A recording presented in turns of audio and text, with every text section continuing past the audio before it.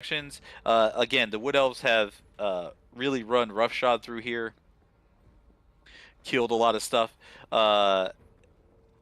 These barrels are important, but I'll let you figure out.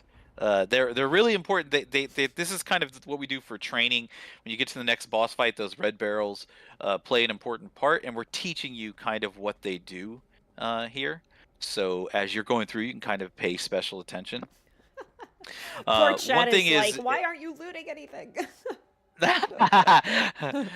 What's funny is the flip side of that is where it gets to be a problem is play on our internal development server so long, and actually the people in Tipsy Trials and people that run dungeons will know, like, I'm running through and then on live I forget to loot all the time because I'm like, oh wait, I need You're to so used to actually not doing it. loot that stuff. Yeah, I'm so used to not doing it that I need to actually loot it.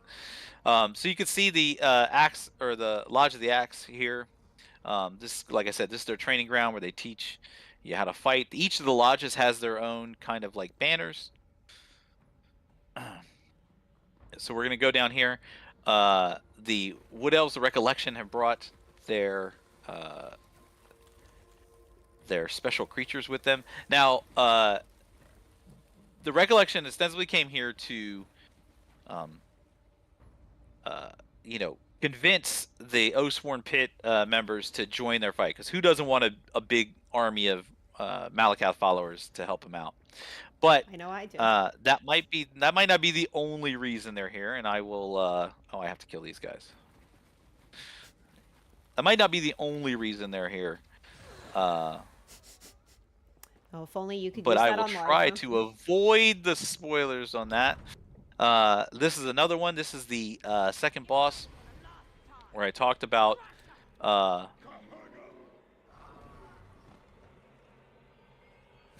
that was Karga, the Axe. She is the lodge leader for the Lodge of the Axe. And you can see that they have this like suspended Malakath statue head up here. This Anthelmir is the Recollection member here, and its construct is fighting. So there's a lot of like cool stuff that happens. You see all these red barrels around here. We are not going to spoil. It's nearly dead. It's nearly dead. Now its head drops down. Then you have to fight it this way.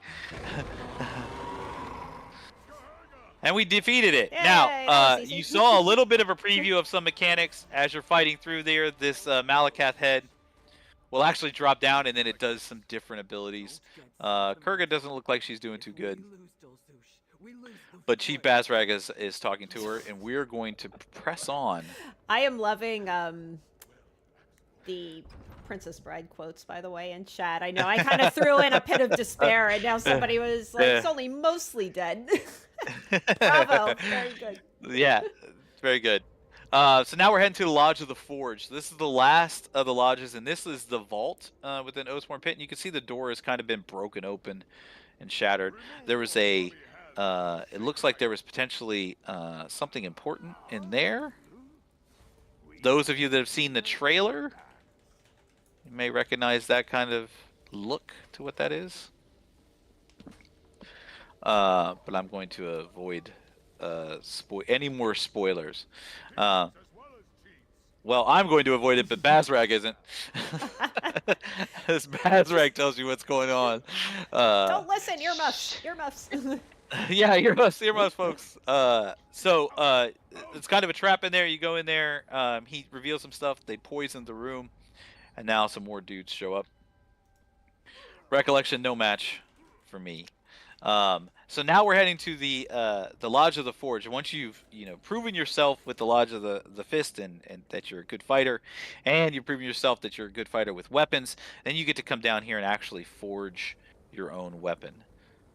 So you can see that there's 3 distinct areas. That's another thing we try to do in dungeons, is give you 3 distinct locations, so you know kind of as you progress through that you're moving through, and you're definitely different locations. This area is not quite as refined. There's actually some side paths that you have to go down as the walls are broken out and stuff like that, because the main pathway is blocked. You can see that on the map. as you we're going through this side path. For anybody asking in chat if we can see the item sets, we will be showing everybody a little preview We will of be the showing of the those item later, sets, yes. so don't worry. I'm actually going to show quite a few things that you can get in here. There is 2 mementos for completing the veterans in each dungeon. And then there is, if you complete both veterans, you get a special Malakath skin, which is actually really, really cool. So I'll show all that stuff off here in a bit. So for all those people that are big Malakath followers, you're gonna have a way to show off your I guess loyalty to Malakath.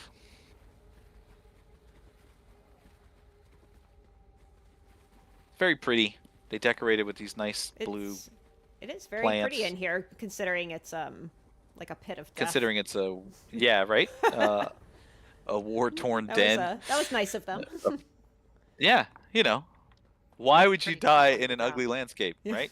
Right? Am I right? Yeah. So this is pretty deep under the mountain at this point. Yeah. Oh yes, this is very deep under the mountain. This is the last group of monsters here before the final boss, and we've reached the final boss. Now, for those of you that like to venture off the beaten path, there may be ways that you would be rewarded for that. And I won't go into it. And it actually has, if we were to do that, they would potentially have their own story, which you could follow along, and it tells a different side story, if that was a thing. So now we go into the final boss, and this is where I'm going to... This guy has one of the best intros, though. Uh-oh, I will say that. Did I break it? Hold on. Do you... One of the best interests, but you can't see it. Hold on, where did the game go? That's what I get for touching things. As soon as I start touching, then... Oh, hold on. There we go. Here. We're back. Are we back? Okay, I did not show the intro yet, so you guys didn't miss it. Sorry about that. I went to like click on something and oh god. You did it again. Hold on, I keep clicking the wrong button. Let me get rid of this button.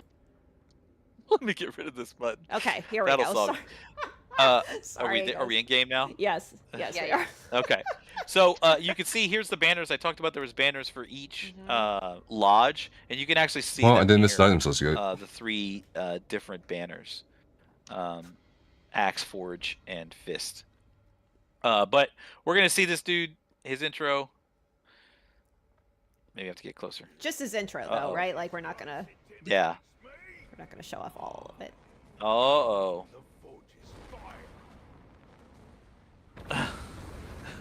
This guy's metal as hell, dude. Metal AF.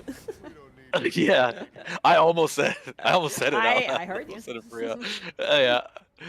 That's pretty so this cool. is Aratros the Awakened, and he's the one who's been kind of behind the whole attack on the Oathsworn Pit.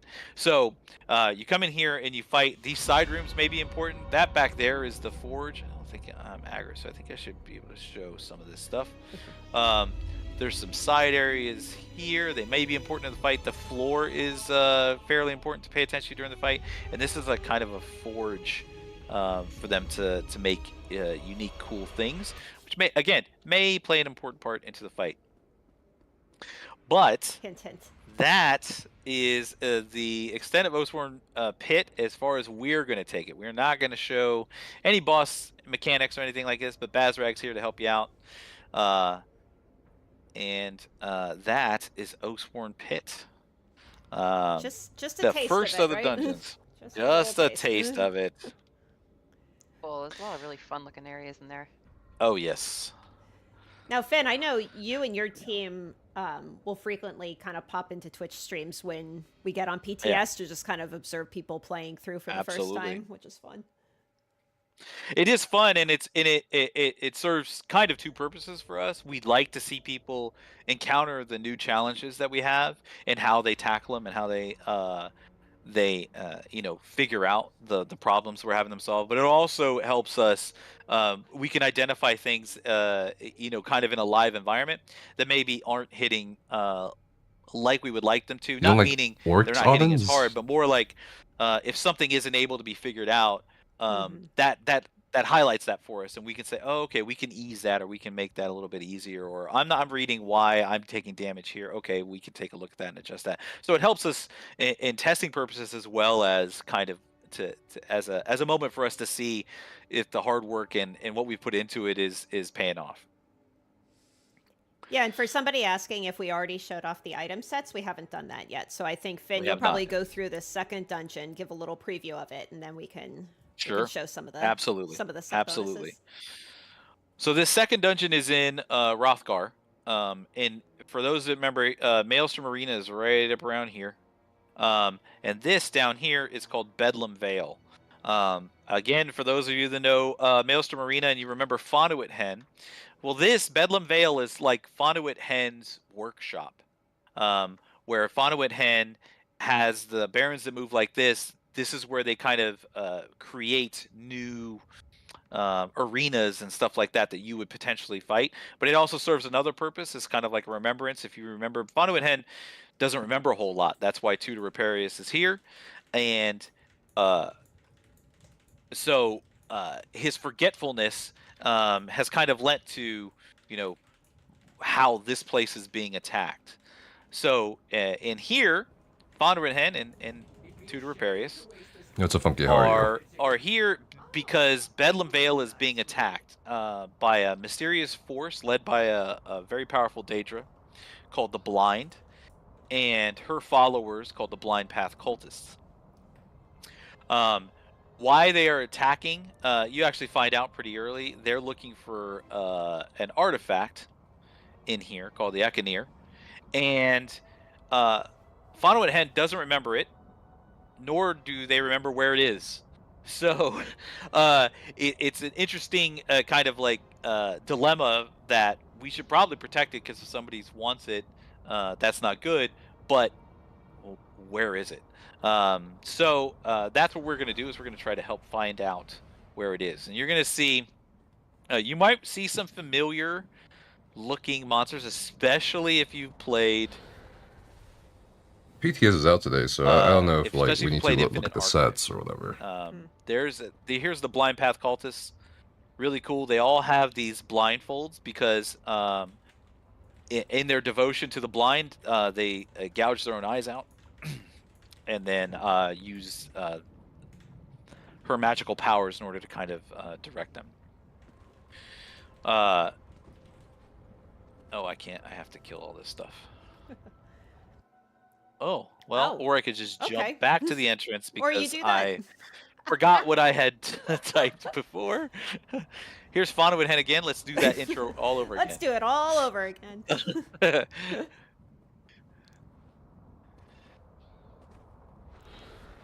mean, at least you weren't like towards the end of the dungeon, right? Right. Yeah, that wasn't my fault that time. That was Finn's fault. That was completely my fault. So you could see, like, if you look around, there's broken. This is in a state of very much of workshop status. I talked about some of the creatures you may have seen before, especially if you've done Infinite Archive. So you see these glass fragments. Now you see them. Now you don't. Those would seem familiar. Yeah.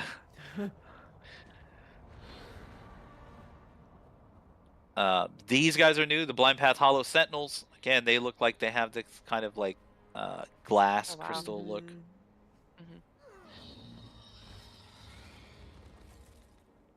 They are very, very cool and very, very damaging. I will say that there's very much a place where people are going to want to pay attention to what the monsters are doing. Not that we don't do that everywhere, but these things can get out of hand pretty quickly. Yeah. So this is, we're headed to the first boss. You can actually see the blind down there. She's talking about putting up a barrier in our path. Done with raiding. She brought us a gift, in other words. And it's a big one. It's a Shattered Champion. And in typical Fonduit Hen fashion, I like it because they're still taunting you. And so Fonduit Hen loves to watch people put into combat situations and how they can get out of it, and their nature hasn't stopped.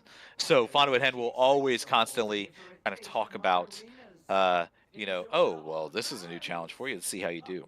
I mean, it sounds kind So of now like we're going you, to- right? Yeah, right, exactly.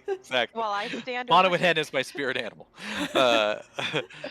So now we're going to head to the Hall of Barons.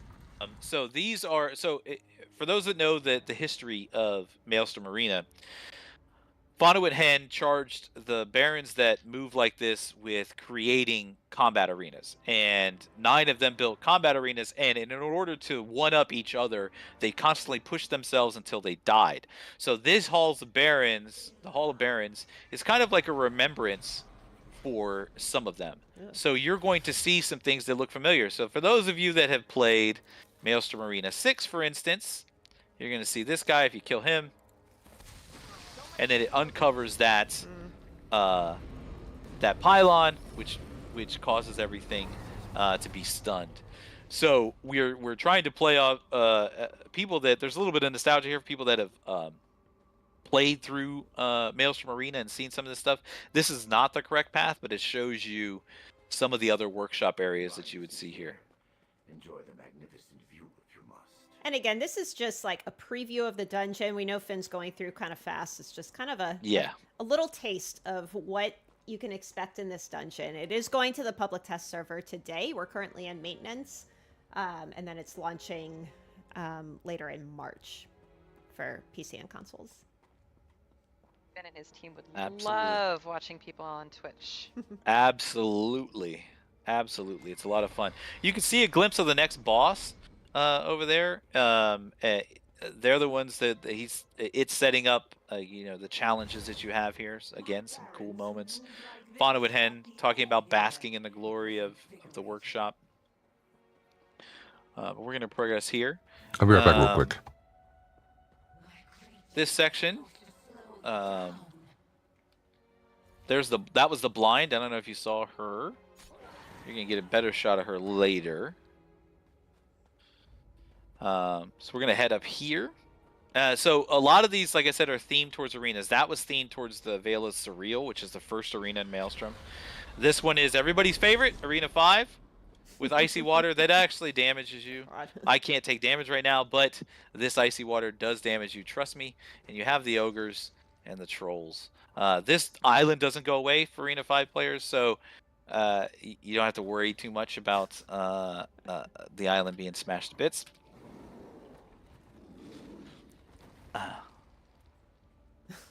Again, Chat's like not Arena 5. You love it. No, you haven't seen anything yet. You haven't seen anything yet. It's everybody's favorite, Arena 7. So this is a cleansing pool in the middle here. I know what everybody's wondering about. Are there plants? Are there plants in here? Are there plants? Look at that! There it is, right there. Oh, There's the plants. flowers. Oh, the plants are gonna kill people. Anyways, so yes, there are. Like I said, we're paying an homage to kind of some of the stuff that's come before. This is the first time you will have tackled some of the arena challenges as a group. Typically, you had to do that solo in Maelstrom Arena. Now you get to do it as a group. And then we're going to go to the Sky Vault Foyer. So this is really cool. You have the Dark Shard. This is like a Mind Terror that you would have seen, but this one's obviously covered in this like glass crystal thing. You can also see up here. You can see some suspended creatures. Yeah. There's the Argonian Behemoth, a Spider Daedra, and then a Maxis the Many up here. You could also see that it looks like there's cleansing pools. It looks like there's little pylons.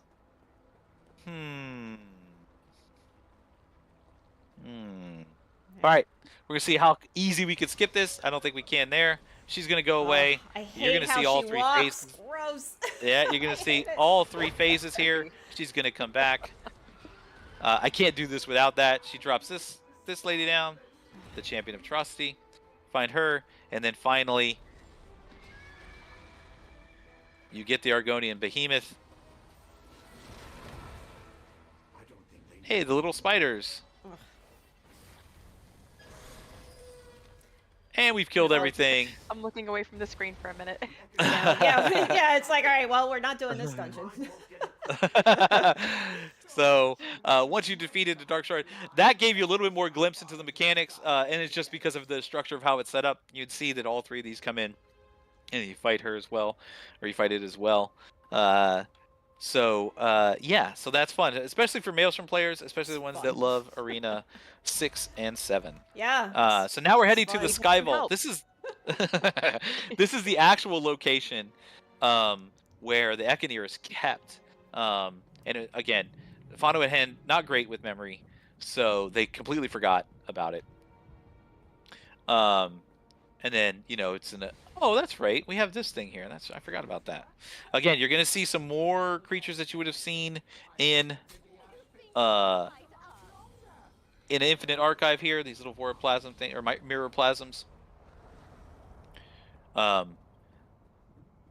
The quote-unquote secrets in this area are a little bit different than we would have before, where you'd have to go off the beaten path and find a way to defeat a monster and stuff. These are more puzzle oriented, so you'll see these. There's some text that'll kind of explain stuff to you, and all of them are located in this last section. So, and they're on kind of like the pathway. As you're walking, you're going to see them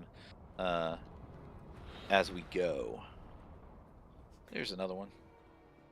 Yeah, Finn is using dev perks right now. People are like, Absolutely. How does he have such high DPS? How can I get one of Yeah, those? You can, it's I crazy. guess you can work for Finn's team and then Yeah, you can could cheat. and then you can cheat. It's But not only DME2 internally, not Audens. online. Yeah, Correct. right? Correct.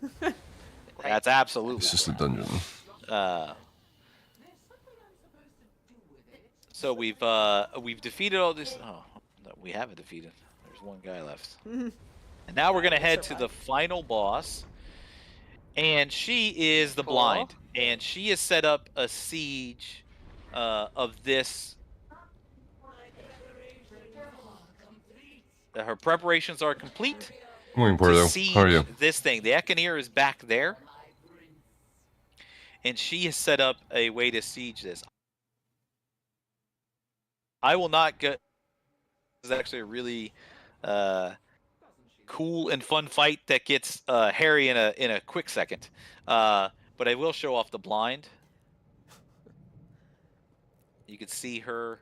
You can see she actually is blind, and her armor looks very similar to Thoat. But it's a little bit different. Can you fall off the edge there? Yeah, absolutely. Okay, so that's something else to. That's about, death I guess. down there. Yeah, absolutely. Yeah, you want to avoid that. Don't back up too much.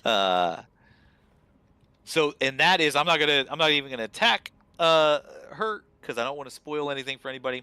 But that is the Bedlam Veil. So now I can reveal some of the other things. So I talked about the mementos. So the memento for Oathsworn Pit is this one. You get to put the little Malakath head on, and then it falls off. And the memento for this one is the Ekanir examination. So that's the Ekanir. Oh, and it gets pulled into the. Oh, you lose it. You lose it. I will talk about the. I'll show off the skin here in a minute, but I do want to show off the item sets. Oh yeah. First of all, there's several here. This is Blind Path, or for the Blind Path cultists. You could actually see on the helm, all of them have that kind of like blindfold look to them. So that's pretty cool. Some of these are for. This is more a recollection set. Again, these are all going to be all available in the dungeons. This is essentially all three. I'm sure somebody just screen capped all this stuff, which is fine. Well, but it'll these be in the patch sets. In the this is the monster helm for the blind. Now you could dye this, of course, but this is what it looks like. You get to essentially have your face. No, I'm paying attention. I just gotta go in and out. And this is a the dog. Antler's This construct. is the puppy. But now he should be settled. Looks like you fell headfirst into a bramble patch or something. Finn has been yapping about this. No, like in terms of theme, I guess. I don't know. The armor, so everybody can see what the That's what I heard. Malakath skin looks like. Oh, that's cool. Yeah. That's some Malakath skin. Yeah, this is a very, very cool skin for Malakath. And you do both dungeons on veteran difficulty, and this skin is yours. So yeah, it's a two-parter skin. Couldn't really get a good look at the tooltips. We're gonna have a write-up of all the new item sets. Yeah, they'll be in the patch notes. Yeah, and those are going up for today. Sure. So have no fear, they will be there. Have no fear. And those are the two dungeons, Bedlam Vale and Oathsworn Pit. Now, how this plays into the story, I'm not going to spoil too much, but as typical, this leads into the prologue and then the chapter as a whole. And some of these things you're going to see, like the Recollection, may show up later in the year. The Akinir Stone and potentially what was stolen in Oathsworn Pit may show up. And again, they play a part into the greater story of this year, so to speak. Hey Finn, they were asking about titles. If you do the trifecta, do you know what it is off the top of your head? If not, I can. I don't know what it is off the top of my head. I might be able to.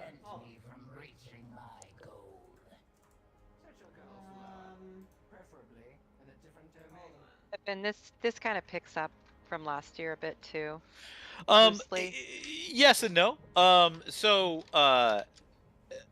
It like if you've done last year's stuff, you're going to understand some of the things that are happening in here, but this primarily sets up the story for next year. If you take it in, once you've played through the chapter this year, yes, I think that everybody will see that all of the parts that are in here from last year's quarter 1 DLCs to the chapter to Infinite Archive to the Signs of Athelia, this dungeon pack, to the chapter Gold Road. I think you're going to see that it all relates to each other. It's all kind of telling parts of a story. So much like it is before, you don't have to do this. What happens in these two dungeons happens whether you do it or not. So if you just jump into the prologue and you didn't do the dungeons, the Akinir was retrieved by somebody and the NPC hasn't, and stuff like that. Yeah. So for somebody in chat asking if there is a die, there is a die. It's the Artifact Hunter Amber. And then Finn, do you know the name of the achievement, the trifecta achievement? I didn't really get to see the item sets. I'm sure Elias or somebody has taken like screenshots of it, but there'll be PTS news soon anyway, so I'm not really like. You'll just have to. You know what I mean? Like typically they do the preview streams on a Friday, the week on Friday the week before PTS. So I would like to. No, you're fine. Make sure that we make sure that we don't go too far down this rabbit hole. Shall we give everyone a preview of what's coming in the base game? Sure. So what do we got there? I have the houses. Do we want to do the houses? We'll save the houses for last. Oh God, hold on. My what just happened? Screen. Hold on. There we are. We're still here. Jeez Louises. You know how like when you drag a window to the top and then it's like, oh, do you want to like stretch this out? It started doing that and all my windows went everywhere. So gosh. Come on, play nice. All right, so let's I have this really fancy PowerPoint. We've done this before. So we're just gonna go through and we will show up. We'll give you a preview of the house, we promise. Let's go through a couple. I know, so I have two monitors, like two pretty big monitors, and then I have a TV, and I tried to hook up the TV to my PC so I have another screen, but it just wasn't working right. So now I'm like, well, maybe I need a third monitor to throw more windows on, but I don't have enough. Anyway, personal problems, I guess. All right, so first, this is all stuff that's coming to the base game. So it's all free. Okay. Hello, where are you? There we are. Unified repair kits is the The very hell is first that? thing. So basically, you'll no longer get like petty, minor, lesser, common, greater repair kits. Now it's just going to be equipment repair kits, and that can repair gear on anyone. Yeah. So that is really going to help with inventory woes and all that stuff. Also, along with this, the Cyrodiil repair kits are also unified. So there's not going to be like a siege repair kit, the keep repair kit, whatever it's called. Right. Now it's like all those things. Now it's just Cyrodiil repair kit. It'll work on all the things that used to have all these individual repair kits. It's a good W, right? W. Right, you know what else W. Yes, finally. Stackable siege weaponry. So, Cyrodiil siege weapons, those are going to stack up to 20, only if they're at max health, though. But yeah, I know, chat is like, thank God. Very exciting. Finally. Jess, do you want to talk through the next couple? Yeah. It's a big W, in my opinion. Next up is there's 3 new rewards for the worthy. There's also new collectibles and mythic, and those are there's style pages for class sets, a Mirrormore mud crab new pet, collectibles and mythic item, body and face markings, and then the mythic is the Torque of the Last Allied King, obtained through antiquities. One mythic item? Out in the patch notes, as usual. We also are increasing the Undaunted Key rewards, so you get more based on the difficulty of whichever things you do. Yeah. Right? So normal, you used to get 1 key. Now you're going to get 2 keys. If you do veteran, I believe this is only for DLC dungeons, though. Isn't it? Actually, I need to. It's in the patch notes. It's in the patch notes. I'm pretty sure it's only for DLC dungeons. Yeah. So the DLCs would. I could be wrong. Yeah. I think you're right. I think you're right. But yeah, veteran, instead of 1, you'll get 3 keys, and then veteran hard mode, we're going from 2 to 4 keys. Yep. More keys. Keys for everyone. Yep. Let's give you more incentive to do kind of those DLC dungeons, especially the veterans. And they're pretty tricky. So yeah, we're just trying to, give you a suitable reward for the difficulty, right? We're also going to have the chapter prologue quest available on the PTS to test today. It's called Prisoners of Fate. Now, this isn't going to be available, on live until a little bit later, but if you want to check it out on PTS, it will be up starting today.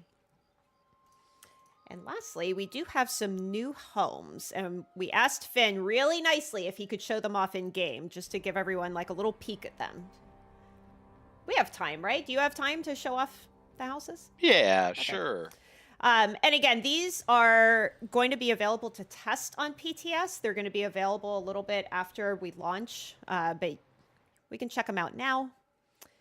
And you can check it out on PTS yourself, but where did game go? Here we go. So this is will be busting up to sell the X-Pack expansion, or is it going to be on the mountain of mythics no one uses? This home. This is Willow Pond. Look, which is really cool. It's got all these weeping willow trees. And he's gone. In Bye. it. What size house is this considered? Well, that's a good question. It's like a question. A manor, an estate. This is really big, so. Yeah, it looks like.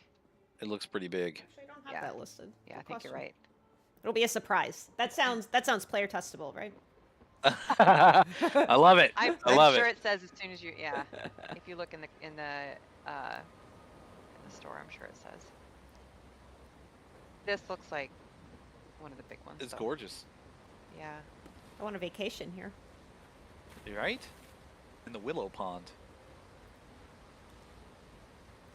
You're showing the houses and shit, Yep. There's a cave behind the waterfall. Okay. Of course there's a cave behind the waterfall. Of course there's a waterfall, bro. What would this be if there wasn't something This is where you got to put all of your treasure. All of your treasure back here. Yes, that's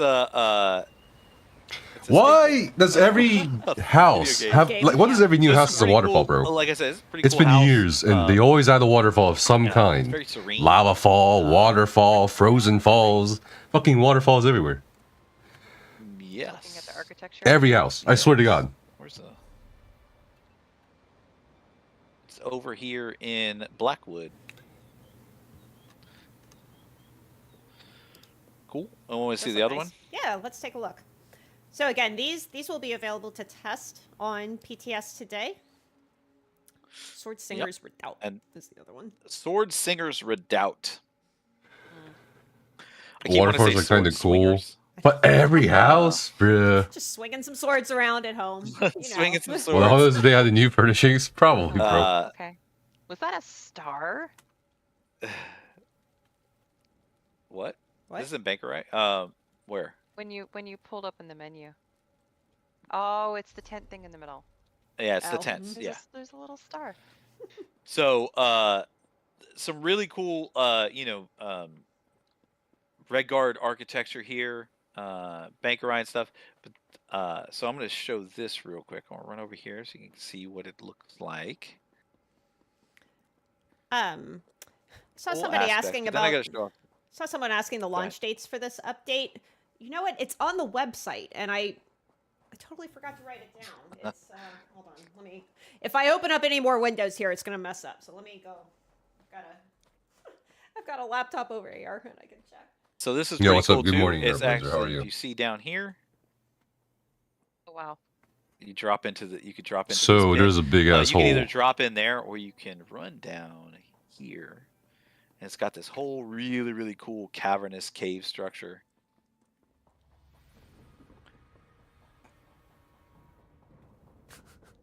I can't believe this is a house. You're running. Yeah, I can't believe this is a house. While You get to see some stuff Dude, off to the sides here. The You can houses actually keep get out getting there. bigger, bro. Okay. That's the crazy part to me. But there's a lot of rooms here, and there is places you can go down here. So this is where you get to see this nice, cool, almost like a Twilight-looking pool. Really, really cool cavernous looks. Yeah, this is pretty awesome. This It's hard to believe this is a house. I know, right? This is a delve.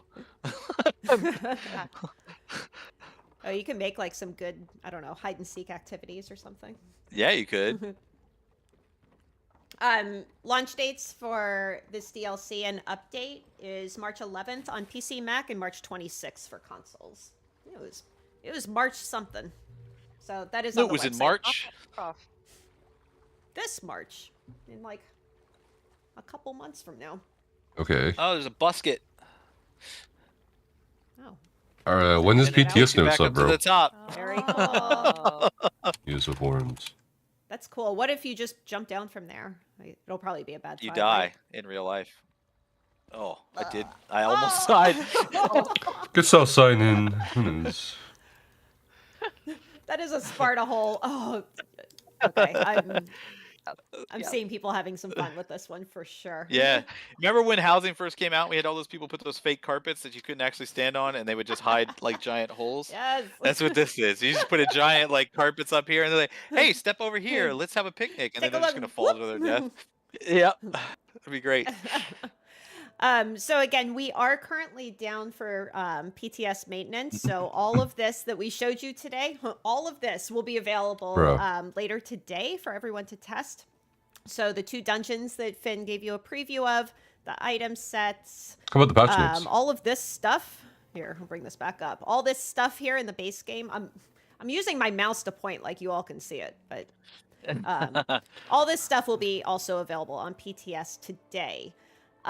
So originally the idea was to publish the patch notes right after this stream, but unfortunately they're not quite done yet. So, whoops. Let me pull up ESOU, Punched please. my mic in the process. Pre-order Gold That's what Road. happens when you're Italian. That sticker's so You're hilarious. constantly just Oh my god. knocking into this. Yeah. All right, so Here, while we're let's see still what down for Elias put in. maintenance, I'll tell you what, we will This we can wrap up animation. the stream, and then we can work Blind on path finalizing the induction patch notes set. and getting those up. while we're Max still down for mag. PTS 4% healing Does that done. sound good?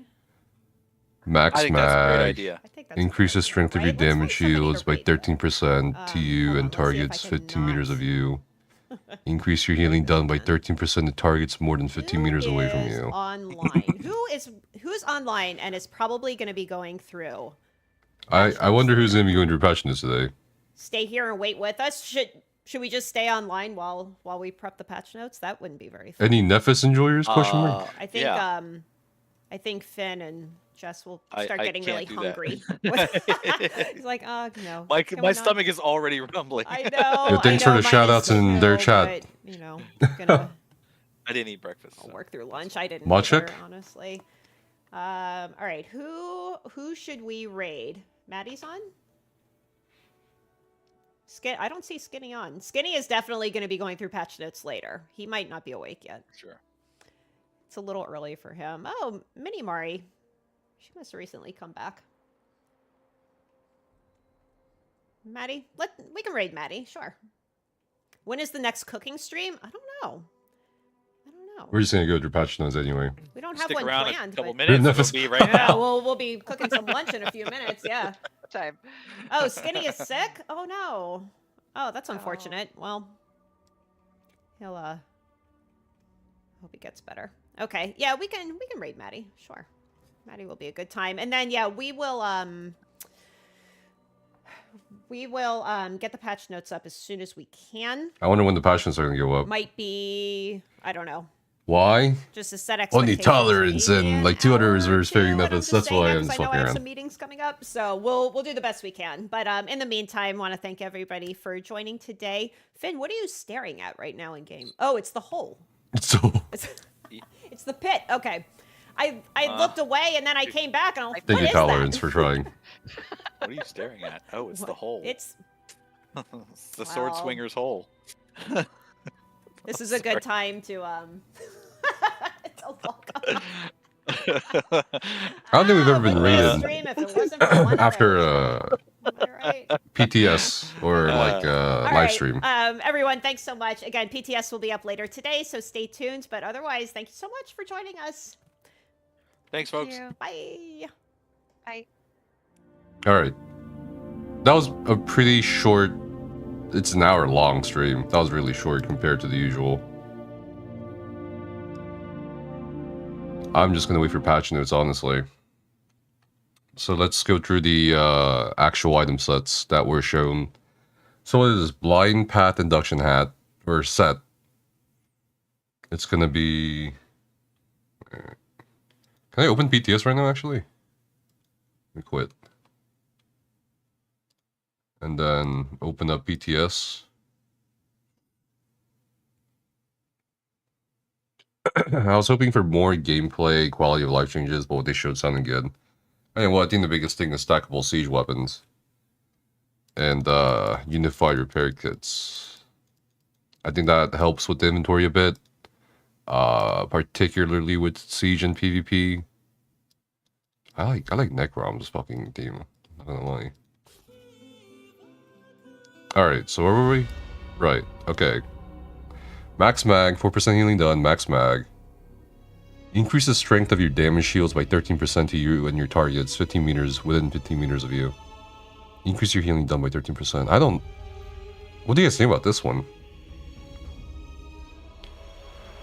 This is like an Arcanist set, bro. Not gonna lie.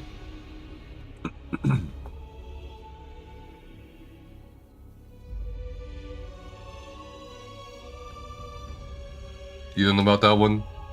You got the URL to the hidden patch notes. You know, I just realized something. When I'm looking at my... I still have this class rep tag on the forums. I don't know if they're ever going to update that. Speaking of hidden things on the forums. Well, what were we doing before? Yeah, okay, so let's go at this one. Stackable siege weapons, the biggest PvP update in 5 years, not even hyperbole. How do you manage surveys? Do you actually do all of them? Well, when I was saving up a year's worth of surveys, I actually put them in my coffers, my coffins. Not coffins, coffers. Oh my god, coffins. I mean, I guess they were technically dead surveys. So I just stored them up, and it took a lot of the coffers to store them. And then after a year, I did all of them in one go. Or tried to anyway. I don't really do daily crafting rates anymore. So I don't really have too many surveys. Yo, what's up, Sunex? How are you? I'm doing good. Thanks for asking. Is there any change to your 1 bar, Sork 1 bar build now? I mean, it's just not fashionable right now, really, right? I mean, 1 bar was nerfed a bit, or at least Open Soul was, with the lightning staff heavy attack, so no changes. Just you can still use it, still be fine, or not fine, but like not as good as the previous, but you know what I mean. Nefis, I tried to get them raided in here. Dude, I don't think we've ever been raided after a live stream, so I wasn't really expecting it at all. We've been hosted before, but we haven't been raided before after a live stream. Or it's always usually the same kind of group that gets raided. But it's whatever. Lets me relax a bit. The off-stream quality is so low I had to get glasses to read tooltip. Was hoping for some more quality of life updates. They're always fun. Well, stackable siege and what was it? Repair kits, right? About to leave work for lunch. What are you gonna have for lunch? Oh, you meaning for some Italian? Nice. So this shield set, I think, is like straight up Arcanist, like Arcanist healer set, bro. 13% more damage shield value, 13% more healing done. PvP? PvE? I don't think PvE. I think there's too many fucking other good sets, but I think for PvP for sure. For sure. Yeah, PTS is currently unavailable while we perform maintenance. I'll put my password in so I can just log in without typing it. Hold on, I fucked up. Alright. I did get my plane tickets to, and we did make the hotel reservation for Boston. I don't know if anyone's in chat's gonna go to Boston for PAX East this year. So we'll be live streaming that with the backpack. And then a week after that, we need to book tickets for Amsterdam, the plane tickets. So if anyone's going to the ESO anniversary event in Amsterdam, we'll also be there.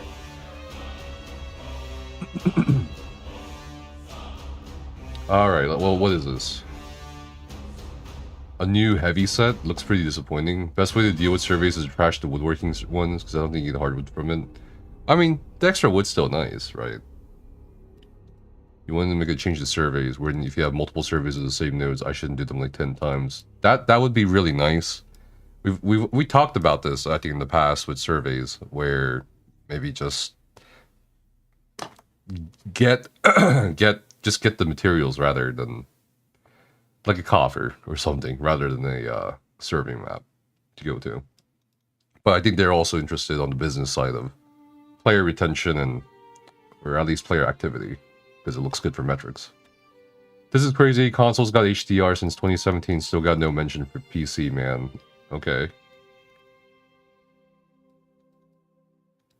I guess a lot of people were expecting a lot more quality of life, huh?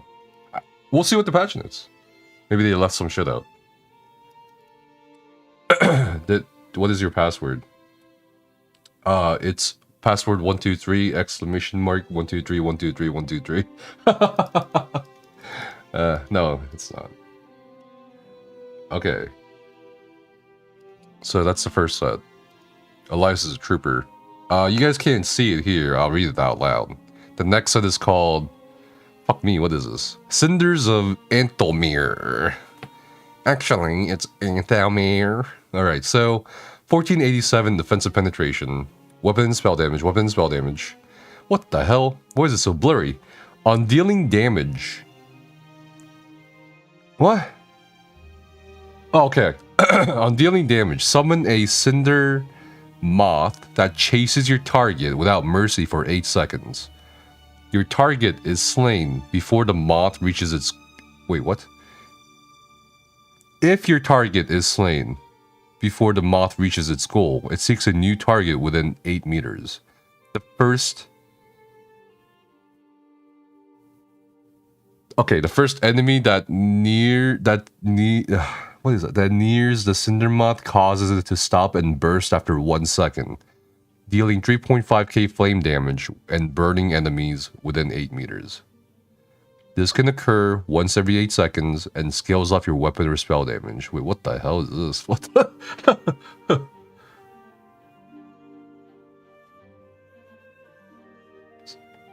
So, wait a minute. Penetration, 2 lines of weapon and spell damage, and a proc that lasts for 8 seconds at most, chasing something. But let's say it's a stationary target. So it procs every 8 seconds. It can be literally, it's off cooldown. It can proc off cooldown. Like 8 seconds, 8 seconds. The first enemy. So basically it'll explode near an enemy. And that explosion has a 1 second delay, which deals flame damage. And has a guaranteed burning effect. I think this is actually pretty fucking decent, not gonna lie.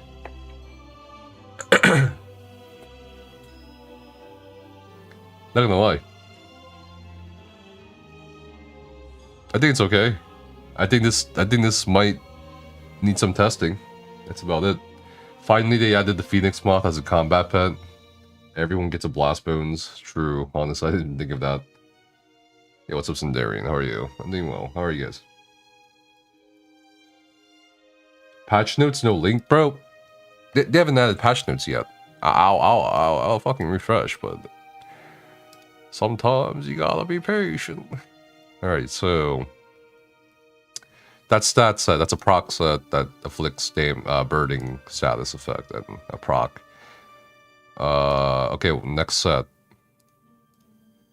Oh god, let me just open this up. Oh my god. Okay, there we go. Ah, so much better. We can zoom in. Alright, this next set is called, it's a heavy armor set, Reflected Fury. Adds max health, max stamina.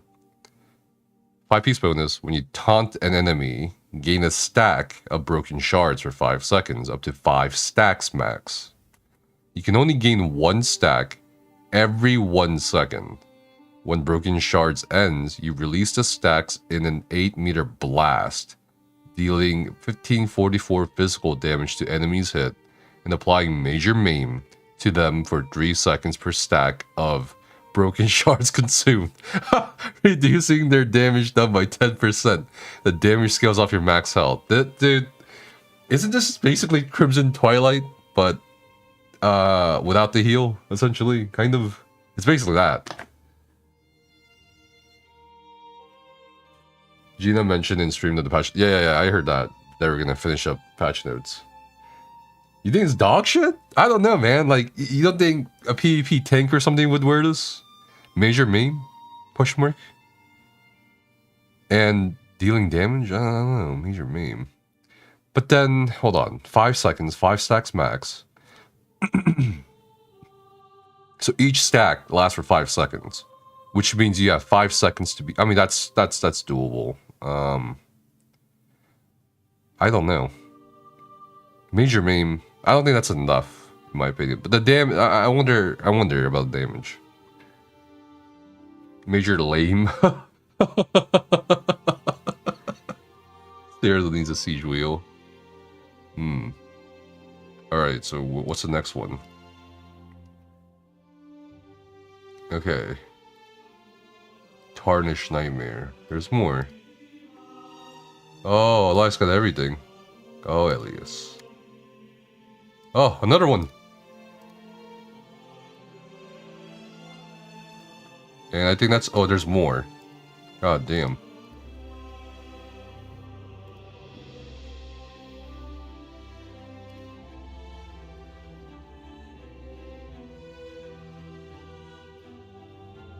Okay. This is all in ESO Discord, by the way, if you guys want to join and look at the pictures that Elias grabbed from the official Bethesda stream. Oh, he even has an album. Okay. Okay, so we can just get rid of this one here. Alright, I think that's it. Alright, Reflected Fury, we just looked at that. Tarnished Nightmare. What the hell is this? Crit chance, crit chance, crit chance. Crit chance for everybody.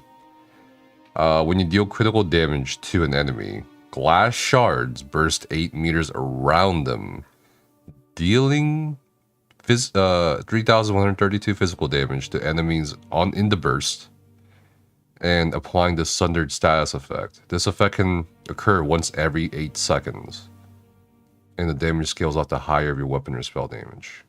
Sundered. Okay. Interesting. We have a burning status effect guaranteed proc set. Now we have a Sundered guaranteed status effect proc set. I'm curious if this will... I don't know if this will really be good. It looks interesting, at least with the 2 to 4 piece bonuses. I'm just not sure about the last part. We'll see. Sluthrug's Hunger Boots. Adds stam recovery. Adds weapon and spell damage. Adds penetration. Healing yourself or an ally. Makes the recipient blood hungry for 3 seconds.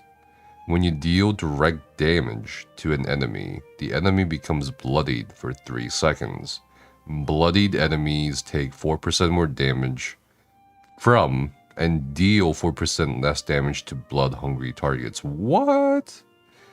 This is interesting. Bloodied enemies take 4% more damage from and deal... I mean, I think this is a really interesting set. At least the tech behind it is pretty interesting to me.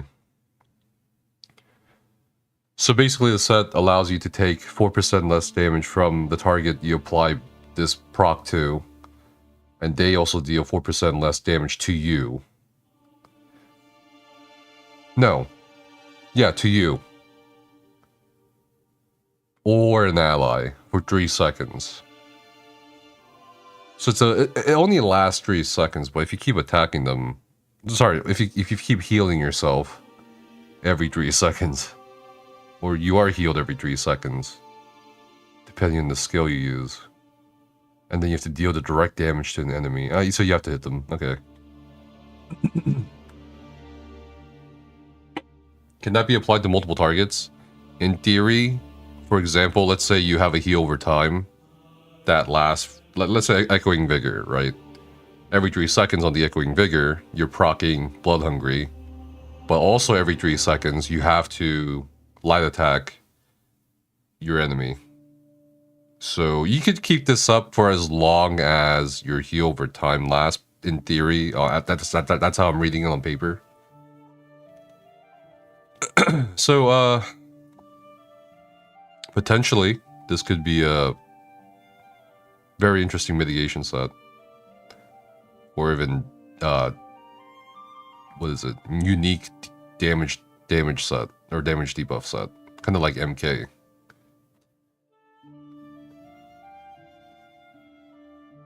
Could have been nice for the old Ritual Retribution Templar Copium. Yeah, I saw the album link, but I think we're almost done.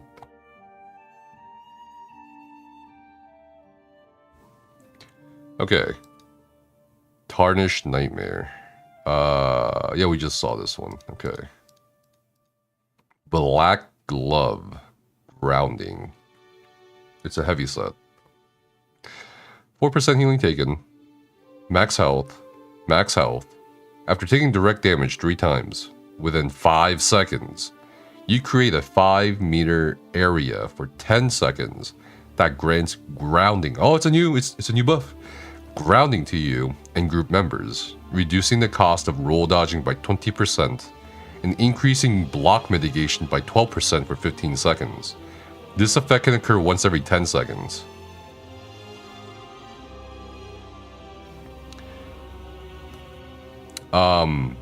You know, this might be solid. I think this might be solid. 20% dodge roll cost reduction and 12% block mitigation. for 15 seconds in the AoE. But, well, okay, hold on. 5 meters, though. It's such a small area. I don't know, though. 5 meters.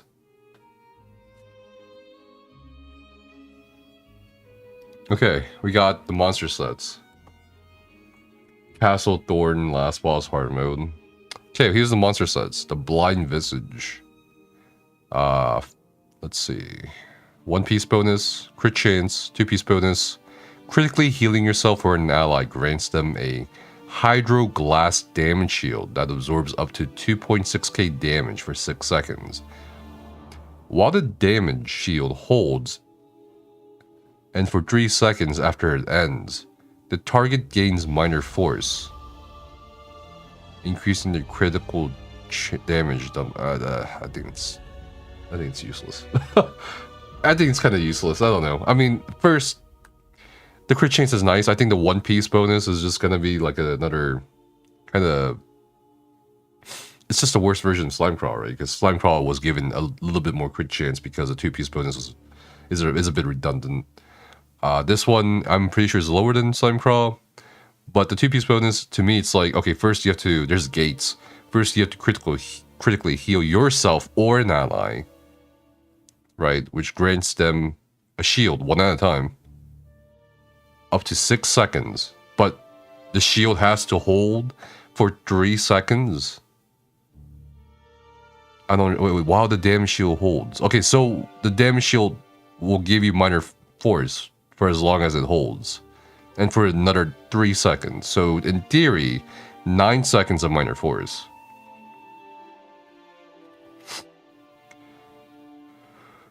Which is not likely in a lot of fights or PvE or PvP.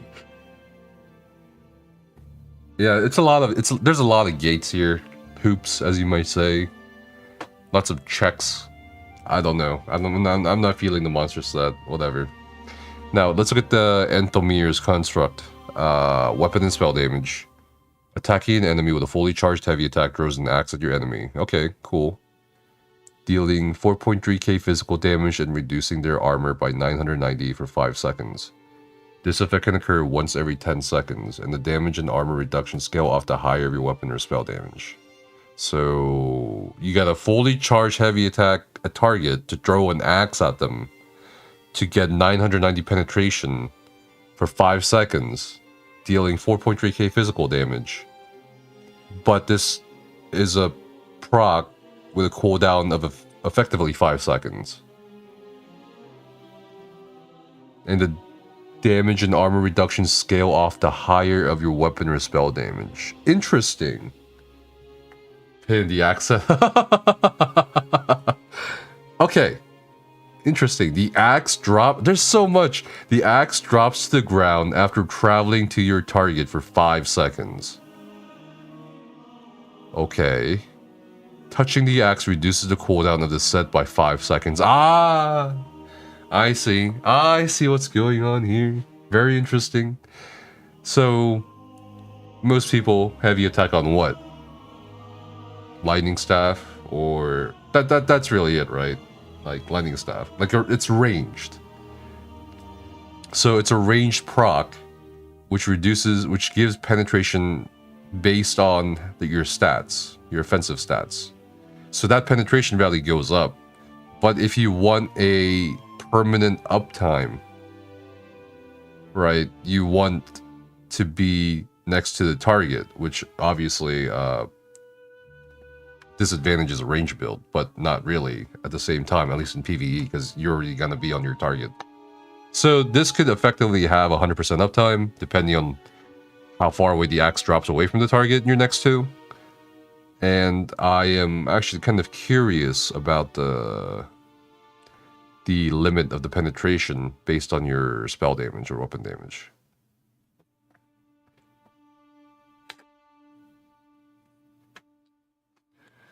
Someone plays League of Legends, Raven Axes. Yeah. Let's stream Snipe Pain with this set.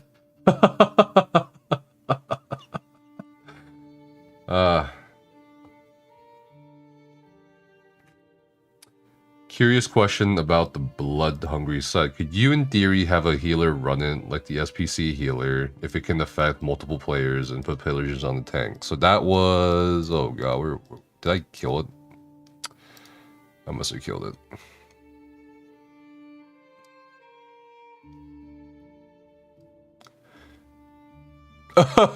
Fucking...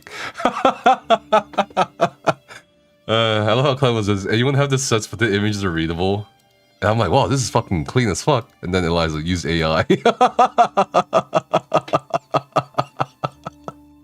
Oh shit. Okay, so let's go to the album. Alright. Tarnished. This one, right? Slug. Why did it open here? Alright, yeah. So it's one at a time, right? Which is, I don't know, man. Like, it says, the tooltip when it says healing yourself or an ally, and I'm gonna assume, so it doesn't have to be direct heal. I mean,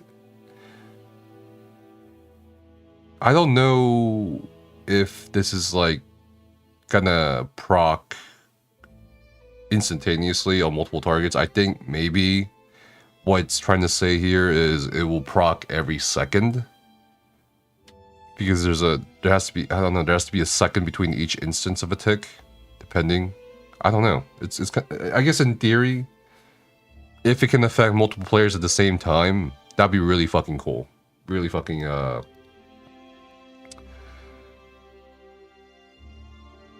it's just another MK. It's literally another MK, but better in some ways. Slut DPS, oh my god. That'd be so fucking hilarious. We need a slut DPS. Any slut DPS? We need a Zen DK and a slut Arcanist. or a slut Templar. Okay, anyway, let's see. Pillage, okay, so in terms of itemization, you would want this on a healer, if in theory it affects everyone. So pillagers...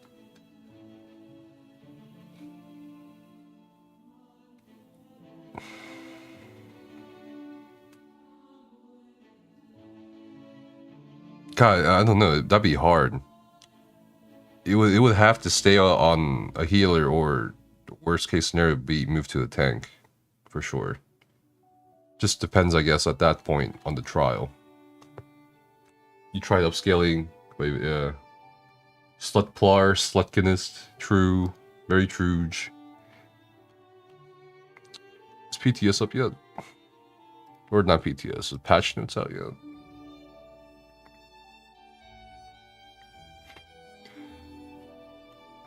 I have a surprise for the ESOU Discord today, actually.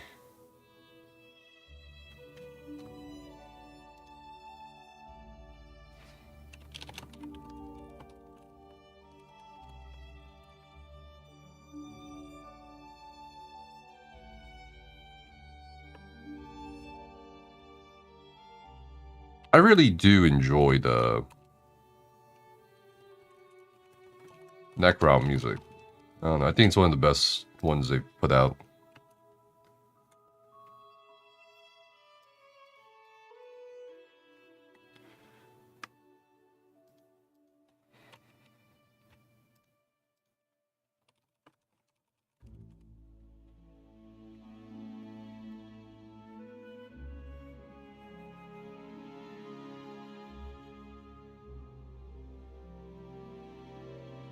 But I have a surprise for the server.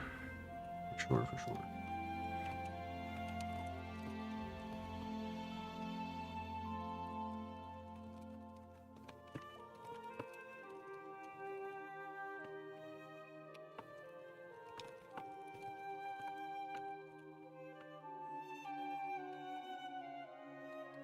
Either.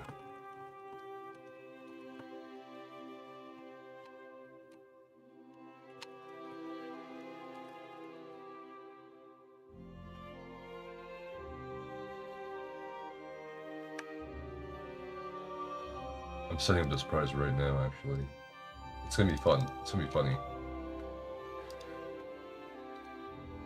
Have retribution with slut set.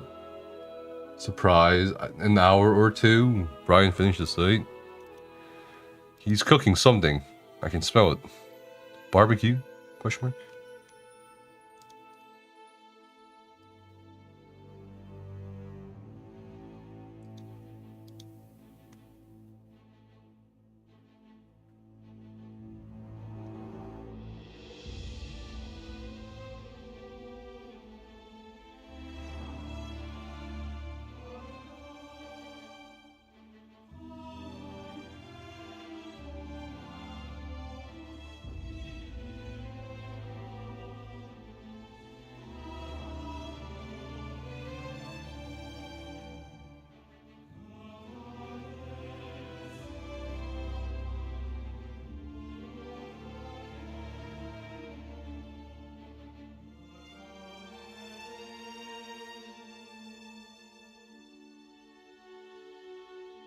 It's proc using direct damage, so I think Nightblade using in Sap Essence as spam will do great, I think. Oh, you talking about the slut set?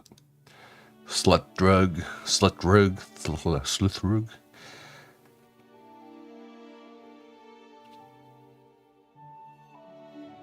Well, okay, here's the thing about dealing direct damage. That's a light attack. So it doesn't have to be a Nightblade. You can just light attack it. Like I was saying earlier, I think it's just MK. But a bit better in some aspects, such as the damage mitigation you get from it, in addition to the 4%. Maybe, I don't know, like maybe for groups that don't get very good uptimes on MK or can't, maybe this could be an alternative to MK too, honestly.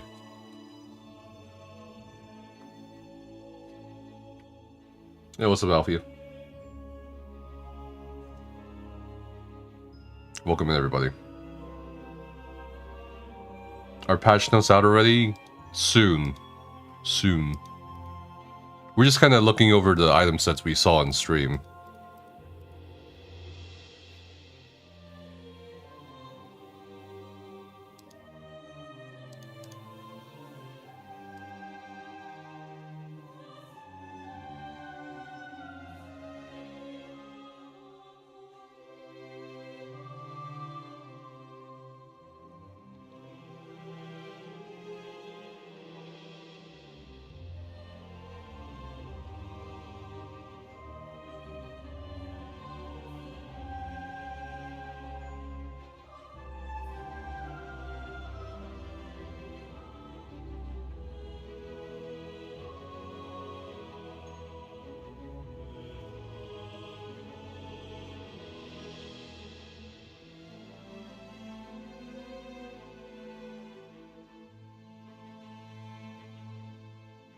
We're all sluts this auspicious day. What's going? Why are we being sluts? Because set, you know, players could just use slut shorthand. Slut rug. Any slut DPS? anyone got slut? Slut Arcanist?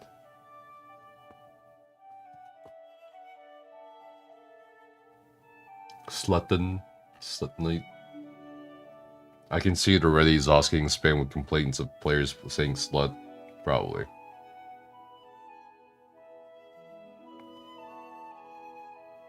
Nightmare.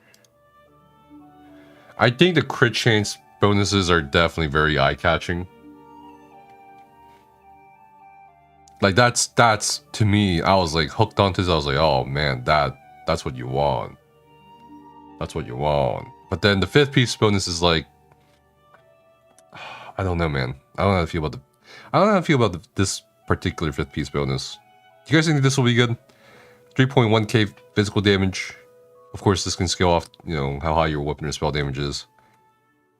Once every 8 seconds, guaranteed sundered in AoE. 8 meter AoE. I think that's actually, I don't know. I think it could be decent. I just don't know in what. It's almost same damage as Nern, except 8 seconds, that's true. It's an AoE as well. 8. Wait, is it? How much? How big is pillar AoE? 5? No, 2.5 meters. So actually, it might be better, for sure, than pillar. Just based on the goddamn area of effect. So 2.5 meters versus 8 meters. $4.9k bleed damage, 17k bleed damage over time. But this is, here's the thing, over time versus no dot. But then again, hold on, let me just check. Once every 10 seconds.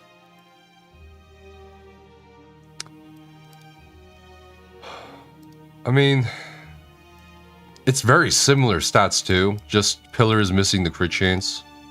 1 crit chance line. I don't know, man. 8 meters and no delay, that's true. I just have this feeling it's gonna, like, at best even out or somehow. Just depends on the fucking crit, honestly, how lucky you get. Size does matter, guys.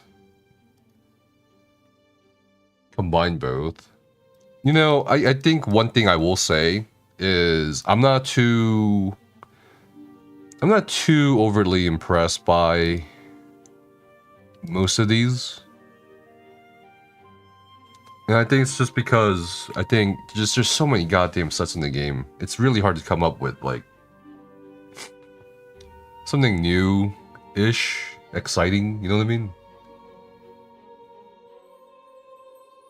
Like, I'm not really excited for these sets. Like, a couple of them sounds interesting, like Slut, and maybe first 3 bonuses of Tarnished Nightmare. Hello, Ger. Bye, puppy.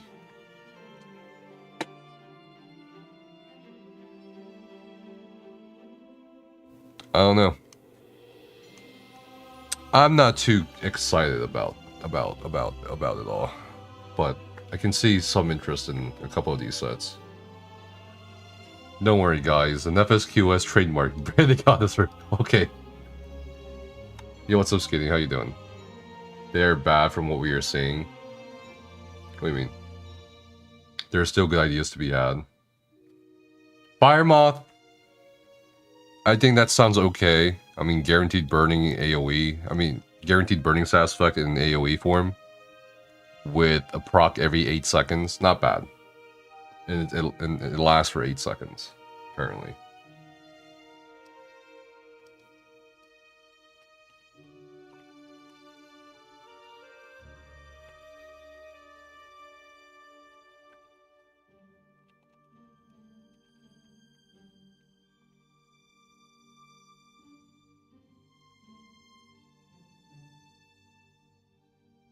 Oh, that didn't work.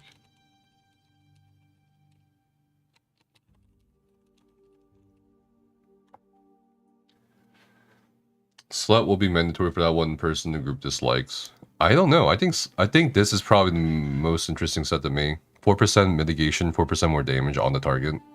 4% less damage from the target, 4% more damage on the target. And you just need to get healed. Or heal yourself. And just light attack every 3 seconds, which is like not a big deal at all, unless you're an Arcanist, I suppose. But I don't know.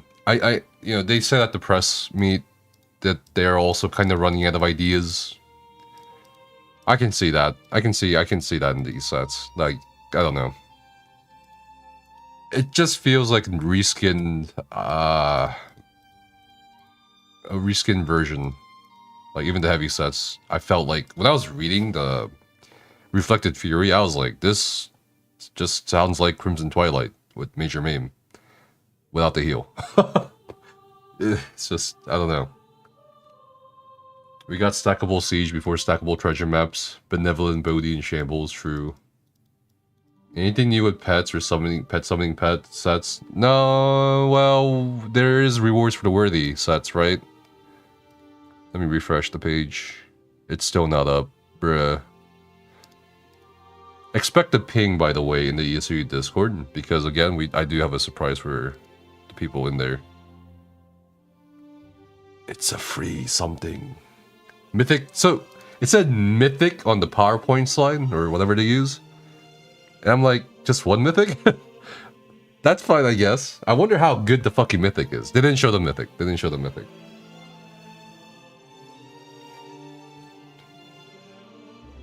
I bet PTS will be down for at least 3 more hours, and maybe notes in 1. I think notes will be sooner than we think, maybe. We'll see. Let me look.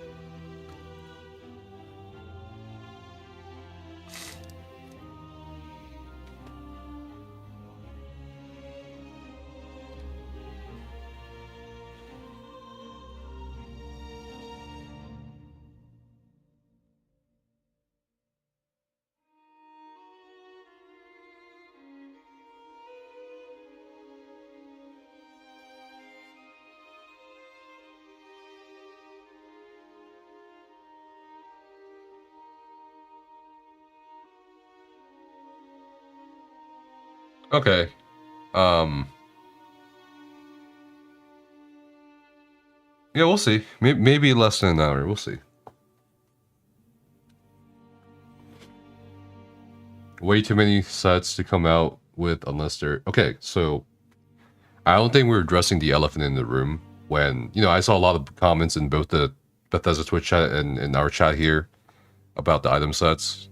What would you guys want besides item sets? Like obviously, most of us want them to kind of just slow down on the item sets or adding new item sets and work on the old sets. But let's say in a DLC dungeon, they don't add sets. What would you want in place of item sets? Because right now, item sets are serving the purpose of the role of a reward, if that makes sense.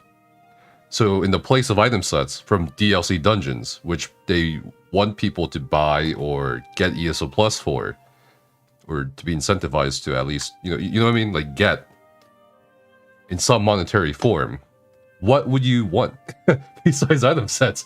Because it's such a hard hole to dig out of, man. Like, because they dug the hole themselves. They did. Dragon Rune, Dragon Blood, Columbine.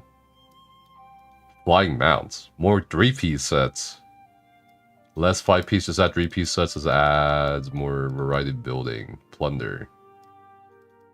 Dragonborn shouts. Yeah, okay, so I don't really agree with the whole add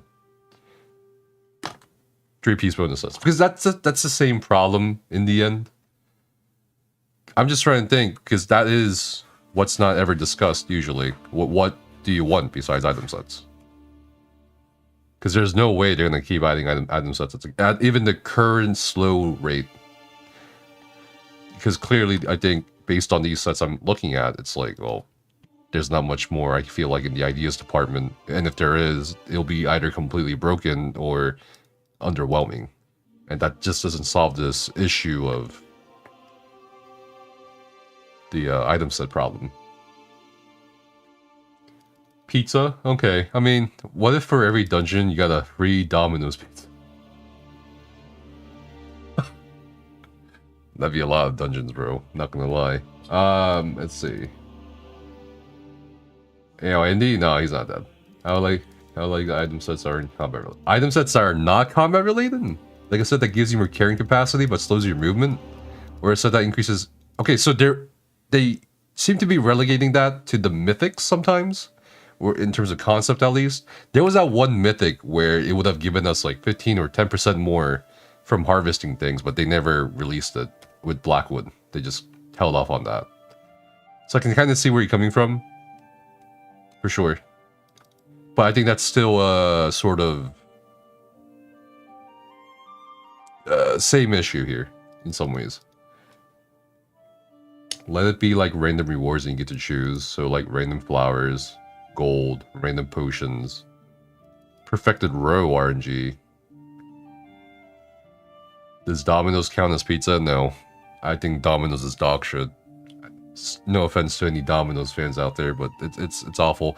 I've had Domino's in multiple countries. It's awful everywhere. So it's not like the KFC or McDonald's situation where in some countries it's fucking good compared to America. I think Domino's is just really bad everywhere. Let's see. A sort of scribing system, but for sets would be cool. No idea how it'd be balanced, but would be awesome. And new dungeons would drop a new set effect, etc., etc. Consumables that give a minor buff if you complete on normal or major buff if complete on... Like, okay, how long does the buff last? What was the buff? Is Domino's good? Where does it stand compared to, like, Pizza Hut? Alright, this might be controversial.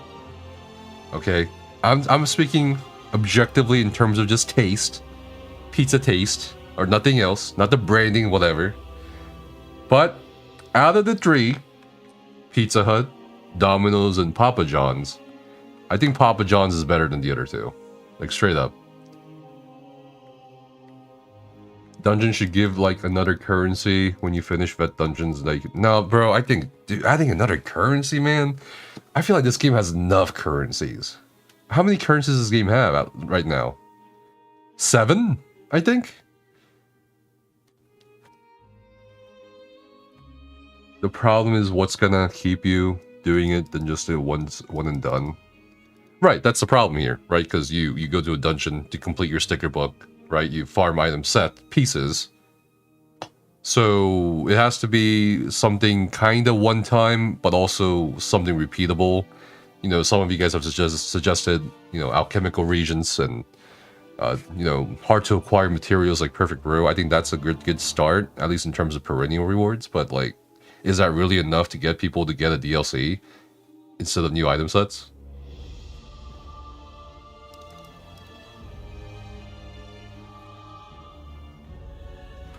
Yeah, Pizza Hut, when you were in Afghanistan over 10 years ago, was decent back then. What do other MMOs do for things like sets? Anything that can be learned from them? Usually, they focus a bit more on repeatable rewards. Or things you can use to upgrade things, such as in the case of some Korean MMOs. But that's just how... That's just because in that case, in the latter case, that's just how they're structured.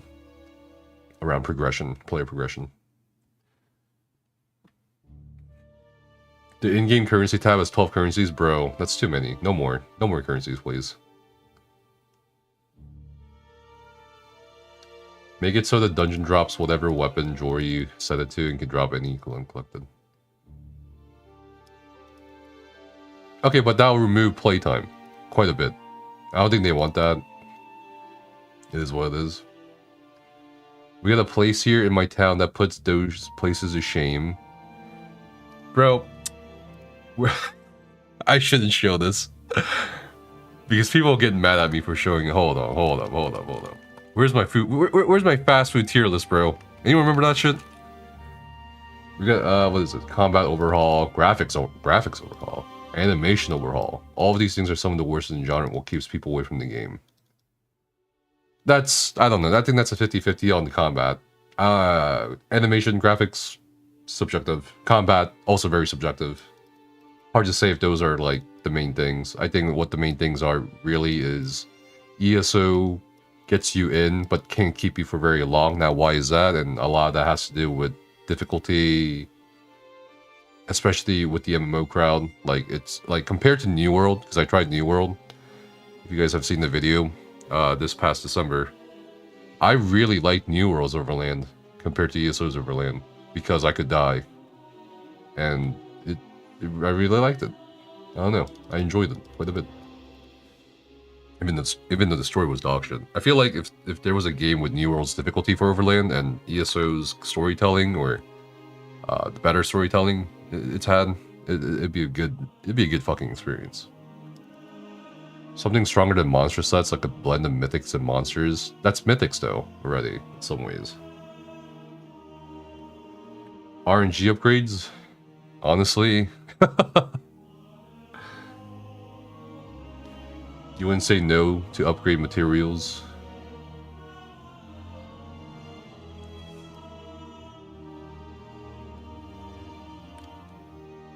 Maybe like RNG upgrades would be good. What? It grants like crit chance or weapon damage or max health. I don't know, man. A third bar. No, we're talking about rewards here for DLC dungeons. Like, look, like we obviously don't want more sets, right? Does anyone want more sets? I'm actually curious if people want more sets. How about super rare drops in the dungeons, like WoW has for mounts, so the repeatability is still needed? Yeah, I think I think something like that for sure. Multiple veteran dungeons can drop different fragments. Combining them all will get you mounts or skins. Okay. Sure. I mean, that's essentially the same as item sets without being item set, right? So I'd be okay with that, honestly. New World's Gathering is nice too. Bro, New World's Gathering system, the harvesting, the crafting, is very addicting. I will say that. It's very satisfying. ESO's harvesting is okay. But not as satisfying as New World, for sure. Yeah, that's true. The gearing in combat is too confusing. People don't like bar swapping, light attack weaving. Arcanist was a step in the right direction. Well, on the other hand, you have a lot of people stay for the light attack weaving and bar swapping.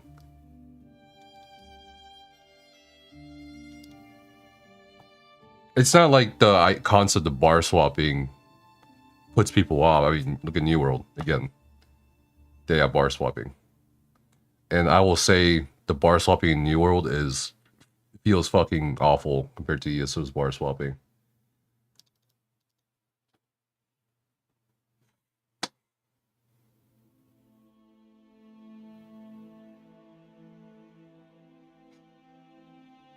Genuinely, you don't think they'll ever change these things, or the changes just won't be impactful, like how CP 2.0 was supposed to change the way we set up, but in the end we all sought the same CP regardless of classes, or the differences are so small and not unique.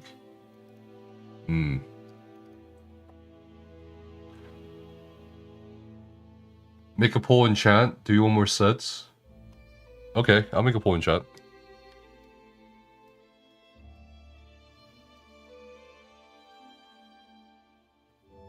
Do you want more sets? New poll. Do you want more item sets?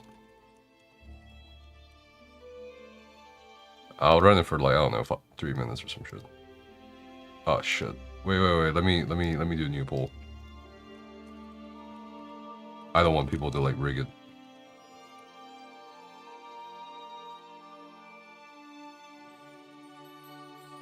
There.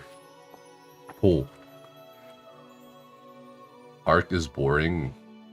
Dude, I don't know about boring. I think it looks boring until you play it. At least for me. You want weekly leaderboards on vet hard mode dungeons? Yeah. I think that's also something that could introduce replayability quite a bit. Leaderboards, but I think in the past they've said they don't want leaderboards for dungeons.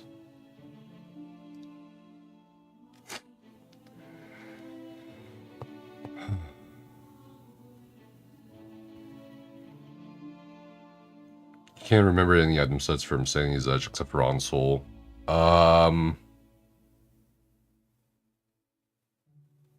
Oh god, you're right. I can't fucking think now.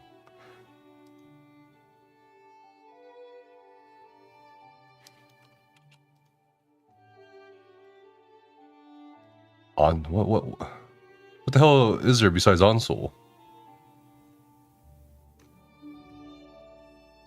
Oh, Peace and Serenity. Transformative Hope. There you go. Yeah, easy.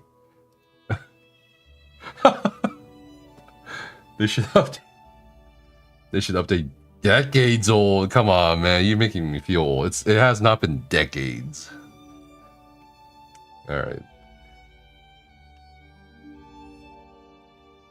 Ain't no way, it's been decades. God. Alright, but anyway. Let me see if PTS notes are coming soon.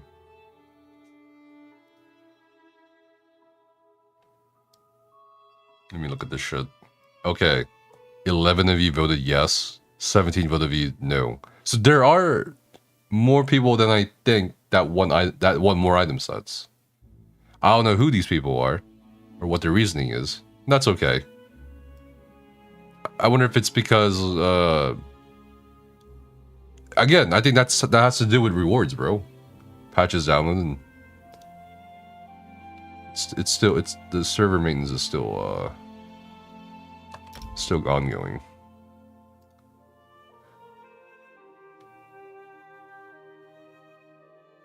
What about more monster sets? But that comes with dungeons. That's what I'm saying here. That's what I'm saying here. I think people just want sets because they're rewards. And that makes sense. It completely makes sense. My question is, what would be the better alternative here?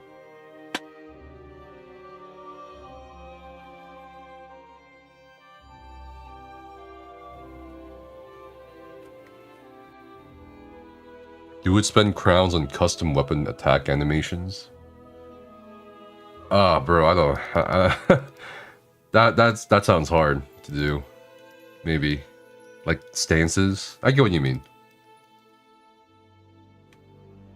They need to explain themselves as supposed heretics. No, I think the reasoning is there. It's rewards. Like, what else? Why else would I do a dungeon if there weren't item sets, bro? Because then, like, think about ESO Plus, right? ESO Plus, one of the ESO Plus's big attractions is free DLC dungeons. Or free access to it, rather. So, if the DLC dungeons perceived value goes down as a result of no item sets, then why have ESO Plus?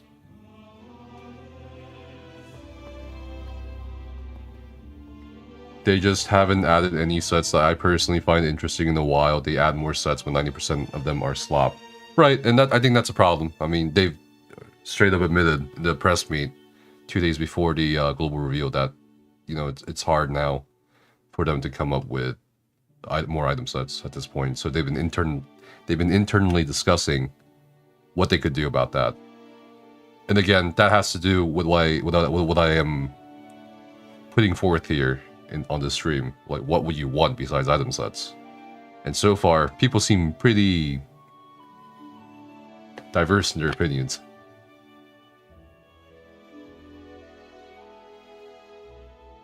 Exotic sets, different ideas.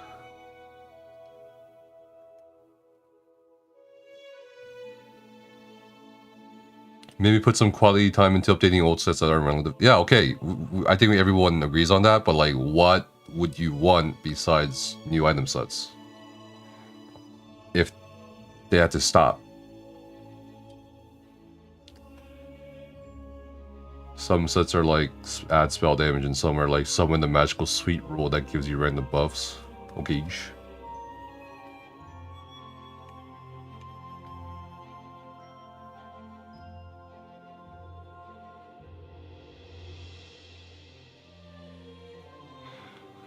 Let me check on the thingy thing.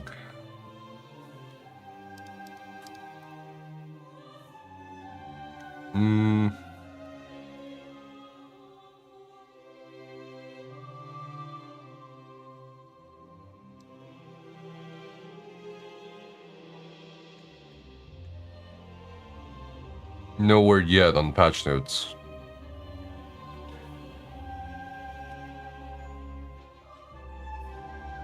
Add guns? Yeah.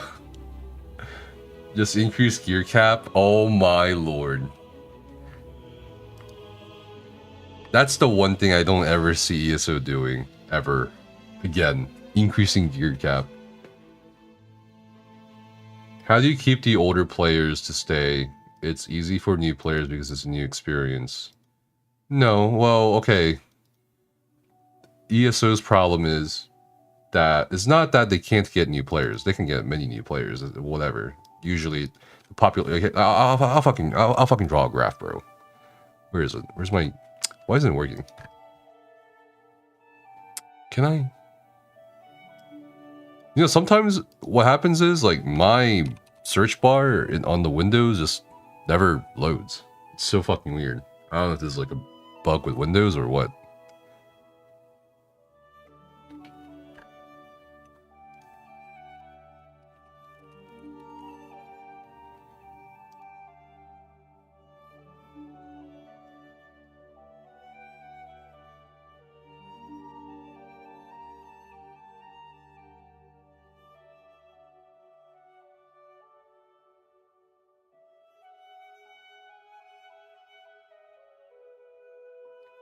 All right. Okay, so let me clarify something with the whole new players versus old players. Okay, you can in ESO. The ESO's, we talked about this as well in the guild meeting. So ESO's player populations look like this at various times of the year, right? Let's say we're starting out in January. Like we see a slight bump because of, I don't know, global reveal. But then it kind of settles down until the first DLC, and even then it just kind of stays level. Once the chapter hits, it keeps going up and up. It's a huge peak, and there's a lot of data on this throughout the years since 2017, 2018. All right, and then after the chapter, it kind of hovers and then it just goes down almost immediately after like a month and a half, and then it's kind of like it's literally this.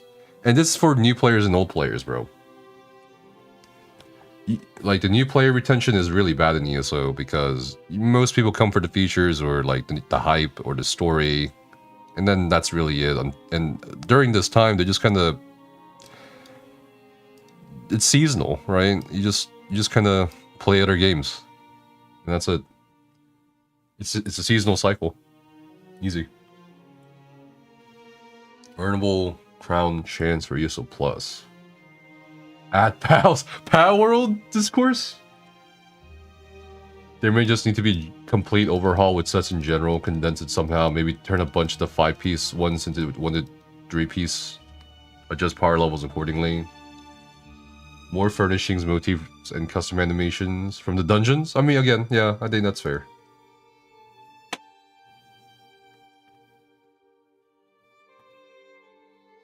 People would riot if the gear cap went up. I think that'd be funny, honestly. Just missed the official live stream. Anything crazy? Oh, so I think the only thing was they're consolidating repair kits, stackable siege weapons, and they showcased some of the new DLC dungeon sets. Remember when Maelstrom weapons were just weapons with unique enchantments? Could just create interesting weapons, armor enchantments to augment existing gear and have them drop in new content or crafting materials for them, kind of novel. Oh yeah, oh, that's a really good point by Kuro. Yes, I do remember. I do remember Maelstrom weapons having... So they were not set bonuses, they were just... Well, I think they were... Not. No, they were not. And then they had unique enchantments. You could override those unique enchantments with like dog shit enchantments, which was funny. I don't know. But yeah, I think that's a really good point you bring up about the novelty of certain things that they could revisit maybe for future item sets. Yeah, for sure. ESO world. Do we know when PTS patch notes come out? So let's see, that was 40 minutes ago.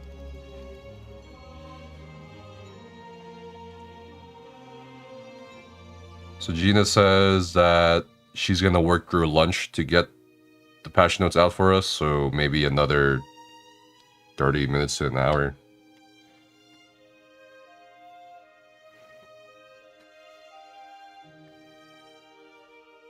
ESO World of Warcraft? I remember overriding my master's bow. I was broken. A lot of people did that with Maelstrom Greatsword or Fire stuff as a joke. And what was fucked up about the jokes was back then, it was not a guaranteed drop of a weapon. So if you did that, you know. Also, you had to farm the traits. Anyone remember that shit? You could only farm. There was no, you couldn't even transmute, so you had to get the sharpened Maelstrom Inferno. Fuck me.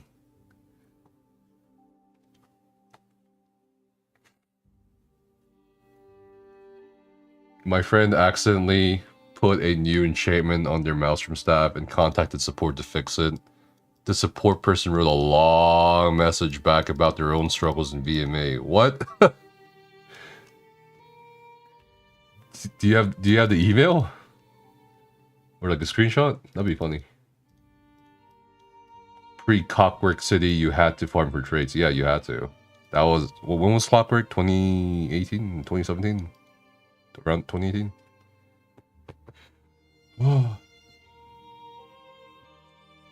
Yeah, we had to... So, monster sets were not guaranteed on drop either.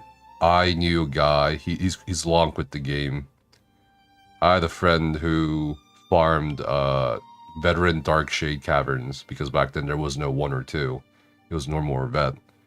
The guy farmed veteran Darkshade Caverns for the Ancient Guardian monster set, or head, 99 times. And the 100th run, we joked that he would get it. He did not get it. I think he got it on the 101st run in Darkshade Cavern. Veteran Darkshade Cavern, bro.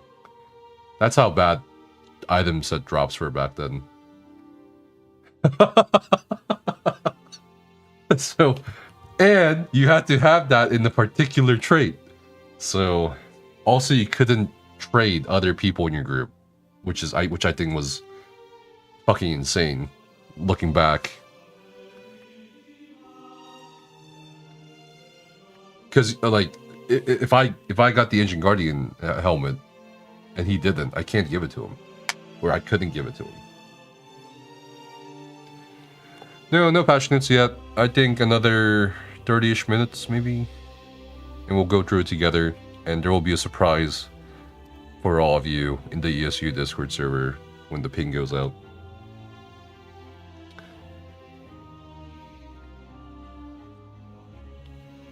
And then after a few years, we got curated sets. It's really maximum chill now. Yeah. I think a lot of people... When I see like the newer players complain about the grind, I'm like, nah, it's not.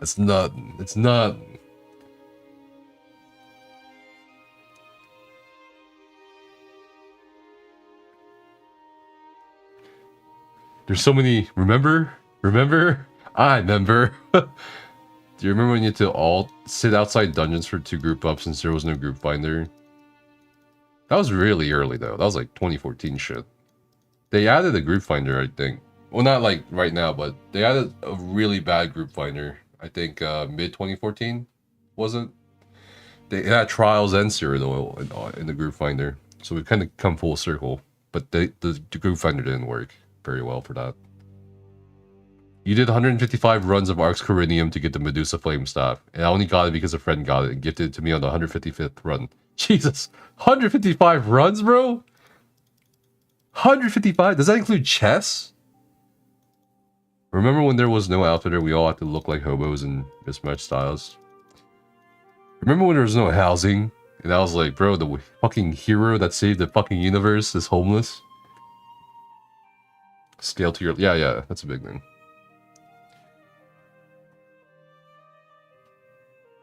You farmed for 12 straight hours for a sharpened viper, one hand just to realize there was a guaranteed drop for a sharp dagger in the other version of the dungeon. That was a large match. I can see that.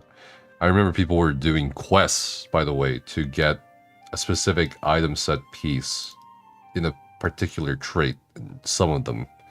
So questing was another way to get gear, which sounds really strange today for a lot of ESO players, but that was the thing.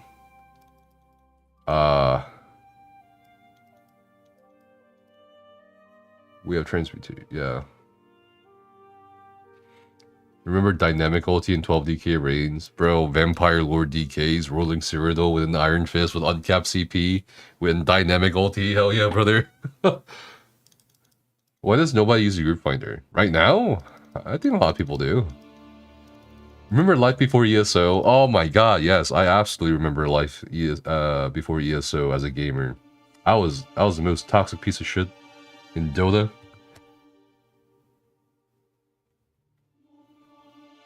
Yeah, we're not talking about that anyway.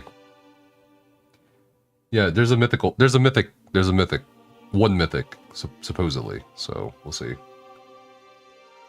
The new login screen is really beautiful. Let me look. Let me judge. Let me judge this. This one? Or is it a new one? New one. Should I reload the client? Maybe it's like downloading? I don't know. Maybe it wants to download. I have an old one.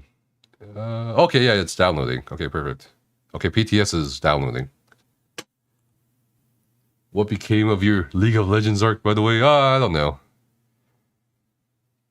I think I should avoid MOBAs. I looked at Smite 2's trailer / announcement. I'm like, man, I don't know about this. Like, I don't know. Something about Dota or League just brings out the worst of humanity in me. I don't know how to describe it. You really need a story recap for Necrom? Okay, tentacles, saving the world, new Daedric Prince. Done. What unique features in other games would be best fit for ESO? Okay, this is gonna sound fucked up, but I think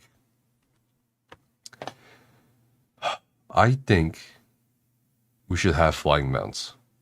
But they should make zones specifically for flying mounts, alright? You know what I mean? Like you shouldn't be able to fucking fly from the left end of the Shan to the right end of the Shan like 1 fucking second, alright? I think they should make a zone for flying. Fuck it. You know? Just make a zone for flying. Why not? Why not? Sex? That I think would be okay too. Honestly, it's a rated M game. Letting players have sex with each other? Question mark.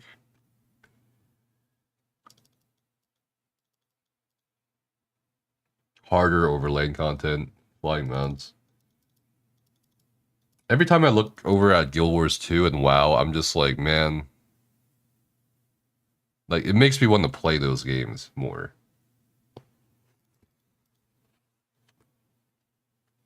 But yeah, just a heads up, PTS is now available for download.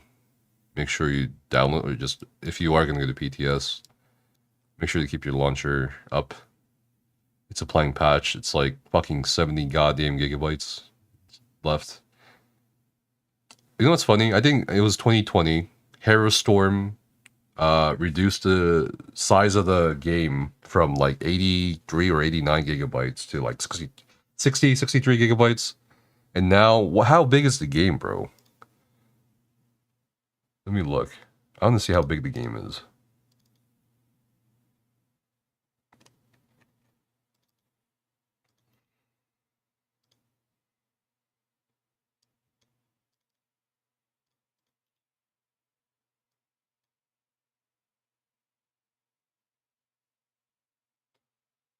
Okay, the game is about 100 gigabytes.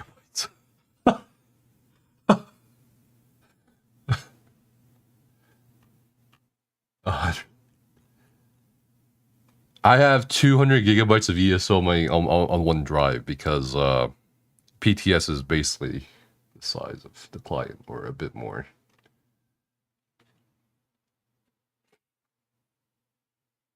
Husbandry and sex skill tree, let's fucking go. What? Bet Overland. No matter what, I can't play another MMO just because of ESO combat system. Which is funny that you say that, Sauron, because some people earlier were saying in chat that the combat needs a rework because that's what puts a lot of people off from the game. Which I don't know. I missed the days when Halo Reach. Dude, Halo Reach was really fun for me, multiplayer-wise.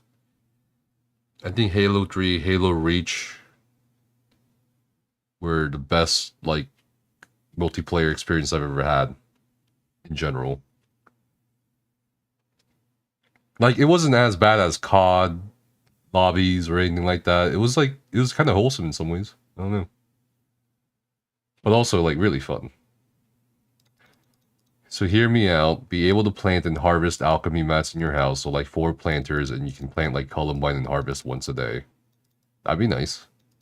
Okay, so I have a question. They said there is a new housing feature coming out in update 44, which is quarter 4 of this year. No, quarter 3. Sorry, 43. And they haven't said anything about it. Now, on the recent podcast, we talked about how it could be deconstructing furnishing. But what if it was growing fucking plants, bro? What about that? That could be a possibility. There are French and German voice and game files. I deleted them and freed 32 gigabytes, 23 gigabytes for me. Maybe I should also delete the French and German voice lines. The voice lines in fucking ESO are like 40 to 50 gigabytes worth of the 100 gigabytes, which is fucking insane. Oh, 64 gigabytes? No, it's not. That's over 100. Are the patch notes out? High quality set description. What is this? Oh, thank you, Elias. Thank you.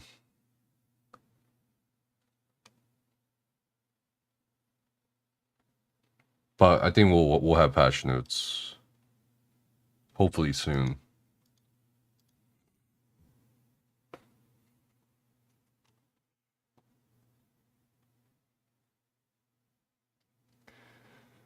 Delete the voice acting for VDSA. True.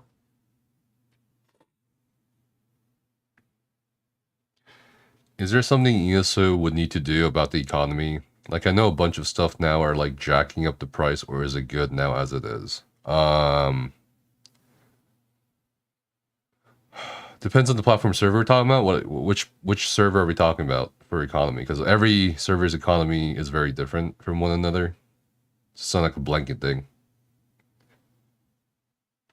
You would buy more houses, could plant and harvest mats and housing. They'll probably have to set a limit on that, right? I really wanted chromium platings to hit the 1 million mark on PCNA. It was pretty close to 600k a piece. But then that update came out destroying chromium platings. What is it? That's like 40k a piece now, or even lower. It's like 20k maybe. I have no idea. I have not really kept up with ESO and the economy or whatever of ESO in like months. However, recovered. I don't know. I kind of do regret not selling those chromium platings. Before the update, I could have probably made bank. I had like over 160 chromium platings at one point. So I could have just sold all of them. Fuck it.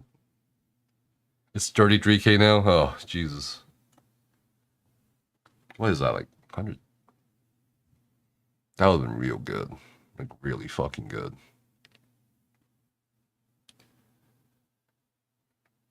Does PC servers economy as good as it is? For NA, it could still use some work. EU, I think EU is a bit better, for sure. A lot better than NA, so. Now you got 8 times that amount, though. Sure. You spent so much gold on those plates. I know, I should have sold more before the fucking patch. You had a bunch of your crap bag when you were came back after a year break and the prices ruined. So upset. Yeah.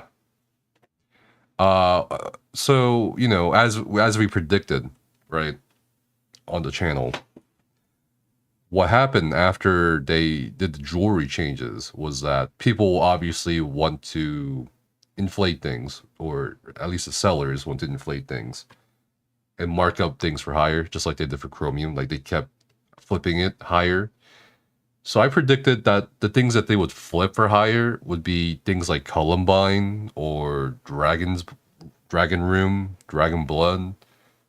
And yeah, that's what's happening, at least from my perspective. Like a lot of people are flipping those materials and potions higher and higher.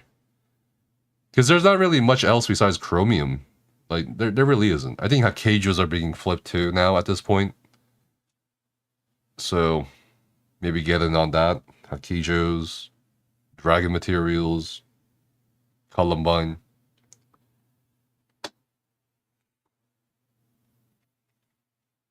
You felt vindicated keeping those useless jewelry crafting writs after the change? Yeah, you're like one of the 4 people, maybe, in the entire ESO player base that kept those jewelry crafting writs, maybe.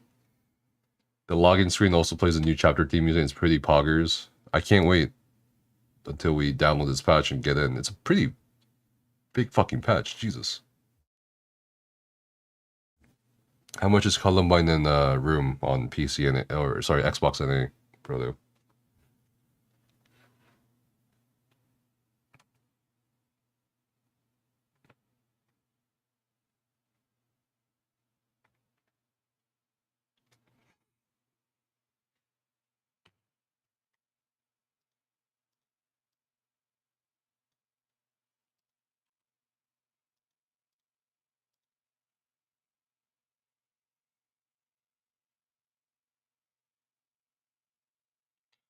Romance OP. It's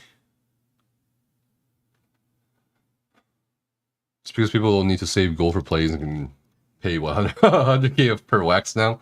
Wax surprisingly hasn't really gone up much from what I understand.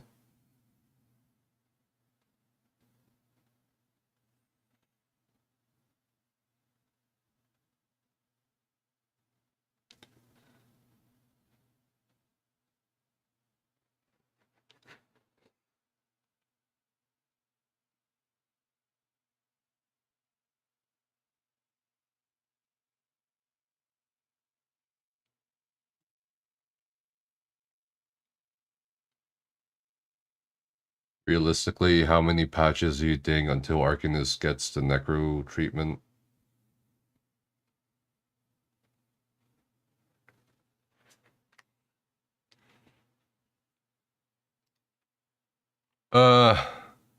So Arcanist is a bit hard, I feel like, to touch because they're so reliant on, at least in PvE, beam. So if you touch beam a bit too much, then they're dog shit. For PvP, mitigation and sustain, I think could be looked at because that sustain is a pretty sensitive thing too for Arcanist. I don't know. I think it'd be very hard as opposed to Necro, which started out with more things to potentially nerf or adjust. Arcanist really only has 3 things going for it: the sustain, mitigation, and the beam. So I don't know. Maybe I'll predict at least 1 more year of Arcanist supremacy before he gets nerfed to the level of, I don't know, say post 2020 Necro. How about that? Zos needs to look at the golden vendor and reevaluate her prices because she's basically useless these days. What do you mean by that?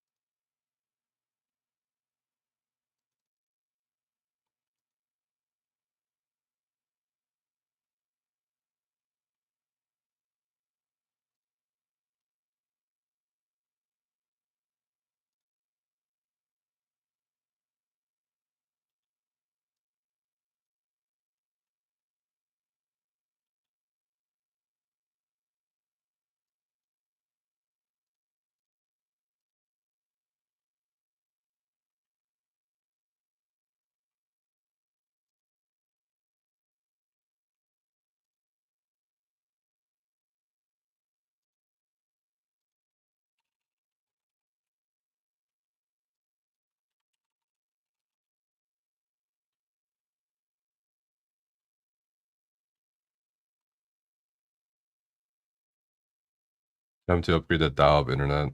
No, it's just the launcher. It's capped at like 100 megabytes a second. The stream quality is so good that I thought I had the launcher up trying to move it.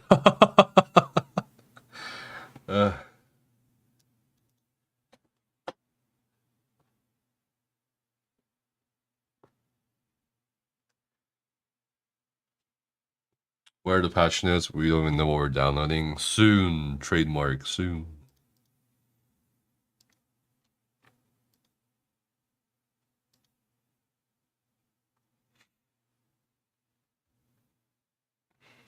Applying the patch is taking so long for you. Are you running the game from a USB stick?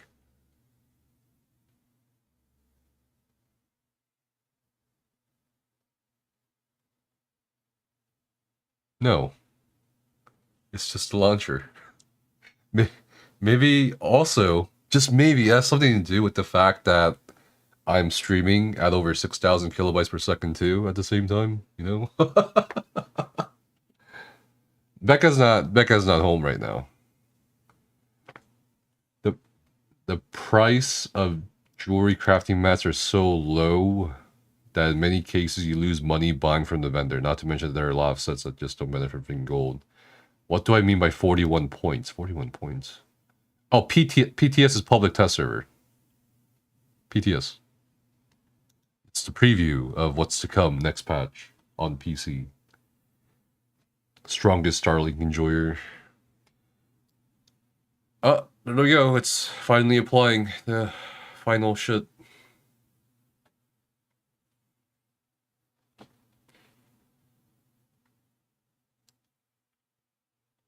But what were we talking about? Oh yeah, so we were talking about earlier traveling we're doing this year. Again, I don't know who's gonna go to PAX East in March in Boston. We'll be there for the ESO 10-year anniversary event in Amsterdam, in the Netherlands. We'll be there as well. I don't know who else is going. And then we do have some other things planned. We'll be streaming both trips with the backpack. I think we're gonna do a TwitchCon as well later this year. I don't know of anything else though that we're gonna go to.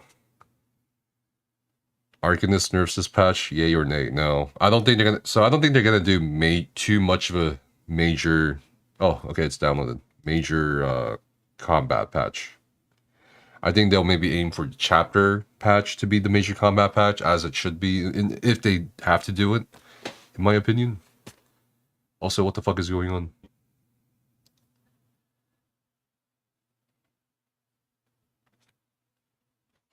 Where can I find that list with the new sets? Here. Oh, this isn't a good one. Turn the music up.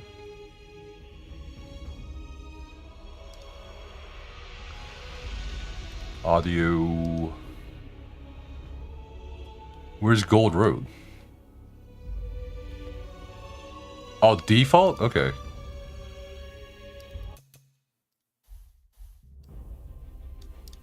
Alright. Is this the default music?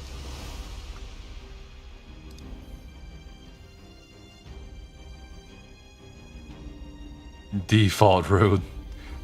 Gold default. Yo, the loading screen... What do you say about the loading screen, bro? What is that coming through my green screen? That's part of a side monitor. I could drape the green screen over this part of the monitor, if you want.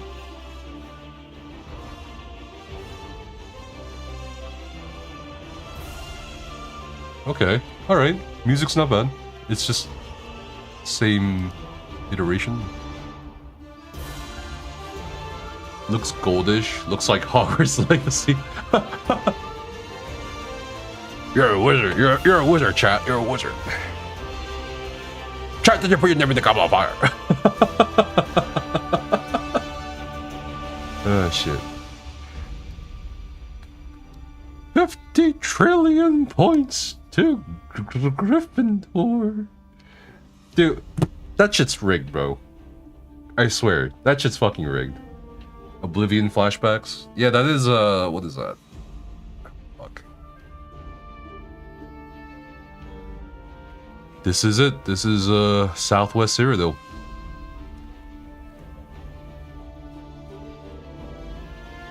And I'm gonna assume that's Skingrod from Oblivion. It has to be.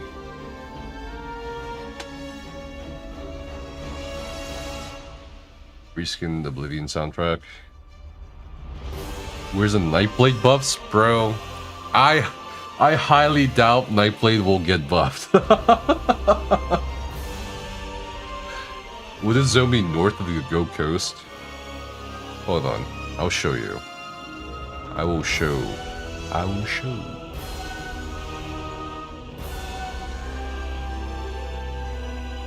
There's a map I can show you here. And we can zoom in. So, oh god. If you look at the map, the Westweald is the zone name for the chapter. It's gonna border Craglorn, Cyrodiil, Reaper's March, and it will be connected to the Gold Coast, or rather not connected, but like next to the Gold Coast on the map. It's a pretty big zone. Compared to like, even the Tavani Peninsula. It looks, at least in terms of scale, bigger than Vardenfell. It looks maybe almost the same size of Somerset.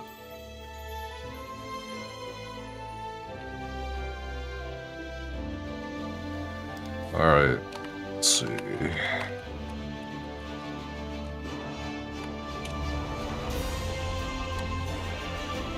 That doesn't matter at all. Kyle says hello. Yeah, I guess, but like...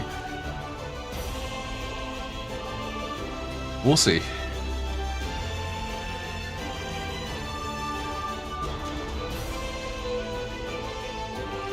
Honestly, in a few years, the map is fucking filled out. Honestly, yeah. I mean, what if they do Skyrim 2 Boogaloo? And then they'll do like more of the more of Hammerfell here, right?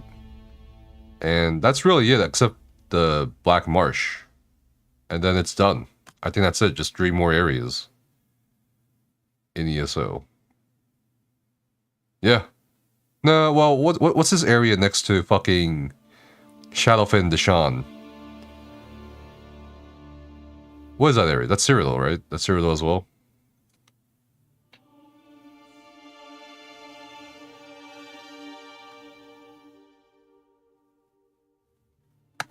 Let me check patch notes real quick. Yeah, no word on the patch notes just yet. Again, which yeah, we'll just keep hanging around until the patch notes. And again, keep an eye on the ESOU Discord server because we're gonna be doing a little surprise for everybody.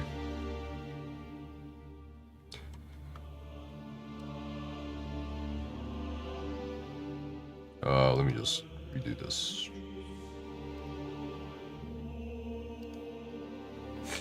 Can't wait to walk from High Rock to Black Marsh. Shadowkhaleesi. Soul's Time. Nibene, also known as the Nibinian East, is the eastern part of Cyrodiil and is the traditional heart of the Empire, comprising the modern counties of Shadowkhaleesi, Bruma, Bravil, and Leyawiin, as well as the heartlands around City Isle. So basically, I mean, those towns are in Cyrodiil though, right? Like, they would need something, and they would need to do something. Yeah, like, exactly what Kuro was saying. I hate it when they don't connect zones with actual roads. Okay, is it just me, or is it like, does it not bother anyone else that like, they could, you know, it just like bothers me a lot when I see these like tiny little gaps between the zones. You know what I mean? That I know they will never fill out. It's so fucking annoying. Oh my god. It's just, it irritates me. Like, come on. Bravil would be the only town from Cyrodiil town we can't go to yet. The Bravil chapter.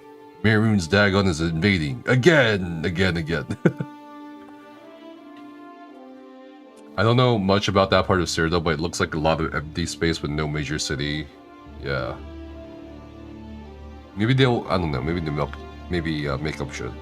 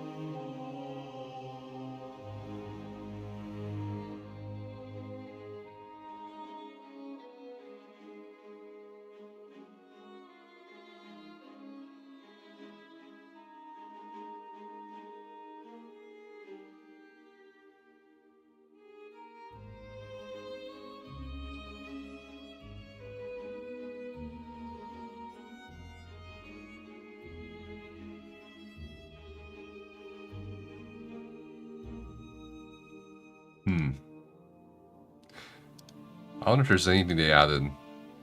Oh.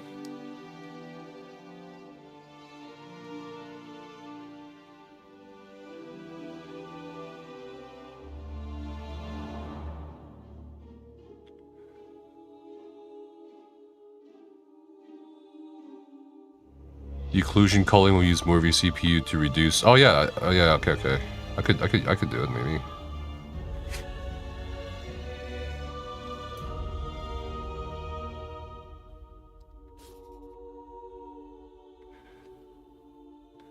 That was where gaps triggers you so much.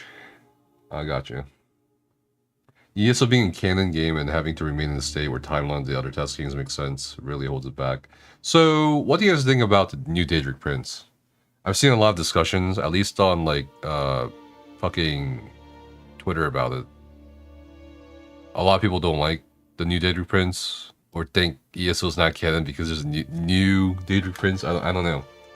I'm surprised Bethesda like signed off on that, and they said, yeah, let's make a new Daedric Prince. But then I kind of read into Ethelia, the new Daedric Prince that they're introducing, and I now understand why they introduced it, because she's the forgotten Daedric Prince. So no matter what happens in ESO, she'll still be forgotten in Elder Scrolls 6. And I'm just like, you know what I mean? Like, I don't know. Yeah, I haven't done the Necrom questline, but you know what I mean? God, I should do it, honestly.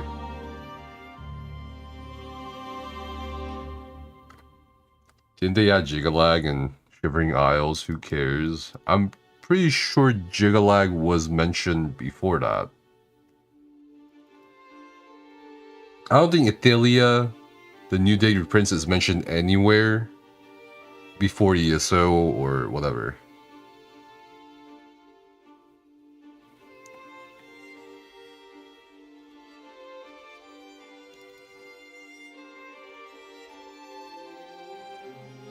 Gigaleg was added in Daggerfall? Yeah. Do I plan on doing the new trial trifecta? No. I'm in my last raid team. This raid team I'm in, the last one, because I was in 2 raid teams. The other one finished Swashbuckler Supreme. And the current team I'm on is, I think, getting really close to the Mindmender trifecta and Sanity's Edge, but I will not be raiding anymore. In ESO. I am officially, for real, unlike 2018, when I was unfortunately convinced to go back to raiding. I am done with raiding. I'm done with raid teams. I'm done. I'm retiring from raiding in ESO. So, no, I will not be going for the trial the new trial. I probably won't even do the new trial.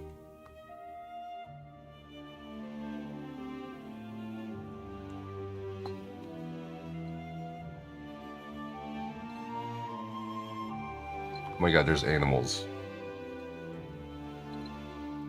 Look. Dog. And then there was a cat. He's chasing the cat. Hey, Gur. Okay, bye, I guess.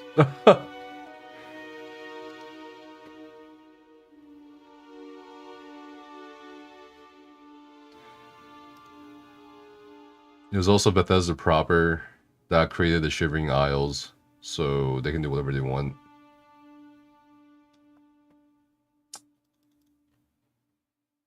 I'm gonna trap her in this Amulet of Kings to become a god. What? What's so bad about raiding? No, nothing's really bad. I've been raiding for a long time in ESO. I've been raiding in ESO since 2016. I've been playing ESO since 2013. So it's been 8 years now of raiding in ESO, so I'm done. I was gonna stop in 2018, but I got convinced to just kind of come back to raiding. Ended up doing, you know, score pushing, world records, trifectas, and now I'm done. Too tired. Will I still keep up with the game in general? Yeah, I mean, I've said this last year. I just won't be playing ESO as much as I used to. I won't be making build videos a lot, if I even do them. I won't be raiding much. I'm just gonna make videos on ESO if they're really important updates or information. That's about it. Right now I'm working on Cyberpunk lore videos, which I have to get started back on tomorrow. I already made 2 lore videos on Cyberpunk. I've been working on Starfield lore videos, and that was great. But now I'm on Cyberpunk, and then I'll probably go on to Elden Ring. Not in lore, but like just gameplay. And I'm looking forward to Dragon's Dogma 2. Probably, and we'll just kind of cruise along. But we'll occasionally check in with ESO. Alright. And of course, we have Ashes of Creation in quarter 3 this year, and I have to cover that. Yeah, I'll do it. Nah, I'm good.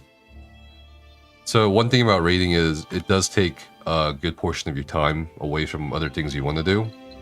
So if you want to be serious in raiding, you need to dedicate at least 3 nights or days of your week. If you want to do raiding even on a 2-day schedule, for like 2 or 3 hours per raid, then it's like, I would rather just do something else. I'm kind of done with it.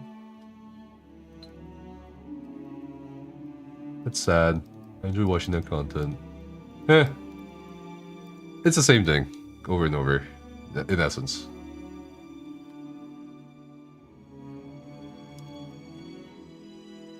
Gonna be a casual lure streamer? Nah. I was thinking of making a video on this new Daedric Prince, but we'll see about that. What was the straw that broke your back? I mean, you'd be done with raiding. Again, I've been doing this for a while, so I'm kind of done. That's all. I'm just done. I was supposed to quit raiding 5 years ago. No, 6 years ago. Do the trial make a bait unkillable immortal cheat code built for new ESO trial? Bruh. What's wrong with raiding in ESO for 20 years, Kappa?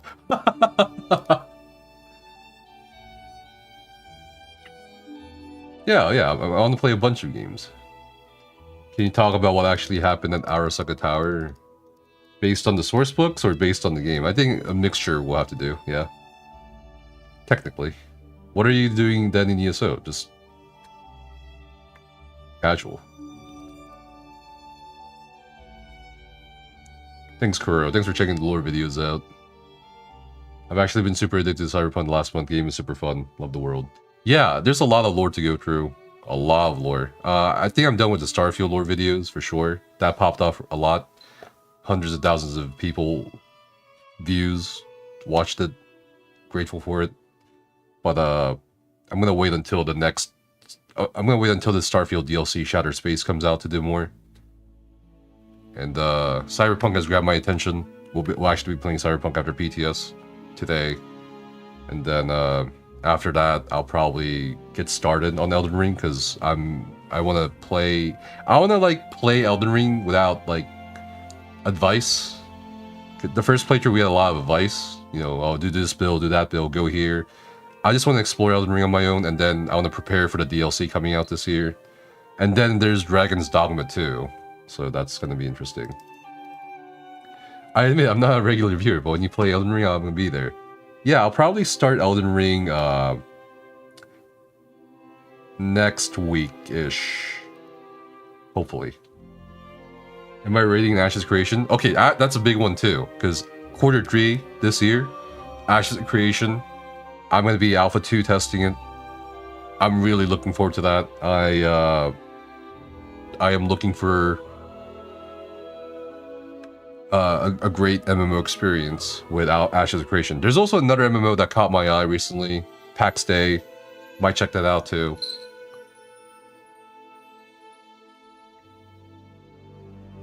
Nephis Toxic Casual Arc? No. No, I'm not dumb enough for that. If you raid an ESO for too long, you destroy your fingers and develop CTS from all the light weaving.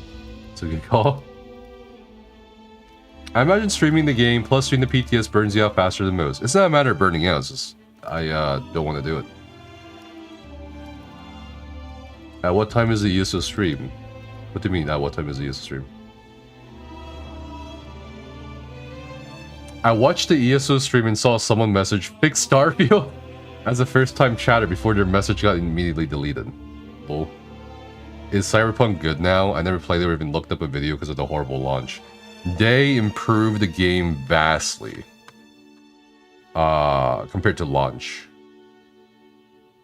So I would recommend checking it out. And they added the DLC. I haven't gone DLC for it yet because I want to like get through the base game, like 100% it or almost 100% it.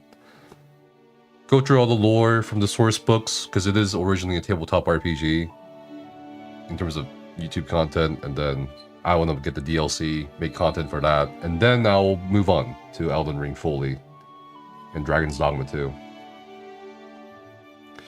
Yo, I didn't watch. Me and Becca and I watched Edge Runners like a few days ago. Or, yeah, a few days ago for the first time. The feels.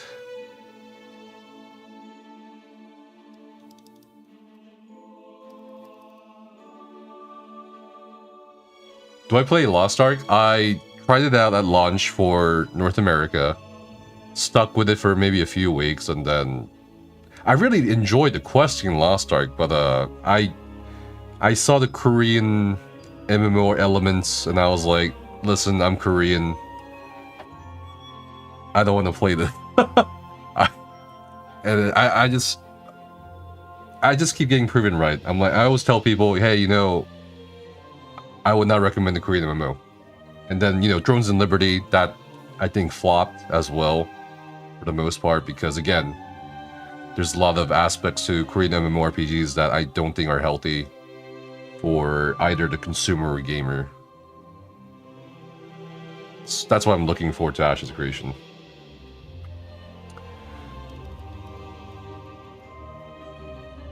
In 15 years, true. I've only had to replace my mouse, I think, twice in the past 7 years.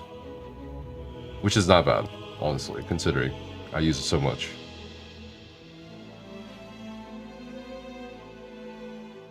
Wait, DLC expands on the base game? What the fuck? No, why are you telling me now? You can watch it on the Bethesda Twitch channel. It's a VOD, I'm pretty sure. Every time I really want to stay at your house comes on around, I just feel sad. Edge Runners was not the ending I deserved. Okay, Becca. You gotta admit, it was pretty good. It's very cyberpunk. It's very, It's depressing with some hope, but not too much hope. You know, it's just the genre. Like, it's supposed to be dystopian, you know? The Cyberpunk DLC is premium content. That sounds Nova, Choom. If you love the base game, this will be amazing for you. The most sus thing is that all Korean MMORPGs seem to use the same UI framework. Depends.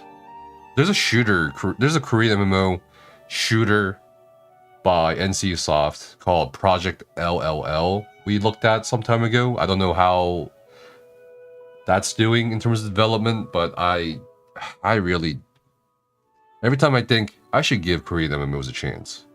After all, I must help my fellow countrymen out, or whatever. I'm like, every time I like get into, I don't know, man. This is dog shit. This is fucking dog shit. It's fucking dog shit. I think the last good fucking Korean MMO I goddamn played was unironically Maple Story, and even that turned out to be goddamn dog shit in the end. Yeah, the DLC opens up about midway through and intertwines with the base game. It even gives you the ending if you choose it. I obviously want to see more. So should I get it now or some shit? Like, cause I'm like, I did the Judy quest line, I did the River quest line, and then he's just fucking texting me flirts and shit. I slowly working through the main story. I'm like doing all the side story content. We crucified the motherfucker last night on stream. That was like, that was totally unexpected. There's a fucking quest where you crucify a guy in Cyberpunk, and I'm like, bro, what the fuck is this shit? Spoiler alert. Never trust a Korean MMO, even if it's great at launch, it'll be ruined after a few months. Yeah, dude, I've played my fair share of Korean MMOs. It's just for a different audience.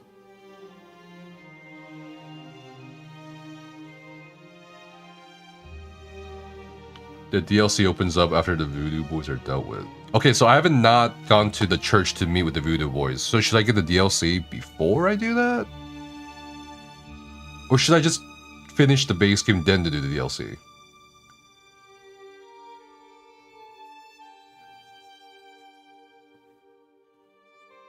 Any good info from the dev stream? You can stack siege weapons. You can stack... all the repair kits are the same now. 2 new dungeons, 2 DLCs. Okay, Gina has given us an update on the PTS patch notes. Would you guys like the update? Here's the update. It will be published when she gets out of a couple meetings. So, soon. No? Okay. Too late. That's the thing, though. Like...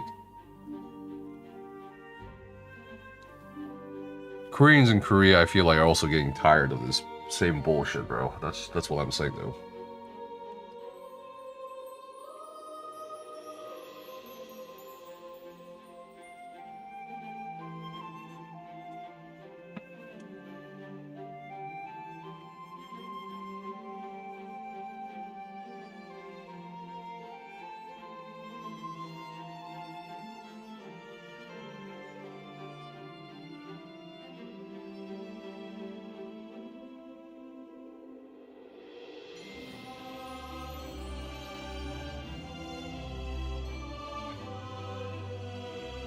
Look at this. Look at this dog. Look at him. Why are you being so rambunctious?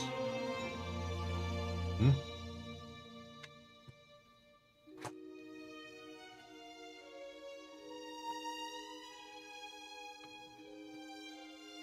His teeth are very sharp now.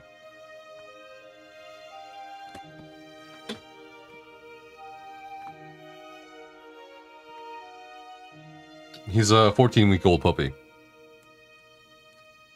But he's not, you know, he has a very big head. Why do you have a big head? Hmm? Do I still have my ferret? Yeah, she's over there.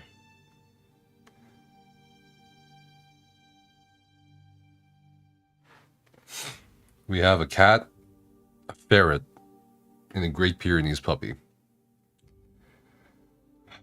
We are the animal kingdom over here. There's very interesting dynamics going on between the 3 of them sometimes.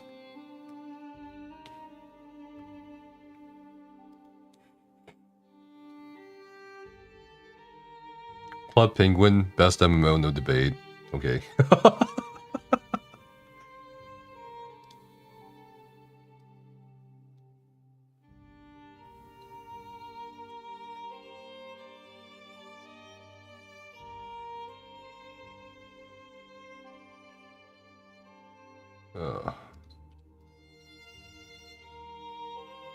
Just need the fish?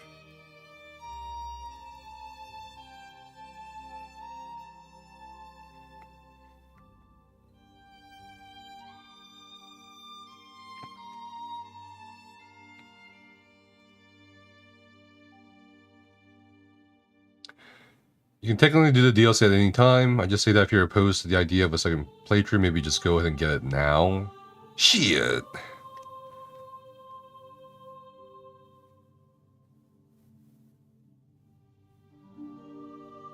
Wait. Okay. Does the DLC not interfere with the saves? So technically, after I do the base game endings, can I not, like, continue the DLC from that point? Or just not recommended in terms of lore?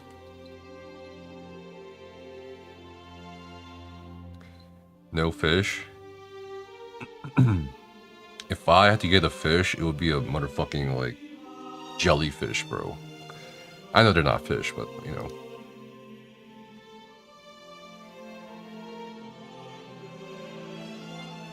What is this?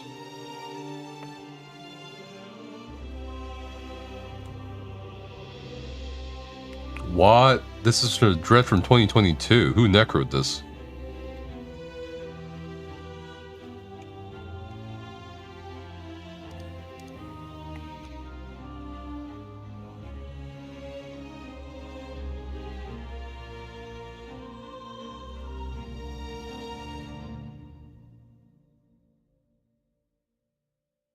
Point of no return. Okay. Alright.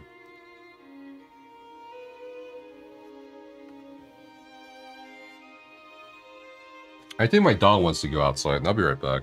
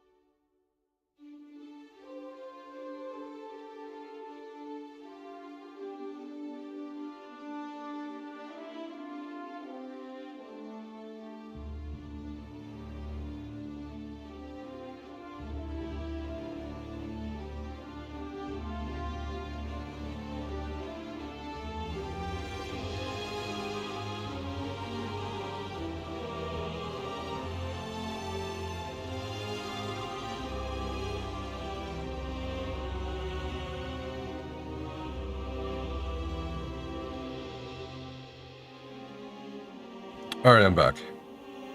So, PTS is still not up. I did have to take my dog out. He's still learning how to tell me, but I could feel it. Like, I don't know. I could just feel it. He had to go outside, so he went outside. And we came back. Now we're here. You still want jellyfishies, just not regular fish, because I would put money on Rosie or Percy eating it. I don't think Rosie would get wet for food. Like, she'll dig in the water, but not, like, go into the water. Grr? Grr?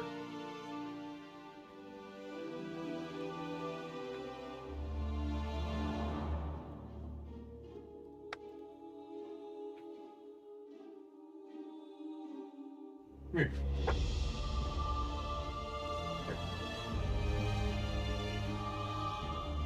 Come here. Come here. Come here. Oh. What are you doing? Here.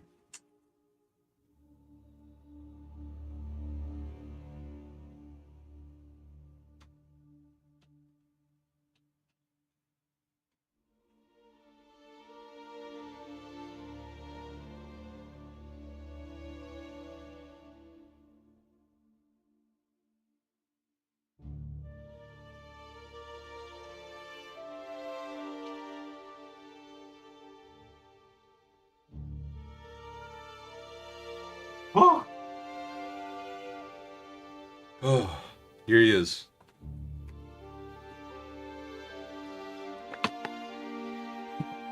Here's your new streamer. I'm retiring. Tiger.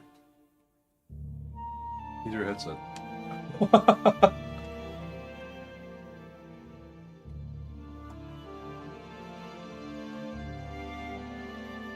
Speak. Speak into the mic.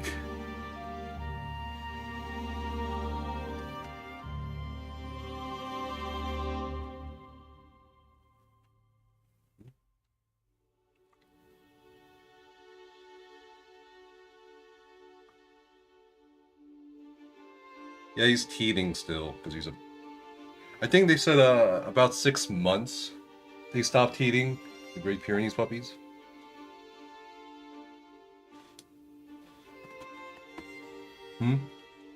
When are you gonna stop biting me?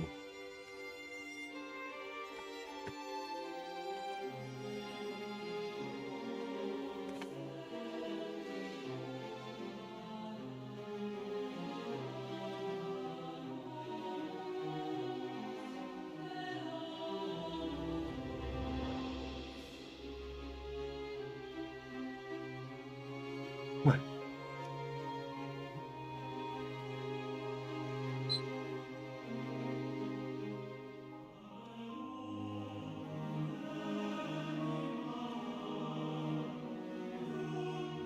Did I miss anything cool from the dev stream?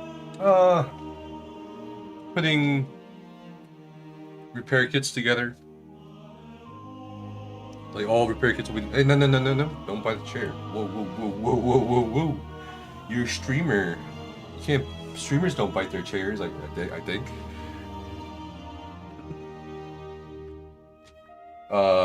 Stackable siege weapons, new item sets from the DLC dungeons, and we'll see. We're waiting for the PTS patch notes. Should be soon.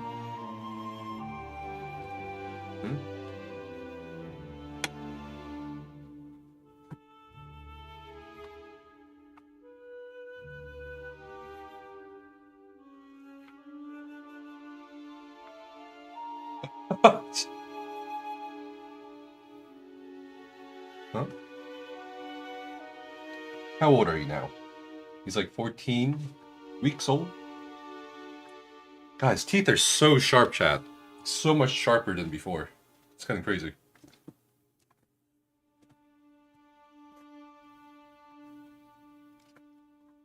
No. No, girl.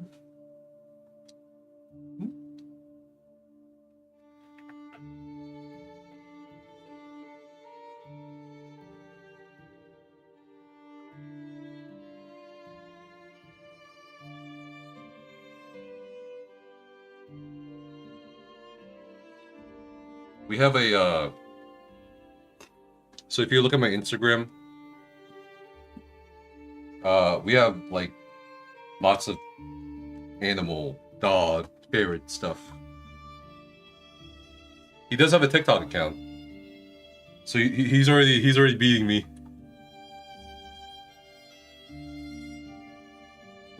Okay, okay.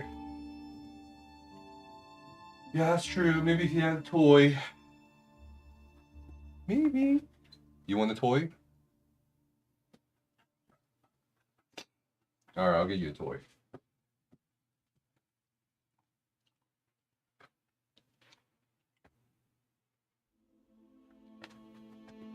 Come on. Let's get you a toy.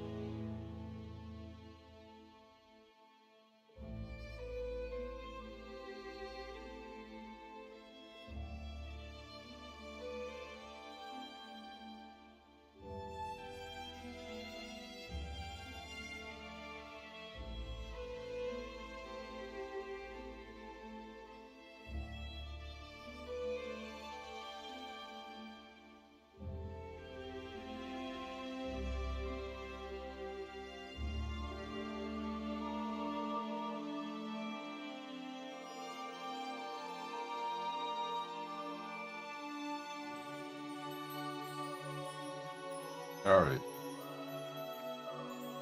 Come, Ger. It's all here.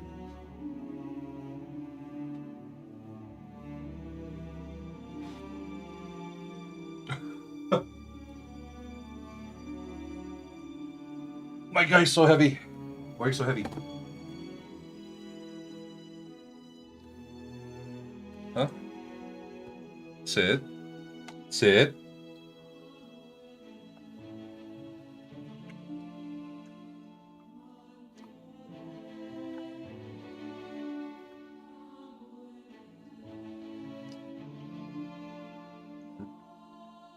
You got this frog, this one leg. It's a green frog. There's this one-legged green frog.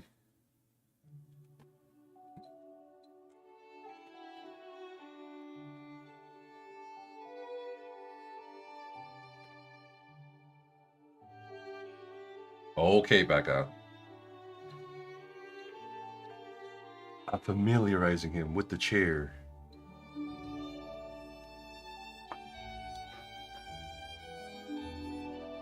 Looks so cute. He's got such a big head. Does anyone else think he doesn't have a big head? Or he has a big head? He's got such a big head. Why do you have such a big head? Hmm? Why is your head so big?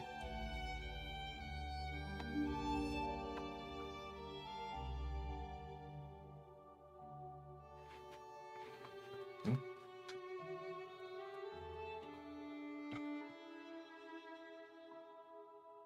Looks normal size? No. No. You don't understand.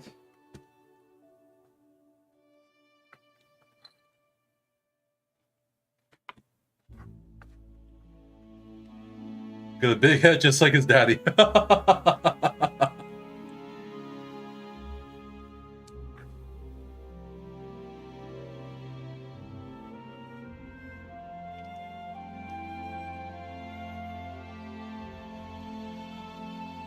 You are a streamer now. It's all on you. You must carry the stream onwards.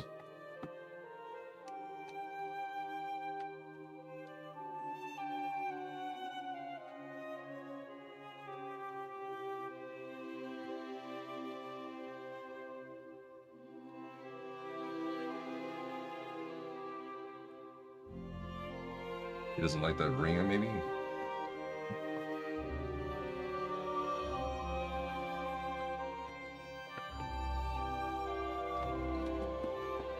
Okay, calm down. He just likes my hand. It's so weird. No.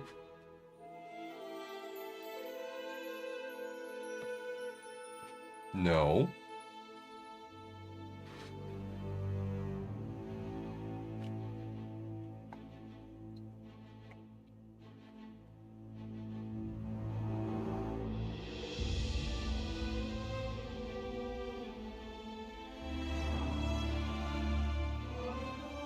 How am I not kissing that beautiful creature? This is a streamer, sir. Don't sexually harass streamers. Don't harass streamers. I'd like to request a galaxy setting, please. Frog would look much cooler.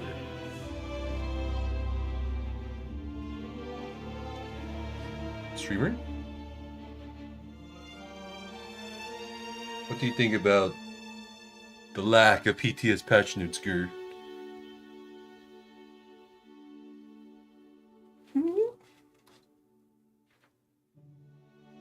Finally a professional. Jeez. You know, you're supposed to like interact with the streamer, not roast the guy next to the streamer. Sit. Relax. Relax.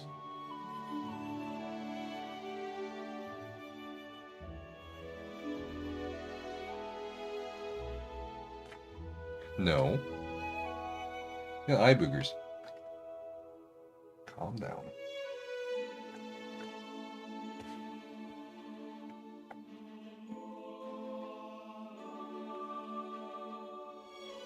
He sits so still for a treat. It's kind of crazy. He doesn't love me. He only loves the food.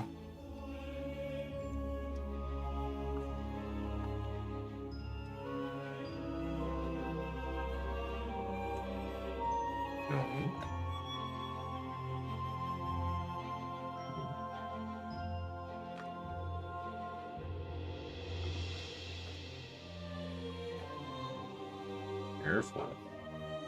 You got such a big head.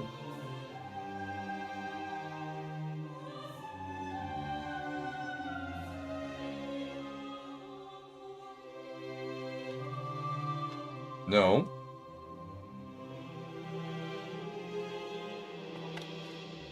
No, he's not gonna fall. And if he does, chin. It's his big head that's throwing the chair off balance. Oh! Thank you so much for the raid, Mini Marie. I appreciate you. Welcome in, viewers. We're waiting for the PTS patch notes. It should be out soonish, hopefully. But right now, we have a new streamer. Yep. So what do you think? What do you think about this year for ESO? Hmm? He's not really interested in the viewers.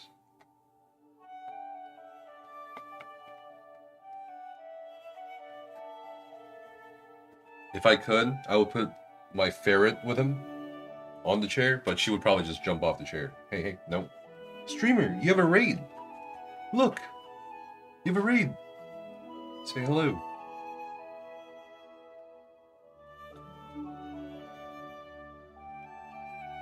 He says hi.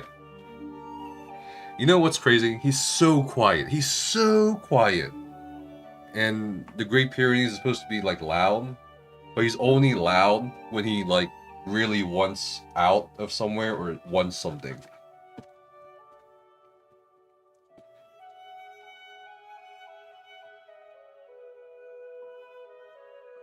He doesn't really bark outside of that.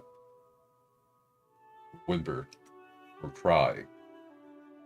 Calm down, sir.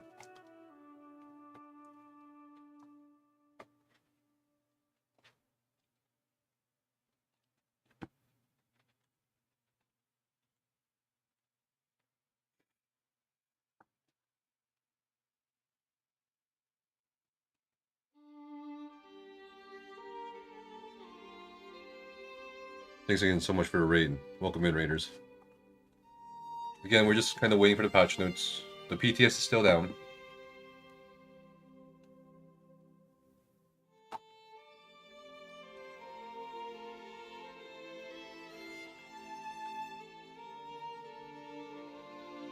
He doesn't really love me. He just likes the food. He is a Great Pyrenees puppy. He's 14 weeks old. So he has another year until he's reached full size, hopefully. 200-pound dog.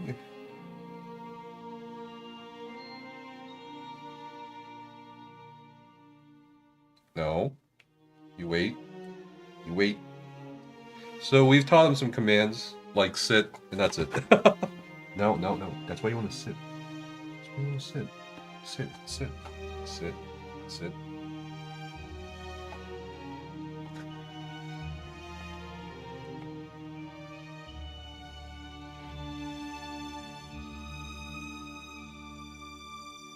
One thing I have noticed is he's smart when he wants to be, but really dumb when he doesn't want to be smart. I don't know how to describe this mentality. He's very stubborn. He's very stubborn. Yes, he is. Sit. And he has very sharp puppy teeth now. Like 2 days ago, his teeth were dull. Like he would teeth and sometimes like nip you or bite on you. But as of yesterday, his teeth just suddenly got really razor sharp. It's fucking crazy. No. No. No. No.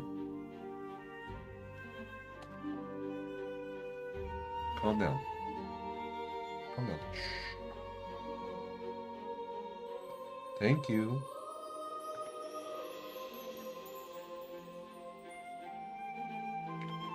This dog has been trained to only like Mr. Streamer. Now, whenever Becca leaves the room or shuts the door, he whines after her. He scratches the door sometimes for her.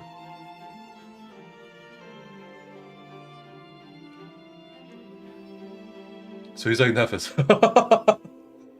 Dog likes me, so he's like me.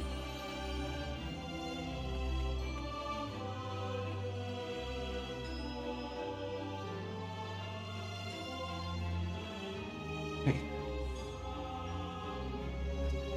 You don't want to stream? You don't want to stream anymore? Hmm? Hmm?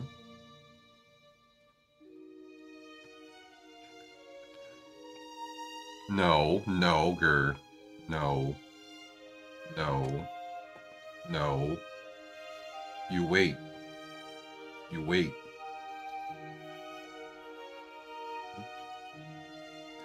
Wait.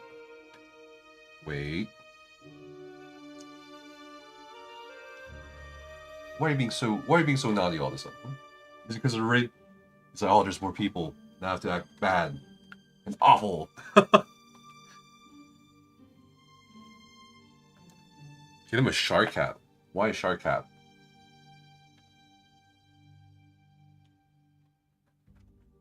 He's a good boy? No, he's not always a good boy. Sometimes he's a bad boy. He's smart, he's stupid, he whines when Becca's not here, he streams, he's Nephis. That's also true. Gentle, easy. Easy.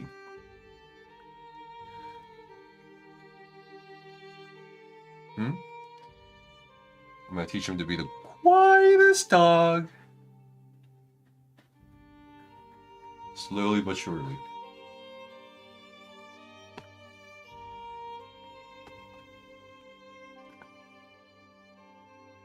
No. You wait. You wait.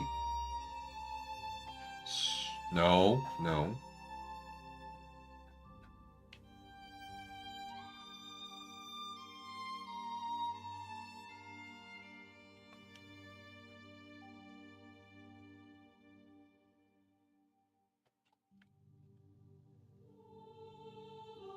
Who's that pups in the puppiness? Neither of them are bothered by my lack of presence though. Wow. Okay, there's 2 more bites of this treat, so I'm breaking it up in small pieces. No. No. No. You don't lunge.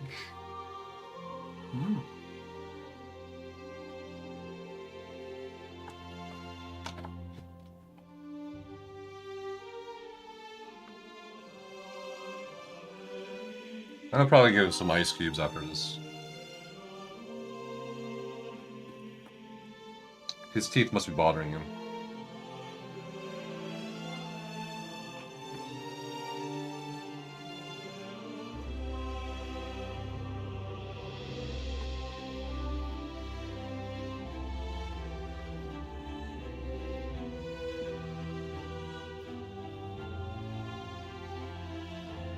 Sit.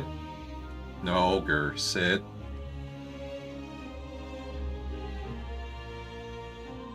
Sit. Or not sit, but like, he's sitting, but like, he's lunging.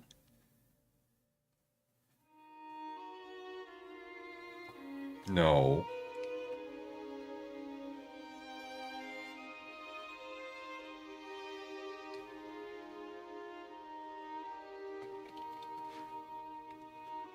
Yeah, true. We do have beef fat cubes. We spoil them. We spoil them so much. It's kind of crazy.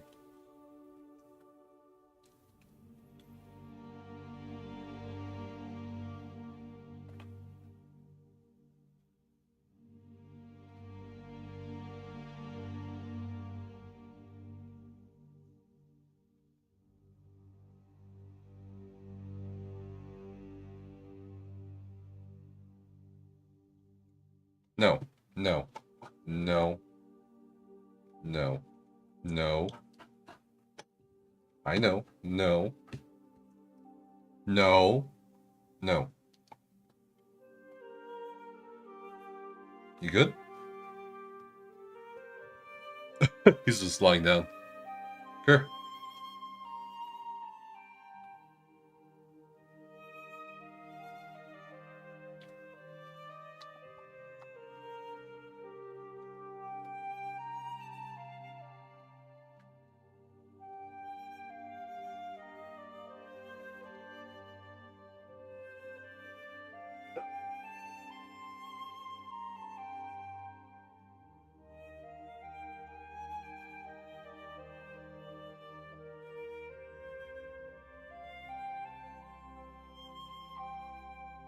Oh, you just gonna lie down on the streamer chair?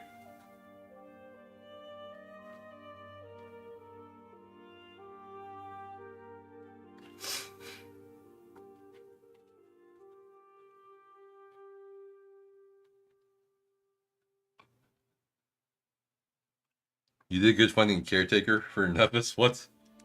You did find a caretaker for both of them? Who knows the messes I'll be coming home to? There's no messes.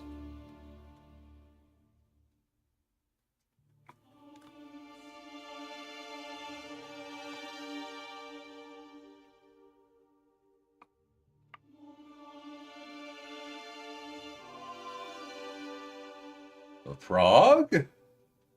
Frog? No.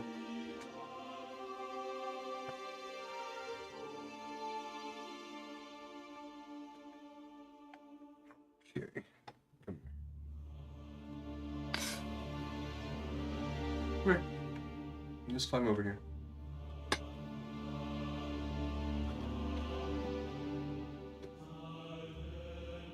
Okay.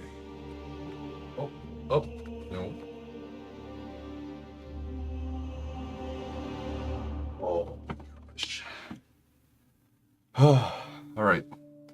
I have a big bear. A big white bear.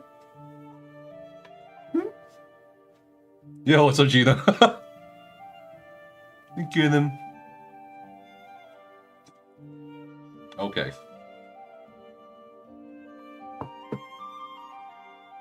Look at how big his head is, Gina. Look. Why is your head so big? Okay.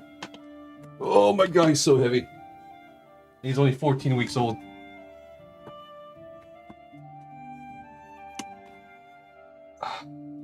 Want more treats?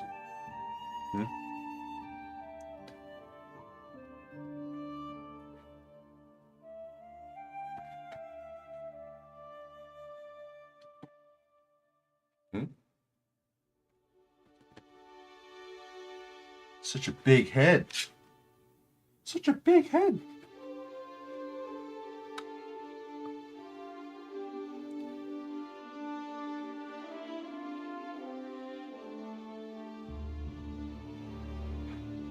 Alright. You are streamer again. Congratulations. He doesn't want to be a streamer. Alright.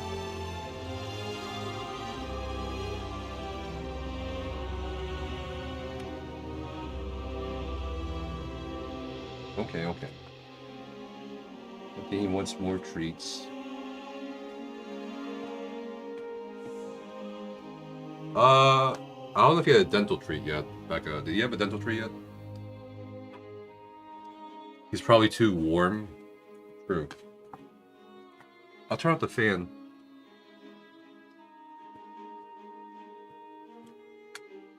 Okay.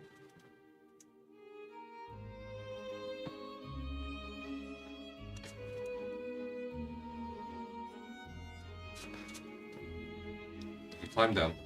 Right here.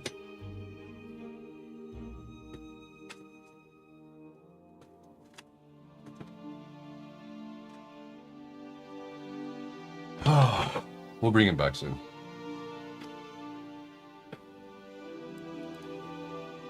There's a farm down the road that just got a pure puppy. Are you and your husband gonna get a puppy? I know it's tempting. Okay, I'll get you the thing.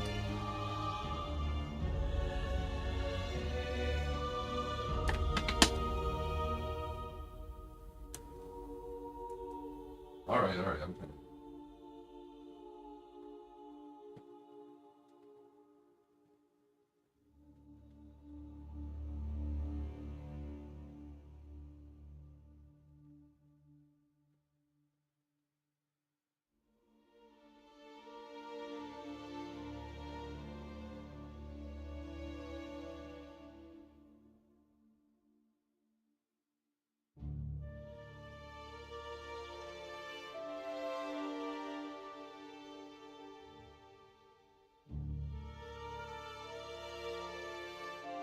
Okay, we're back.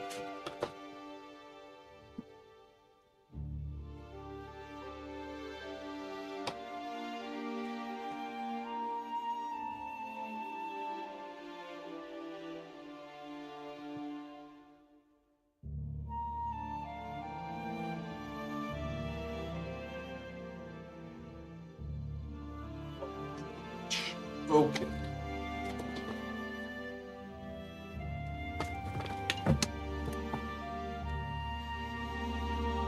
He's got his bone.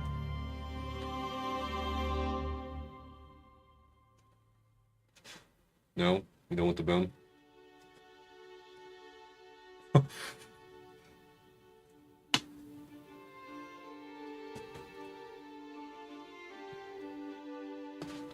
No, not the whole thing. Calm down. Sit. Sit. Just a little bit.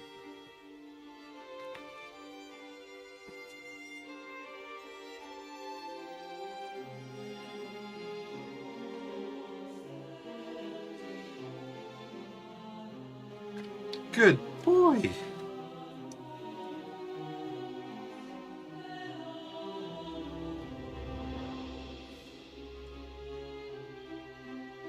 Oh, looks like PTS patch notes will be out soon.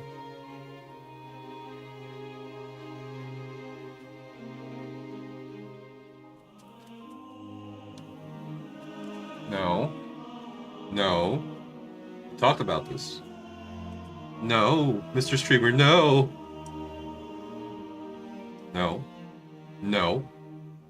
No. No. No. Gert, no.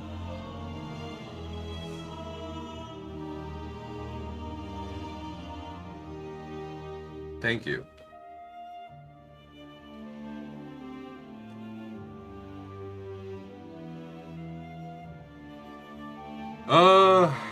Let's check the patch notes then. Or check if there are patch notes. Let's check if there are patch notes.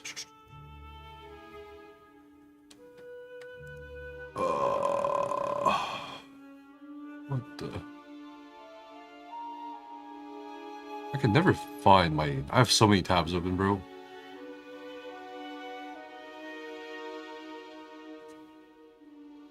Oh, here it is.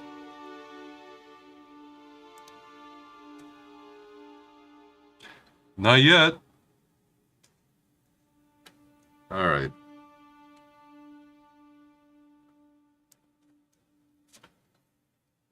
We'll wait a little bit longer.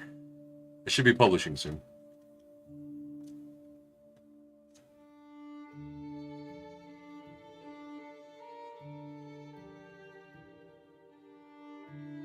Why is your head so big?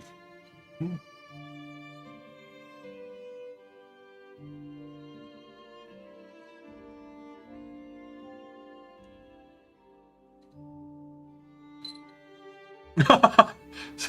Apparently. The puppy. Congratulations, Ger. You delayed the PTS patch notes of a very big MMO. You happy? Okay.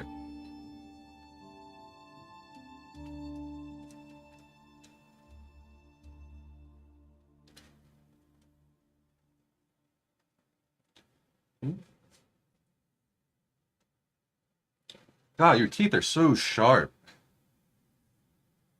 What happened? Who put the teeth in you? Hmm? Who put the teeth in you?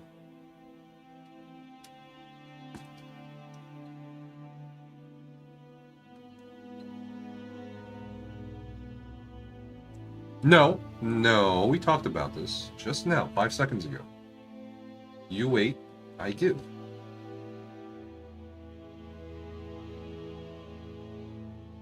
Eyes up here.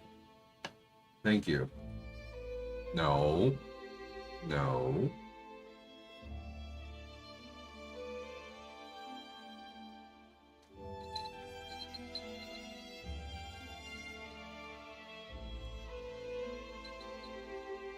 Let me check the thing.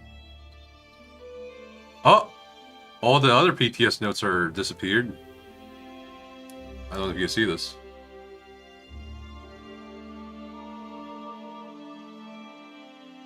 So soon?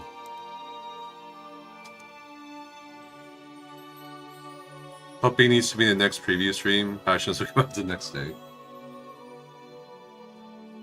Sure. Hey. We talked about this. You know what to do. You know what to do. No. No.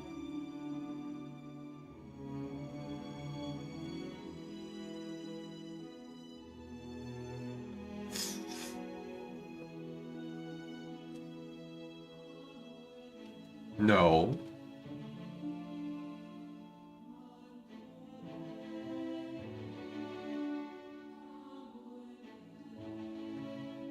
He was like, when am I gonna get it? Here, late. Sorry, are we getting you well, patch notes are not out yet. Ish. Ah! Patch notes are out! Okay. Well, Mr. Streamer, looks like you gotta go. Looks like you can't read. You're a baby. You can't read patch notes. One more treat, and then we'll read patch notes.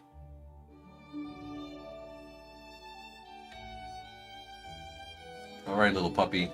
Big head puppy. It's time.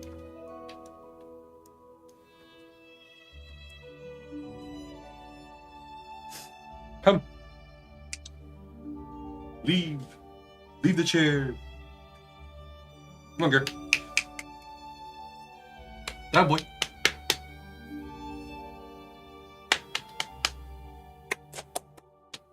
Here.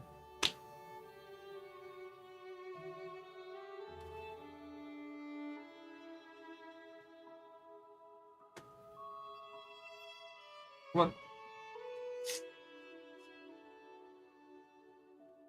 Come on. All right. Let's go. Come me this way.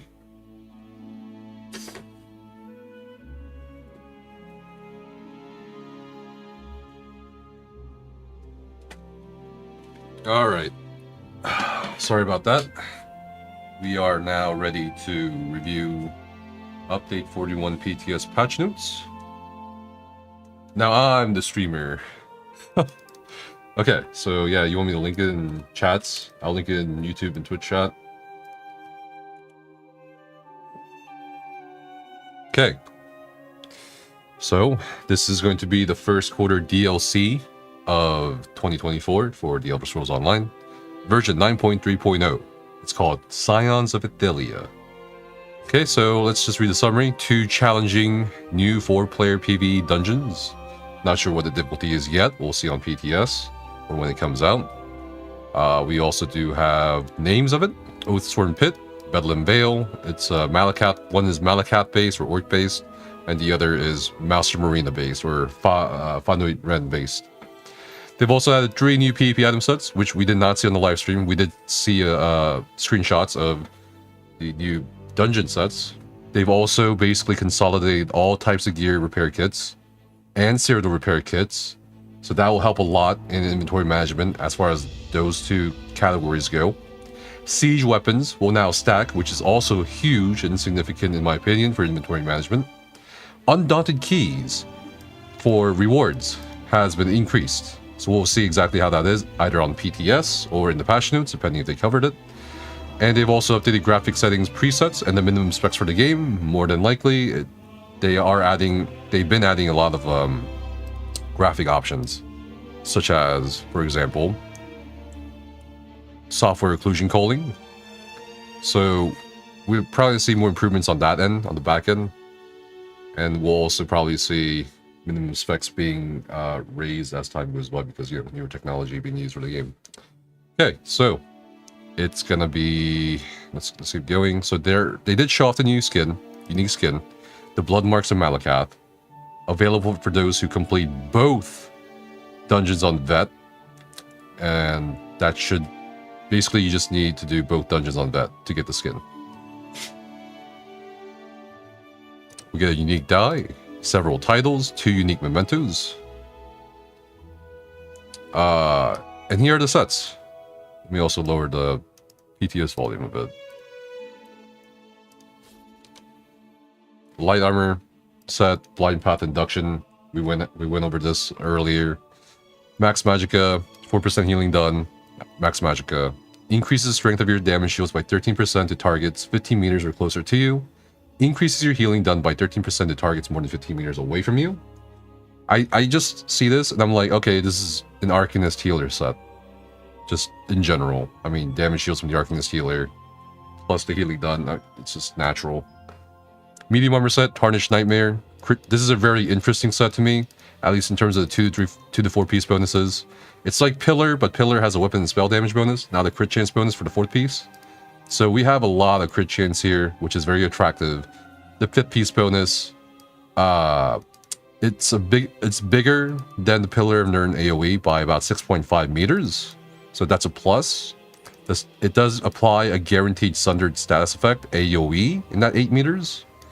And also, the proc cooldown is better compared to Pillar. So this is something potentially to look at as a damage set. And also it might be good for pugs, especially if, you know, for AoE situations where you want the extra penetration from Sundered. Or, sorry, the Minor Breach as well. That'd be great. So, Heavy Armor, Reflective Fury, Max Health, Max Stamina. When you taunt an enemy, gain a stack of broken shards for 5 seconds, up to 5 stacks max. You can only gain 1 second. Oh my god. Sorry. I'm gonna copy this again. You only gain 1 stack every second when broken shard ends. You release the stacks in an 8-meter blast, dealing physical damage to enemies hit, and applying major maim to them for 3 seconds per stack of broken shards consumed, reducing their damage done by 10%. I look at this and it's just like, it looks like just a different version of Crimson Twilight. I don't know how good it will be in PvP, because I feel like this is more meant for PvP than anything else. So we'll see. One thing I do want to get in order before we continue the patch notes is going to be something I'm going to announce right now in Discord. So, here's a surprise. Here's the update 41 PTS patch notes. And also the ESO team has hidden a pink torchbug pet code in a channel somewhere in the Discord server. So good luck to the fastest hunter / redeemer of codes. The pink torchbug pet code will work on any platform, any server, if you're still missing this pet or a colored version of the pink torchbug. So good luck. It's somewhere hidden. Oathsworn Pit, light armor. We have Cinders of Anthomer. We have penetration, weapon and spell damage, weapon and spell damage. We also have on dealing damage, summon a Cinder Moth for 8 seconds that chases the target and searches for a new one within 8 meters if the initial is slain. The first enemy that gets near the Cinder Moth causes it to stop and burst after 1 second, dealing flame damage and applying burning to enemies within 8 meters. This can occur once every 8 seconds and scales off your weapon and spell damage. Immediately to me, it's like, okay, so every 8 seconds essentially is the cooldown, which is great, particularly if the Cinder Moth does last that full 8 seconds. But for stationary fights, it's like, well, I think it's something to take into account because I don't know if this is more for PvP or for PvE, but it feels like it's more for PvE. Just based on nature. I don't know how fast the Cinder Moth will be for PvP. And the fact that it also deals an AoE-based flame damage and also guaranteed burning stats effect to anyone within 8 meters of its 1 second delayed explosion. Basically, the the Tarnished Nightmare with a slight delay. So this might also be interesting for primarily PvE, I think. We'll see for PvP. If the proc damage plus the burning would be effective enough. I think for currently PvP with the Vampire, Undeath, and all that, it could be, because it's flame damage. So, we'll see. New pet set? Yeah. Kind of. Alright, so we have Sluthrug's Hunger. Already short-named Slut by a lot of people in chat earlier. So we have Stam Recovery. Yo, thanks for subbing. Is a liar. Okay, so we have Stam Recovery. And he's toxic. We have Weapon and Spell Damage. We also have Offensive Penetration. Healing yourself or an ally makes your target blood hungry for 3 seconds. Dealing direct damage to an enemy makes them bloody for 3 seconds. Blooded enemies take 4% more damage from and deal 4% less damage to blood-hungry targets. So I'm going to break the set down for you real quick, because to me this is like an alternative to Martial Knowledge, potentially, or in addition to the arsenal of support sets that raid teams often have to consider.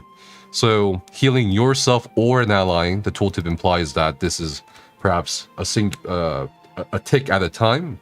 So each person being affected could be separated by a second, or in theory, it may be based on the healing over time aspect, it could be everyone affected at the same time. Regardless, dealing direct damage to enemies, so you have to line attack or whatever on the boss, makes them bloodied for 3 seconds, which makes them take 4% more damage from you, and deal 4% less damage to you. So in some ways, in the mitigation aspect, it's better than Martial Knowledge, and it's a little less risky for the user. Okay, hello, Crowbat. So yeah, that's basically an alternative to MK, or in addition to MK, Martial Knowledge being used in raids. For PvP, I'm not sure. I think 4% less damage taken from enemies could be something significant to look at. I don't know if it's going to outweigh the current meta in PvP. So that's something to consider. It does have really nice stat lines in general all around for either PvE or PvP. So this is something to consider. I think so far, Sluthrug's Hunger, along with the Cinders of Anthomer and Tarnished Nightmare, are probably the items to look at if you're interested in pursuing these. I mean, I don't mind the alerts. Alright, so Heavy Armor, Black Grove Grounding, 4% healing taken, max health, max health. After taking direct damage 3 times within 5 seconds, you create a 5-meter area for 10 seconds. You and group members who touch the area gain grounding for 15 seconds, reducing the cost of roll dodging by 20%, and increasing block mitigation by 12%. This effect can occur once every 10 seconds.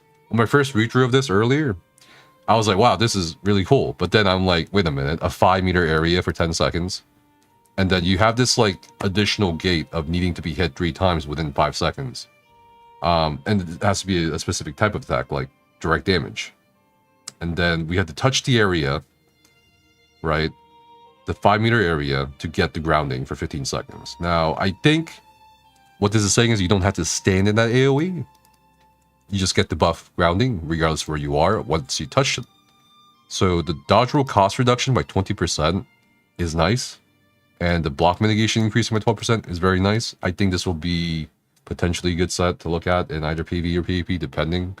Just not sure exactly what we're gonna have. I think I'm trying to think of PvE instances for Black Robe grounding. That would like have to. I guess there will be. I just don't see this set taking away a support set spot anytime soon. At least in PvE for raiding, if you want to optimize. But for general raiding or general PvP, just something to look at maybe. Again, we'll have to test it. And we have Enthomer's Construct, which is the monster set from Oathsworn Pit. I just realized we kind of skipped over the other monster sets, so I'll go over that in a bit. 129 weapon spell damage. Attacking the enemy with a fully charged heavy attack throws an axe at your enemy. And someone said earlier, it's like the pain in the axe set.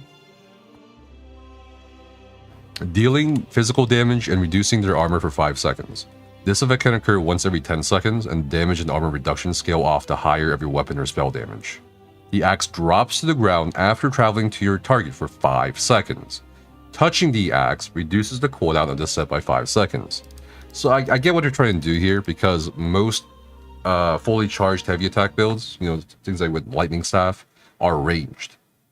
So to incentivize those ranged players to get in closer to their boss or to the enemy, whether you're going for PvP or PvE, they want you to get up close, Nephis pick up the axe, is a to liar, reduce the effective cooldown to basically 0 seconds. and he's because toxic. the physical damage proc, after the physical damage proc, the reduction of armor, I think it was like 990 base from the live stream, which scales up with your offensive stats with weapon or spell damage, is going to basically be 100% of the time. But for PvE, that reasoning is kind of redundant, because you're gonna have to be on your boss anyway as a ranged build most of the time in most fights. And thanks for giving that sub, Mr. Gun. So for PvE, I think this will be really nice to see. If this is gonna be a really good set for heavy attacking builds or not, we'll have to test. We'll have to test this one. I think the tooltip from Finn's perspective on the live stream earlier on Bethesda's channel was 4 point something K damage and 990 armor reduction. So the monster set for the Bedlam Vale dungeon. Crit chance, Slime Crawl does it better, 1 piece, because this 2-piece bonus of Slime Crawl is redundant, so they added a bit more crit chances to Slime Crawl. So I don't think you'd be using the blind monster set for the crit chance. The 2-piece bonus, however, is interesting. Basically gives you or an ally that you critically heal a Hydro Glass damage shield that absorbs up to almost 2.7k damage for 6 seconds. So as long as that damage shield somehow holds, I don't know what 2.7k damage shield holds in most instances, but and for 3 seconds after it ends, you get minor force. I have a problem with this set because it's just really underwhelming for a lot of the gates you have to go through. First, you have to critically heal, then you have to ensure the 2.7k damage shield holds for the full 9 seconds of a minor force duration, which, by the way, is a very easily obtainable buff nowadays without sacrificing 2 pieces on your armor slots. So I think this is definitely something. This is probably the most underwhelming set out of all these sets so far, at least to me. Okay, and we have a list of achievements and titles. Let's see. We have Oathsworn, not bad. Belem's Disciple, it's okay. Pitmaster, not bad. The Self-Governing. Yeah, I mean, could just the Free, right? The Vengeful, not bad. The Intervener, okay. Cake Connoisseur, not bad. It's better than the what is it, the oh god, Ascending Tide DLC titles, if I remember correctly. Coral Caretaker. You know, I was like, what? Coral Caretaker? Okay. Unified repair kits. Gear repair kits have been unified. No longer will you receive petty, minor, lesser, common, greater, or grand repair kits. You'll just get equipment repair kits, and those will be able to repair gear of any level, like the grand repair kits of old. That's great. Helps a lot.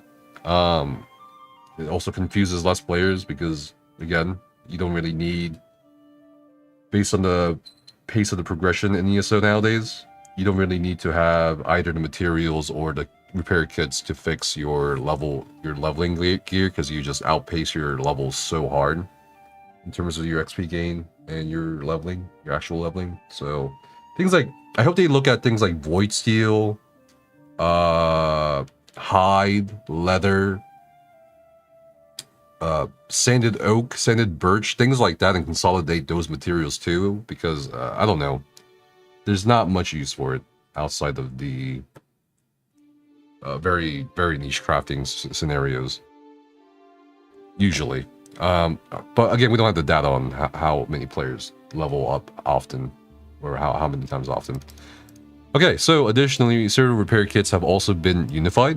You'll no longer require siege repair kit, keep wall masonry repair kit, keep door woodwork, and so on. Finally, yes.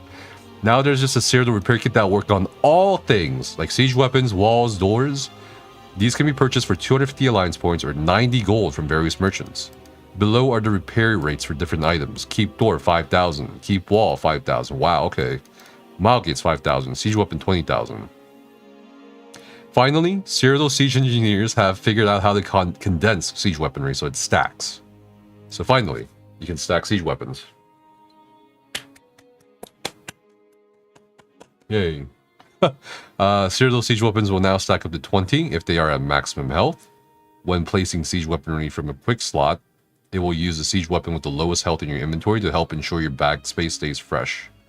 I don't know why my puppy just came over, gave me like a lick of my leg, and just walked away.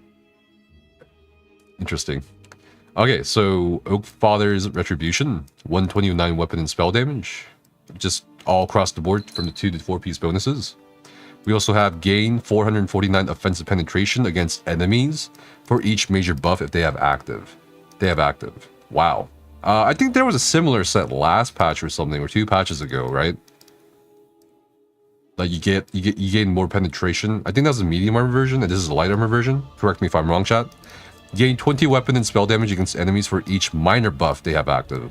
So this is like an attempt again at killing tanks, or two tanky, you know, characters maybe. Although I don't know if, at least in PvP, I don't keep up with the tanking aspect of PvP, where you just build as tanky as possible and you just stand there, or attract the hordes of Zergs. But I don't know if you have too many major buffs. It's usually a lot of your mitigation comes from CP plus item sets. So I don't know how effective this will be. We'll see. Yeah, you heard the cat. Yeah, his bell. Okay, we have the medium armor set from Rewards for the Worthy. We have Blunted Blades, which gives armor, max stam, weapon and spell damage. When you take direct damage, minor enervation is applied to your enemy for 4 seconds, reducing their critical damage done by 10%. This can occur once every 5 seconds. Increase your damage done to enemies with minor enervation by 6%. Okay. Interesting. Bondar's Blessing. Armor, max health. Reduce the duration of breakable crowd control, immobilizes and snares on you by 75%. This set also sounds familiar. And we talked about this before the PTS notes came up on stream. Like how at the press meet, the devs acknowledged that, you know, making item sets is challenging, and making more on top of the existing base of item sets, like you kind of start running out of creative ideas. I feel like these sets so far feel like I've seen these before, just in a different form. So I'm not sure like what the alternative reward system could look like, since item sets are serving as the role of rewards. But I feel like there was a set like this, or I'm pretty sure there's a set like this, where you reduce the duration of CCs on you by like a percentage or by a set amount. Again, correct me if I'm wrong. Reduce the duration of your breakable crowd control, immobilizes and snares by 38%. Snake in the Stars is what that sounds like. Ball group killer. You know, whenever people are like, oh, that's the ball group killer. Oh, proxy that's the ball group killer. The ball groups end up running the sets or the skills. So it's like, I don't know if you can ever like fully tackle on. I think the most effective was Dark Convergence plus. There was basically Dark Convergence plus like that Dark Convergence Prothguard meta. I think was like plus the. Oh god, why can't I remember the set? The Venom poison set, explode if you purge. Well, I cannot remember it. I think that patch with those item sets were probably the most effective you could get in the history of ESO at curbing ball groups. So, yeah. I cannot remember the set name. Plaguebreaker, sorry. Oh my gosh, Plaguebreaker. Yes, Plaguebreak. Yeah. I think that was probably the patch where it was the most affected. The ball group kind of setup. So I don't know if these will really do anything for ball groups. Plaguebreak.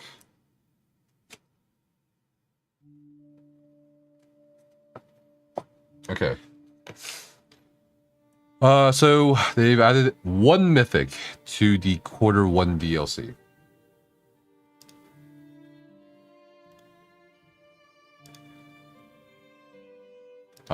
Yeah. So it's called the Torque of the Last Alien King. And it's disable all other... Wait, what? Disable all other item set bonus? Is... What? And increase your damage done by 20%? Reduce your damage taken by 20%? And increase your healing done by 20%? What? What is this? What is this mythic? This item set actively disables any other item set bonuses you have equipped, including the other One Piece bonuses. Hold on.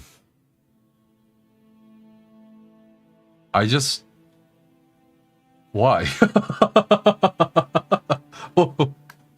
I don't think 20% more damage done and 20% more healing done is worth sacrificing everything else. Outside of enchantments and potions, right? And CP. It's just...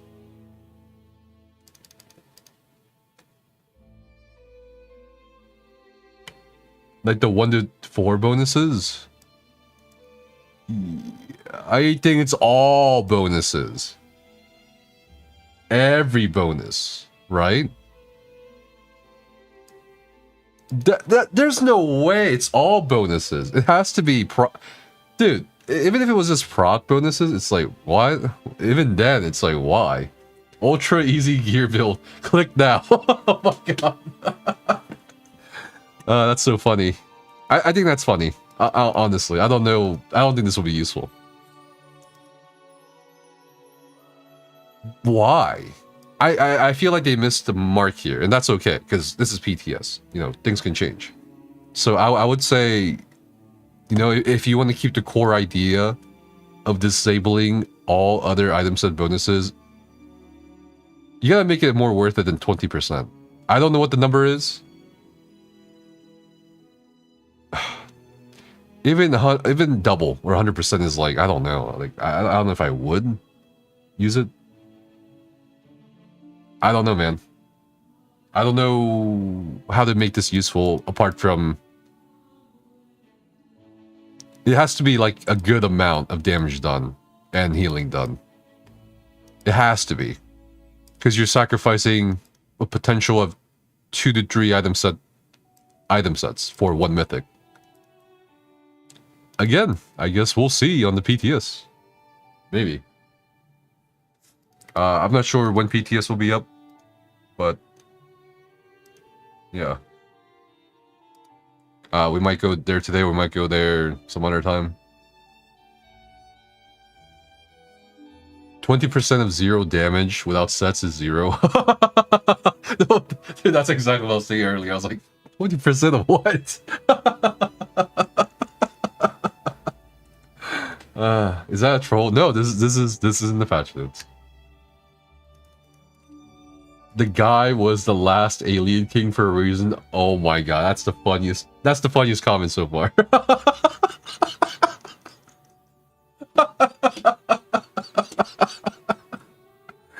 Oh my god.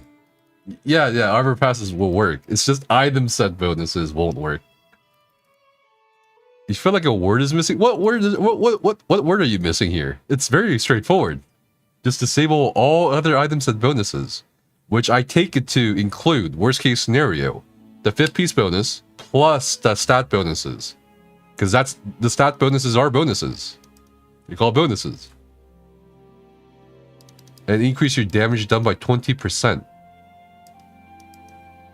And then reduce your damage taken by 20%. The 20% mitigation is not bad. Again, I'm just looking at the damage done and healing done. I'm like, why? I don't know, man. Bro, it can't be real. Why can't it be real? Yeah, enchantments will still work. But that will not make up for what you are potentially missing, depending on your item. Like, I feel like this is a mythic for people who aren't sure what item sets to pick, or if they even want to invest in item sets. You obviously need armor, right? Anyway, I'm kind of curious if, because you can't do 7 heavy armor pieces. That still lowers your damage, even if you do 20% more damage of that damage. Does that make sense? Like, I'm trying to find a way I can use this mythic in my head right now. Oh, do I get to wear more heavy armor for more damage? You know what I mean? It's like, I'm trying to think of a way I can use this mythic. I can't think of a single way. Maybe this mythic is for... Oh my god. I don't know what this mythic is for. This is for the people who keep telling us that if you really want a harder overlay and difficulty, just take off your gear. I think this is it. This is a mythic you just slap on and you just go do questing and shit. And I'm like, okay. But still, it will still be easy, even with this mythic. That's what I'm telling you, bro. I don't know. That's the only thing I can think of. Just disable your shit with 1 mythic. You're good to go. Have fun. That's the only thing I can think of for this, for the usage of this mythic. Now I'm trying to think of another PvP. No fucking way. No goddamn way you're gonna use this PvP. Dude, if you die to someone using this PvP, it's time. It's just time to call it quits. I don't know. Maybe I'm being too harsh here. I don't see it. I don't see it, chat. I don't see it. Now, if I could improve this somehow, I don't know. I don't know if 100% or 200% would be worth it. Maybe 200% for damage. The mitigation, I feel like, could also be a little bit higher. Not like too high. Not like 100. Maybe 80, 70, some shit like that. Healing done, same story there in some ways.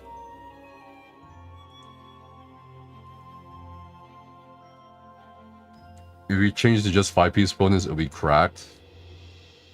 Yeah, maybe. I mean, I'll take that in return for these stats. Like, disable all other 5th piece bonuses of your item sets. But this is too much, I think, if you want to include all bonuses. That's a bit weird. This item set actively disables any other item sets. Yeah, they even clarified it here, right? This item set actively disables any other item set bonus you have equipped, including other One Piece bonuses. So One Piece Slime Crawl can't be used. I don't know. I think this might be the worst mythic on the PTS cycle I've ever seen, which is saying something. New collectibles, but again, they'll hopefully adjust it. All right. So what's happening here? So they increased the amount of keys you get from the Undaunted Pledge vendors, like Urgerlog. Okay, so Urgerlog now offers 2 keys for normal DLC dungeons, 3 keys for veteran DLC dungeons. This is very nice, actually. 4 keys for veteran hard mode dungeons. Yes, this is very good. This is very good. 2 new homes. We'll check those out. We have the Willow Pond Haven, Sword Singer's Redoubt. And yes, for the team at ESO Explorer and Crow, who's in chat, they have added new furnishings. They've added a total of 37 furnishings. So 28 new furnishing plans from Infinite Archive, 2 new achievement furnishings from the DLC dungeon achievements, and also purchasable from the Undaunted Quartermasters, and 7 new Master Wit furnishings, which can be purchased from your voucher vendor, your Rallis Lawley. Okay. Several new container icons are coming to help differentiate between various containers from daily quests. Oh, that's nice. That's nice. Okay, Westweald Prologue quest. Okay, we'll get to do the prologue for Gold Road. UI font rendering. The game now uses a new UI font rendering system. Okay, that's neat. This allows for future improvements to the game and provides small enhancements in some specific situations, such as nameplates and chat bubbles. Great. Add-on creators can find a new tool, slugfont.exe, in the game directory that allows them to update their use of custom fonts to be compatible to the new system. Add-ons that make use of custom fonts will instead use default fonts until they receive an update, and fonts included with the game will continue to work without requiring an update. Perfect. Okay, so minimum spec update. I'll go into more detail about this. They'll be updating the recommended and minimal specs for PC and Mac. Those on the current spec will still be able to play.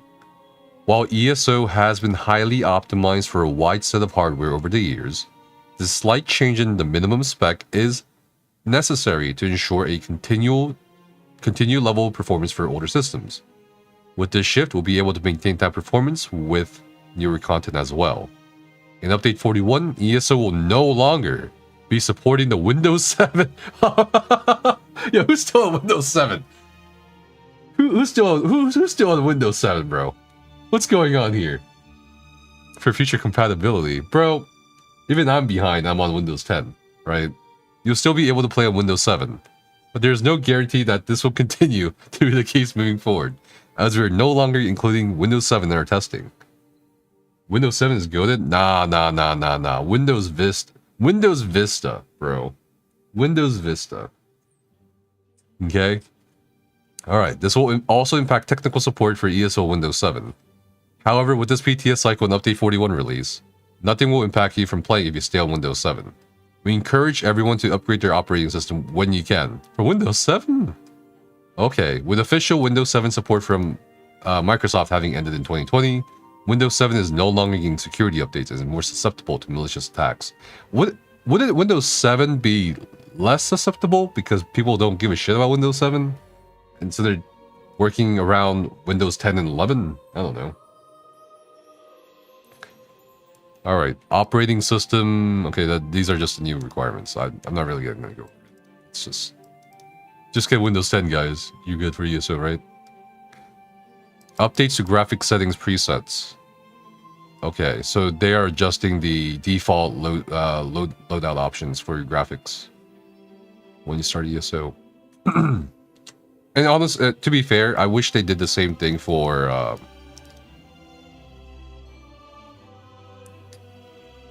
what is it? Controls?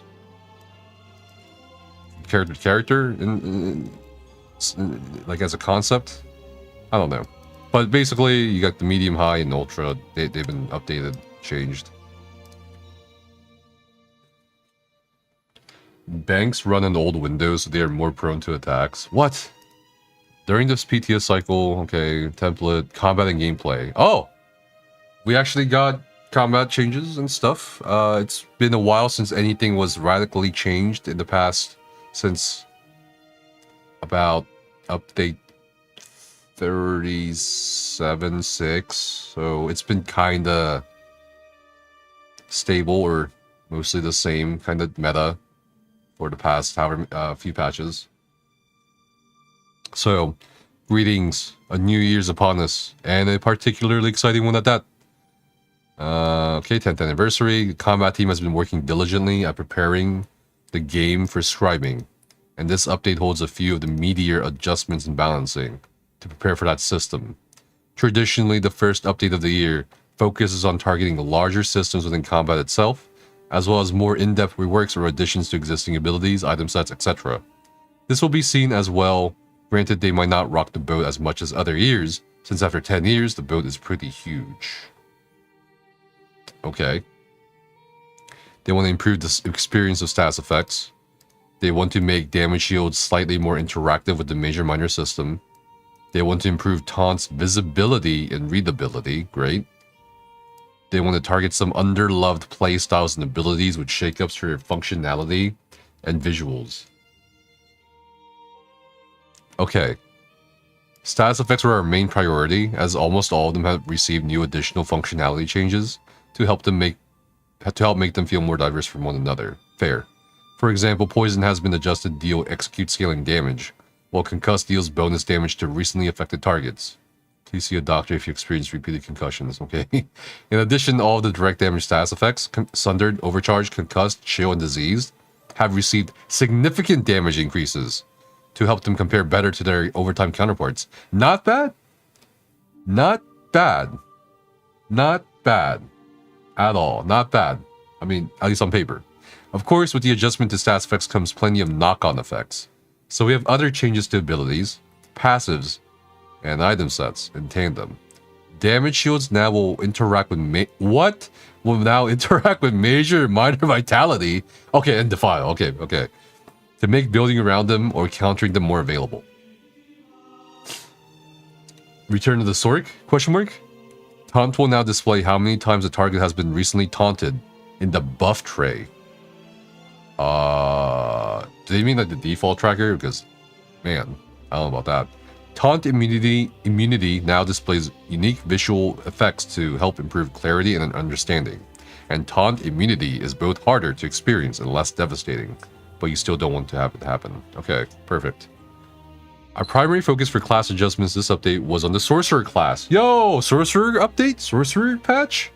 We've seen a sizable amount of feedback over the years on how the class feels significantly weaker when not using pets, as well as lacking many support options for group interaction. Yo, Sork rework. Oh no way, bro. I didn't see this coming. Not gonna lie. Okay. To remedy this, we reworked a handful of Morse passives and tweaked a few numbers and abilities. Encase has received numerous improvements. Restraining Prison has been reworked to Vibrant Shroud, and is now an AoE burst heal ability that also enfeebles enemies. While Daedric... yo, they changed Daedric Minefield? Is now Daedric Refuge, which grants you and allies a damage shield when walking over its area. Oh my gosh. Okay, interesting. In addition to these bigger reworks, the Expert Summoner passive now offers a dynamic for both pet builds and non-pet builds. Nice. Make sure to read more in the Sorcerer section to see all this. Okay, we'll definitely read that. We've also made a big change to one of the more polarizing Necromancer abilities, Blast Bones. What? No way. What'd they do, bro? Both Blast Bones and Stalking Blast Bones have been overhauled and renamed to Sacrificial Bones and Gravelord Sacrifice, respectively. Both versions now summon a skeleton that will sacrifice themselves to the caster to enhance your necromantic abilities and dot effects for a duration. Wait, what? With Gravelord's Sacrifice, increasing the duration, allowing you to cast a corpse-consuming ability on yourself. What? We specifically did this to help reduce the intense demand and complex rotation requirement of the class, as Blastbones demands an activation once every 3 seconds minimum, making it very difficult to maximize and play around.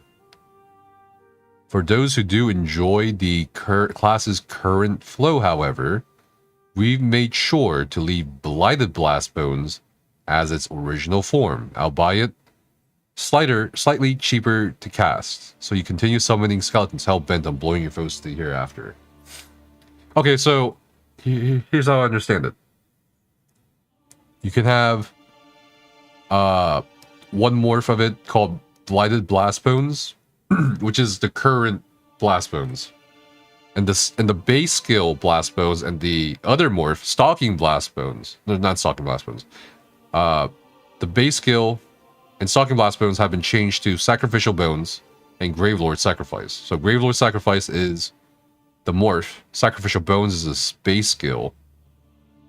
And then it's a skeleton that just kills itself to give us more power to our other necro abilities, like dots, or allowing us to cast a corpse on ourselves, like that corpse consuming ability on ourselves, which they kind of played around with the item set from Infinite Archive, right, with the Necromancer class item set.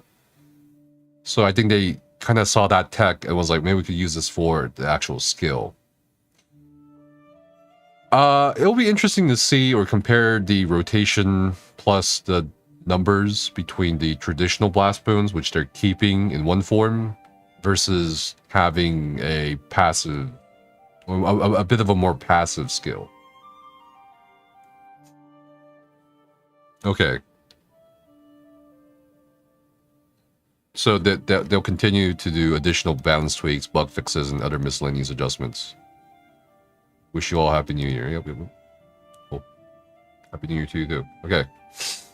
They had fixes for various things. Taunt immunity. Okay, there's a lot of things about taunt here. When you taunt an enemy, an additional debuff will now appear to show how many times the target has been taunted by another source, rather than being hidden. They should have done this a million years ago. Note that taunt only generates a stack beyond 1 stack when the target who is not the original taunt applier uses a taunt on an enemy. Reduce the duration of the taunt stack counter to 7 seconds, down from 12, so they fall off sooner between multiple casters. Good. Taunt immunity now lasts for 7 seconds rather than 12.3 seconds. Very good. Taunt immunity now actively flushes previous taunts from the debuff tray. Okay.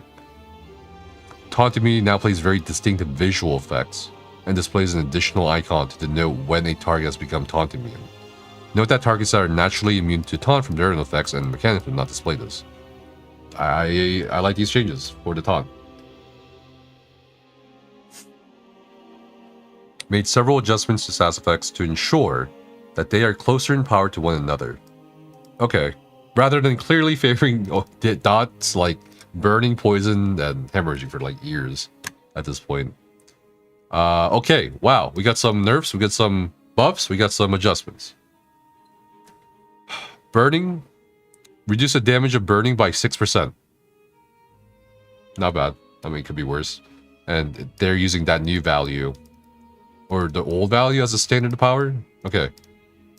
Chill. They increased the damage of the stats effect by over 100, basically 106%. They doubled it. Very nice.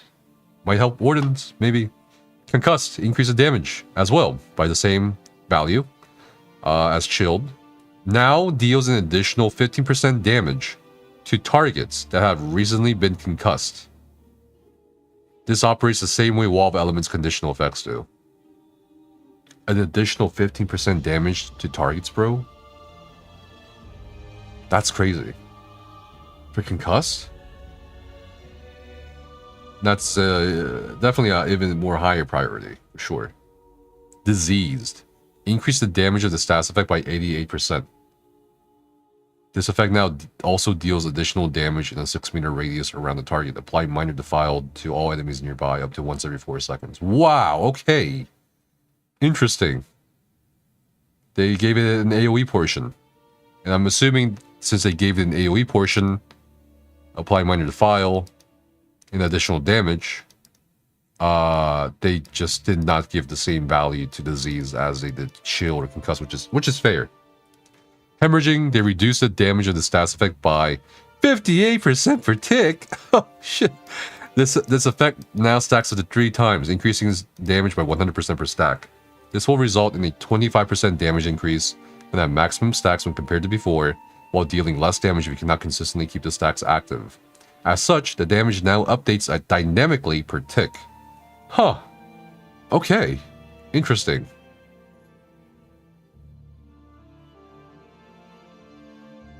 Okay, yeah, that makes sense. So what they're doing here is they're gonna make hemorrhaging stack up to 3 times while doubling each stack's damage.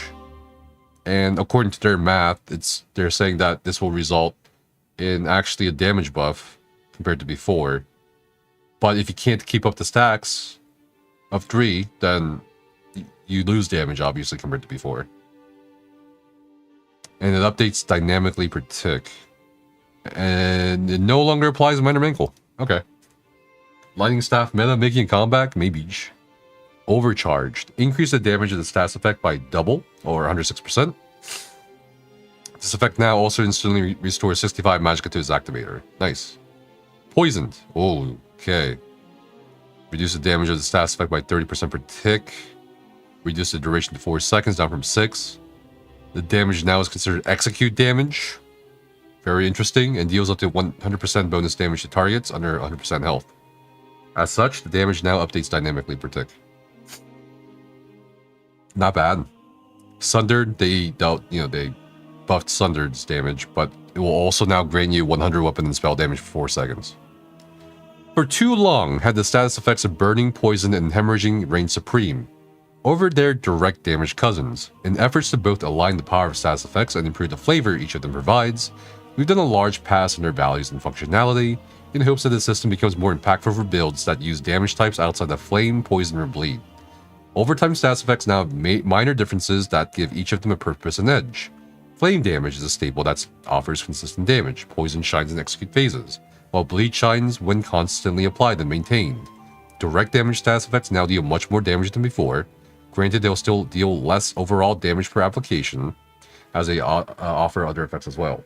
To make up for the lack in total damage, we've also adding more utility to these effects to help facilitate that each damage type focuses on.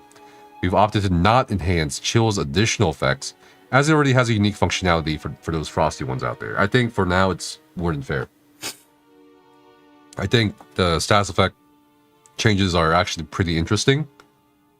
And honestly, we've been talking about burning poison being like just that's your standard, that's your gold standard. And I'm hoping that at least with things like chill or even like concussed, which is 50% additional damage, that's significant. That hopefully it'll be comparable now, or at the very least that certain stats effects don't outshine the old ones and it just kind of repeats itself, right? Okay, so buffs and debuffs, major and minor vitality. Updated these buffs to increase healing received and damage shield strength by 12%, rather than decreasing healing received by 16%.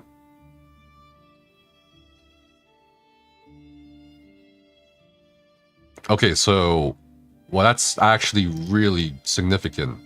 So vitality will no longer affect healing received. That's surprising. Instead, it'll give you... No. Okay, it'll give you both. My bad. It'll give you increased healing received and damage shield strength by 12%. But they toned down the healing received by 4%.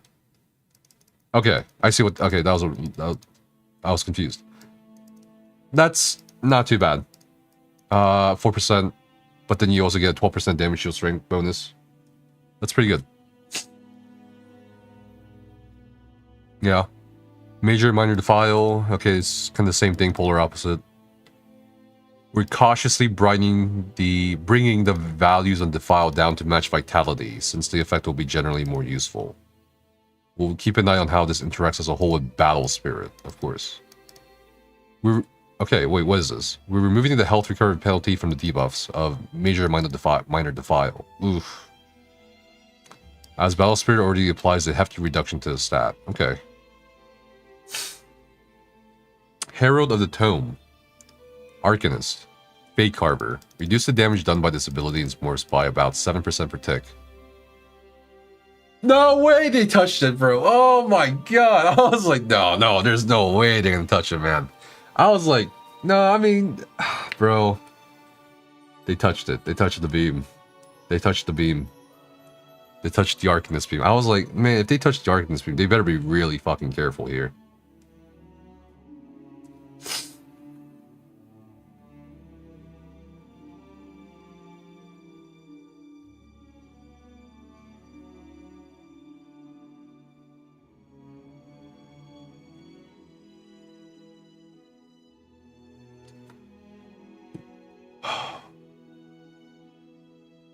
Hold up. Oh, people want me to open up the PTS channels.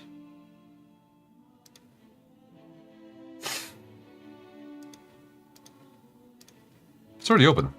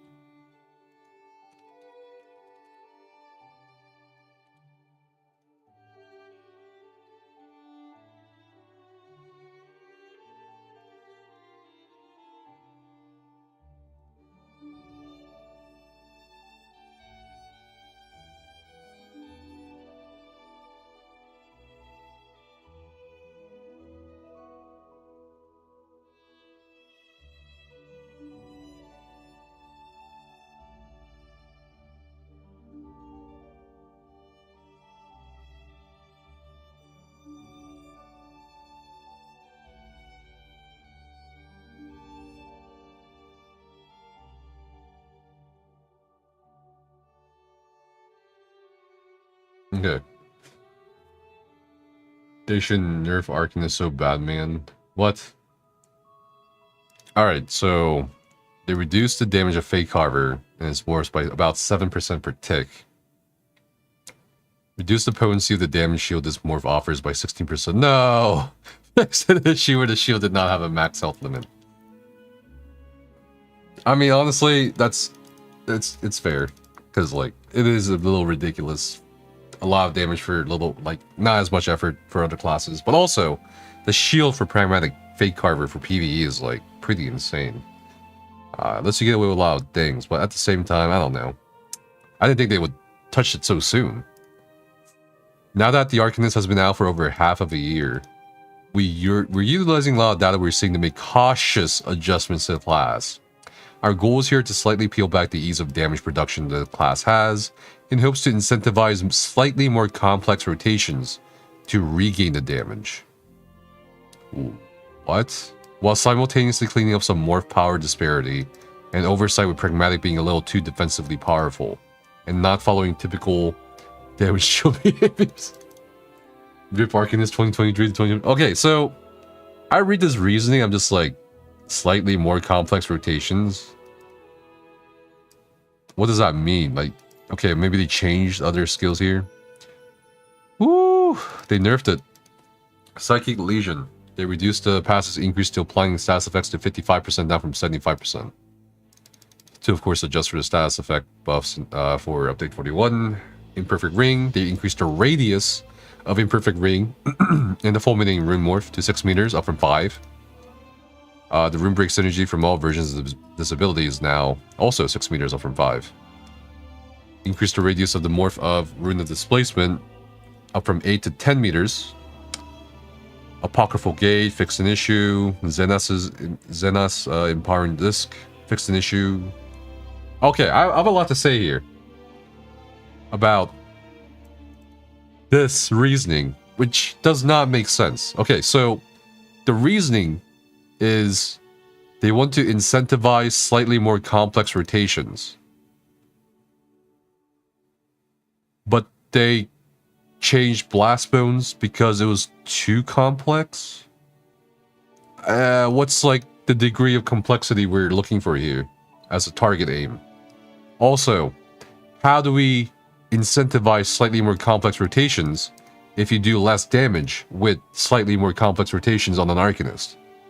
Why would anyone not beam? Why would anyone not get 3 Crux and beam on Arcanist?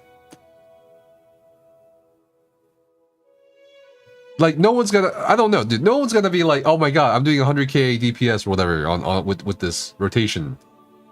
Right? With beam. And then look at a slightly harder or slightly complex rotation without beam or with beam, whatever, but it does less damage because of the nature of the Arcanist. And be like, yeah, I'm gonna go with that. No one's gonna do that, bro. Come on. I think the whole point of Arcanist was that as a class, it was sort of, or at least it felt to me that it was like a class form of Oaken Soul, or like the accessibility, whatever. I don't know, man. Like, I don't like this reasoning. It doesn't make sense with the rest of the patch notes. I don't know. But like, I was hoping, like, they said this. I'm like, okay, so how are you gonna make the slightly more complex rotations more attractive? What skills have you really changed beyond what the passive in here, the imperfect ring AoE and the passive? Like, what have you changed? What skills have you adjusted for us to try out? Like, I don't understand. Also, the 7% per tick, I mean, in the grand scheme of things, that's not a lot. So, what is going on here? It's whatever. I just don't understand this part. Maybe, I don't know. Alright, Dragon Knight, let's see. Combustion. Now increases your damage done with burning and poison by 40%, up from 33%. I swear that they had nerfed this before, too. Yo, this passive combustion, I swear sees more changes than fucking Nightblade. I don't know. This passive now grants 1000 magic and stamina whenever you apply burning or poison, rather than granting magic for burning and stamina for poison. Okay. That's good. That's good. Sure. This passive has been reinforcing some restricted morph engagement with Dragon Knights who are trying to efficiently use it to its full power. Depending on your build type, you'd always need to find ways to find what damage type your build has. Had less up through other morphs, enchantments, or item sets to ensure both parts of the passive procced reliably. The passive should now be much simpler to understand and utilize and impose less restrictions while also being less demanding on server performance. That's cool. Engulfing Flames, flame damage taking debuff now scales off the highest of your offensive stats rather than an addition of your weapon spell damage. That's good. That's very simple now, very straightforward, rather than calculating it. I swear this skill has also been changed quite a bit. This will make the maximum value harder to reach for non-damage dealers overall, while remaining relatively unchanged for most damage-oriented builds. I mean, not a consequential change, apart from making it simpler for the players to understand, really. You still have your Zen DK, so whatever. Dragon Leap. Fix an issue where this ultimate and its morphs could fail to animate properly on targets. If this is talking about the issue we've had since like 2016 at least, cool, nice. Molten weapons, fix an issue. Okay. Okay. Talking about Necromancer blast bones change again. These skeletons, after their formation delay, jump to their owner to infuse them with power for 10 seconds, increasing your damage done with Gravelord and damage over time effects by 15%. Not bad. These abilities no longer require a target to activate, but instead require you to be in combat. They don't want people to pre-buff. Even on Necro, I mean, give them a bone, at least, pun intended. Alright, Stalking Blastbone's morph. Rename this morph to Gravelord Sacrifice, extend the duration of the bonus to 20 seconds, increases damage effect to 20%, and allows your next corpse-consuming ability to treat you as a corpse. Okay, that's cool. The Blighted Blast Bones, which is the original Blast Bones, reduce the base cost of this morph to 1836 down from 2295, so it's easier for non-stamina focused builds to sustain.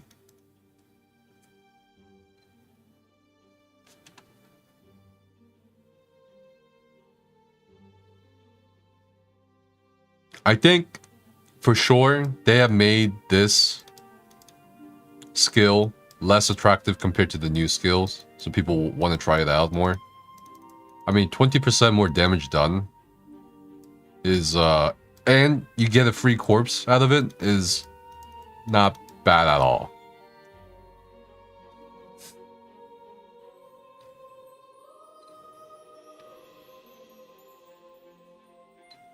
Okay, what is this? Oh, they buffed Death Knell, the passive for Necro.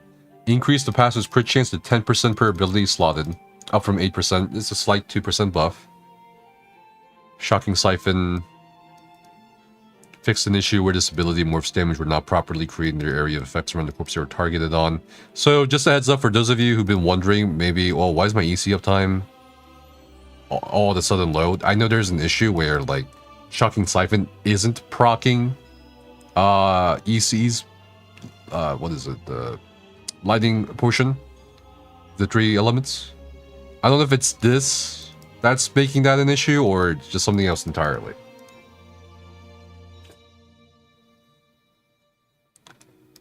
Reanimate now only spawns blighted blast bones. Yeah, okay.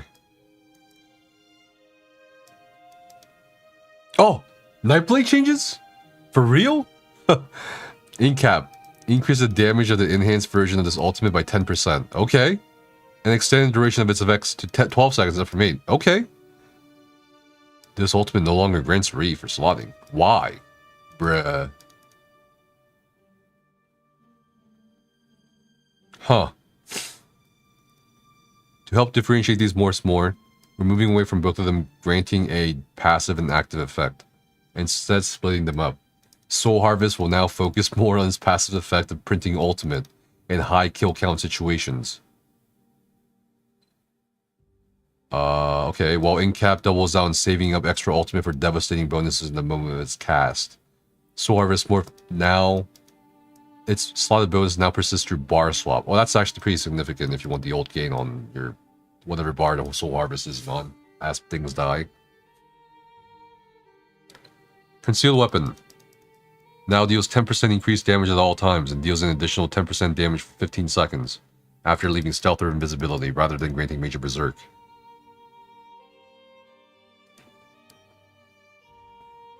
Okay. This morph's minor expedition conditional requirement now persists for bar swap. Okay, not bad.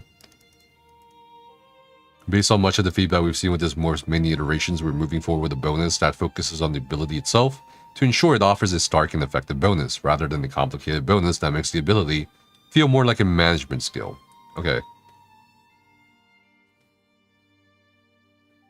Siphoning, Cripple, Debilitate Morph.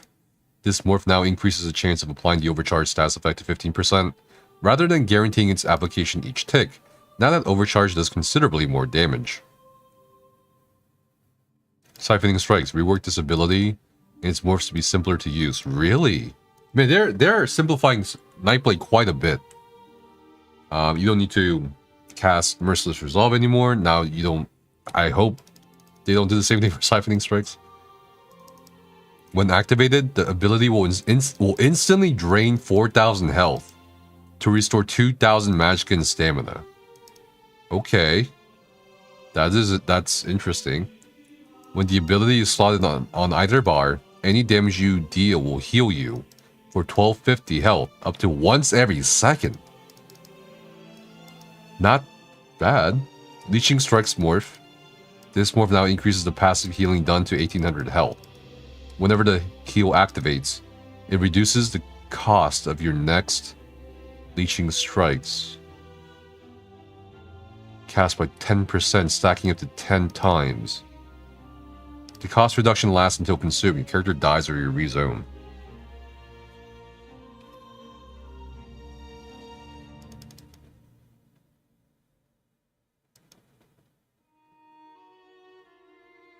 Interesting.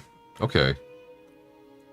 Siphoning attacks now increases the resources restored to 2600 magic and stamina. Whenever the heal activates, it also restores 200 magic and stamina.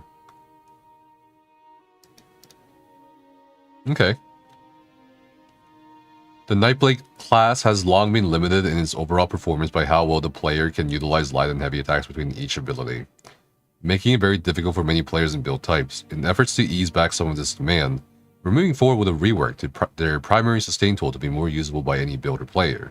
Rather than needing to constantly activate the ability to be eligible to heal when you properly weave, it now passively heals you anytime you deal damage, simply for having it slotted. The resource portion of the ability is now granted at the base level of the skill, and no longer grants exclusive resources but comes at a risky cost of health, which you hope the passive healing helps lessen the risk of engaging with. It's an interesting concept. I think these are really interesting ideas to try. So I'm down to test that as well. Right, Sorcerer. Lots of Sorcerer changes. Wow, that is a good amount. So, yeah, let's go over the Sorcerer changes. I'm gonna get some water real quick. I've been talking for the past hour, no, like a long time. I'll be right back. 4 hours?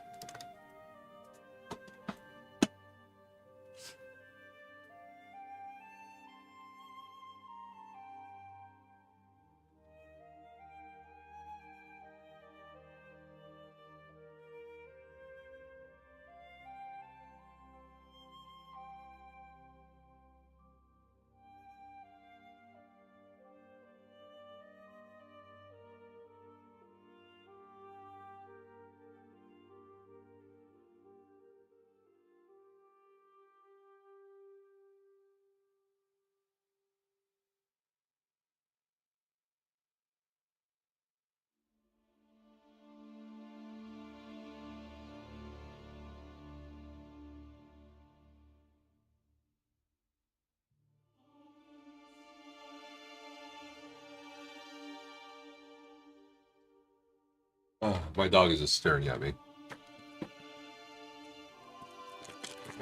Oh. So what do you guys think about the patch notes so far?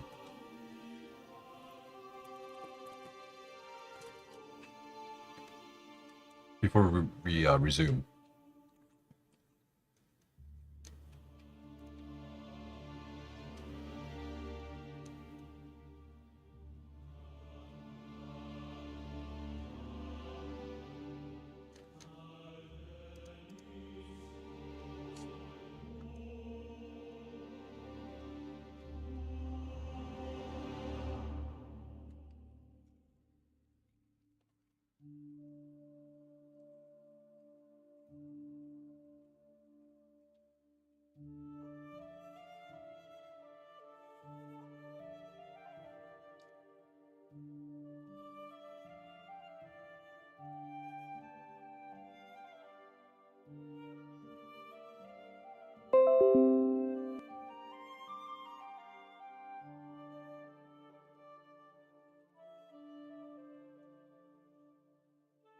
Exciting patch. Okay. Pretty good overall, other than mythics. You like the sorority change? Oh, we haven't gotten there yet. But yeah, okay. PvP macro is dead, honestly. The MB changes are way overtuned. Yeah, but Nightblade needs fucking something, bro.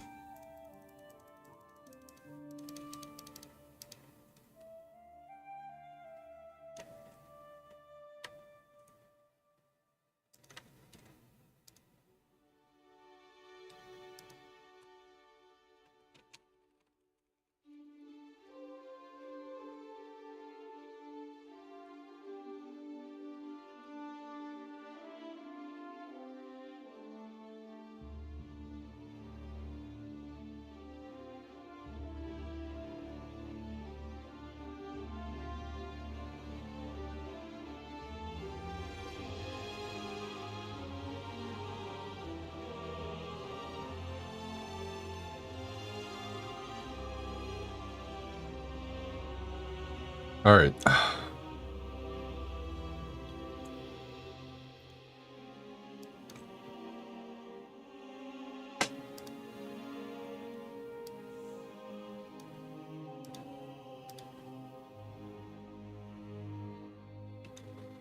The beam nerf was bound to happen. Yeah, well, I didn't expect it to be so soon.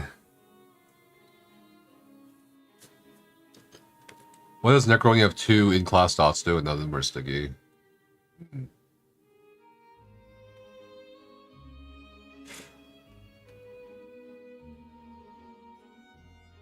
Alright, let's resume. Let me drink some water real quick.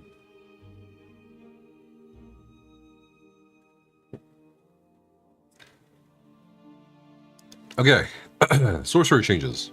In case, this ability is morphs now apply major maim to enemies for 10 seconds. What? in addition to attempting to immobilize them for 4 seconds. Rather than only immobilizing enemies for 4 seconds, refunding magic if it failed to do so. Reduce the base cost to 4,050 down from 4,320. The major maim does not require the target to be immobilized to apply. The restraining prison morph, however, has been renamed to Vibrant Shroud. This ability now heals allies in the area with the same healing potency of blessing and protection rather than attempting to immobilize enemies. This morph will continue to apply major maim to enemies in the area for 10 seconds, and will also apply minor vitality to allies who are healed by the ability for 10 seconds. But they increased the cost of this to 4,860, up from 4,050. That's a big increase, actually. So it's a big heal. When they say same healing potency of blessing and restoration, so the same value or size of combat prayer, but it will also apply major maim, but give minor vitality. Okay, interesting. The Shattering Prison morph. Rename this morph to Shattering Spines to avoid confusion with the Rune Prison naming convention. Okay. This morph's damage now happens after its own distinct effect timer ends, not completes, rather than when the immobilize ends. This will allow the damage to apply to targets that are immune to the immobilize effect, and will also allow the ability to deal damage every time one cast. Increase the damage done on this morph by 10% to make up for its delay. We've gone back and made in case a vastly more usable tool, but less restrictions of where it can be used. Okay. Similar to aspect of... Sorry, my alarm's going off. Similar to Aspect of Terror's adjustments from previous updates. In addition to this, we've corrected many of the shortcomings in the morph by ensuring Shattering can be used more as a damage ability for area effect situations, while focusing on enabling more support behavior for sorcerers with the new Vibrant Shroud rework. Sorc Healer. Okay. Daedric Summoning, Conjured Ward. This ability in the Hardened Ward morph will now heal you for 15% of your max health, or magicka, whichever is higher, if no pets were shielded by the abilities. Interesting. Regenerative Ward, however, also heals you for 10% of your max health, or max magicka, regardless of if a pet was affected by the shield or not. So you gotta play for 15% heal of your max health, or for 10% of your max health, depending on whether you use pets or not. They just want to incentivize, I guess, playing without pets on a sorcerer. Although I'm not sure if this was the way to do it, but maybe it's. I think it's a good start. Let's see. Daedric Minefield. Rename this morph Daedric Refuge. The mines, the ability places are now wards that activate when you or an ally walk over them, granting them a damage shield for 6 seconds rather than activating to deal damage, and immobilizing when an enemy walks over them. Allies cannot be affected by one of the wards more than once every 2 seconds, to prevent situations where a singular ally could take multiple shields immediately. The shield uses the higher of your max magic or stamina is capped at 43% of the target's max health.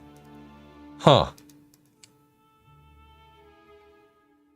So instead of a minefield, it's a shield field.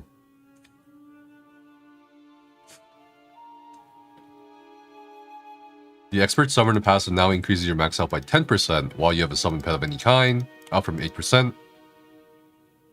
The passive now also increases your max magic and stamina by 10% while you do not have a summon pet of any kind. Okay, interesting.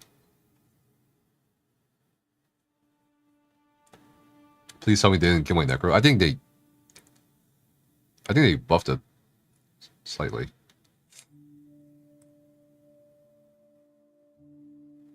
We're splitting this passive out to be more adaptive, okay.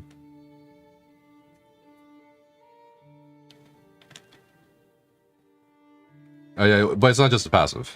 Storm Calling, Lightning Splash, increase the radius, okay, by additional 2 meters. Oh, nice. Cool. I was expecting a lot more for Sorcerer beyond a few skill changes, but it's a start. Warden, Winter's Embrace. Okay, let's see what they do for Warden. Glacial Presence, reduce the potency of this passive by 50% as this chilled status effect received a huge increase. Overall, this will result in an approximate 6% damage increase between both these changes, so 6% more damage. Northern Storm Morph. Increase the damage done by this morph by 50%.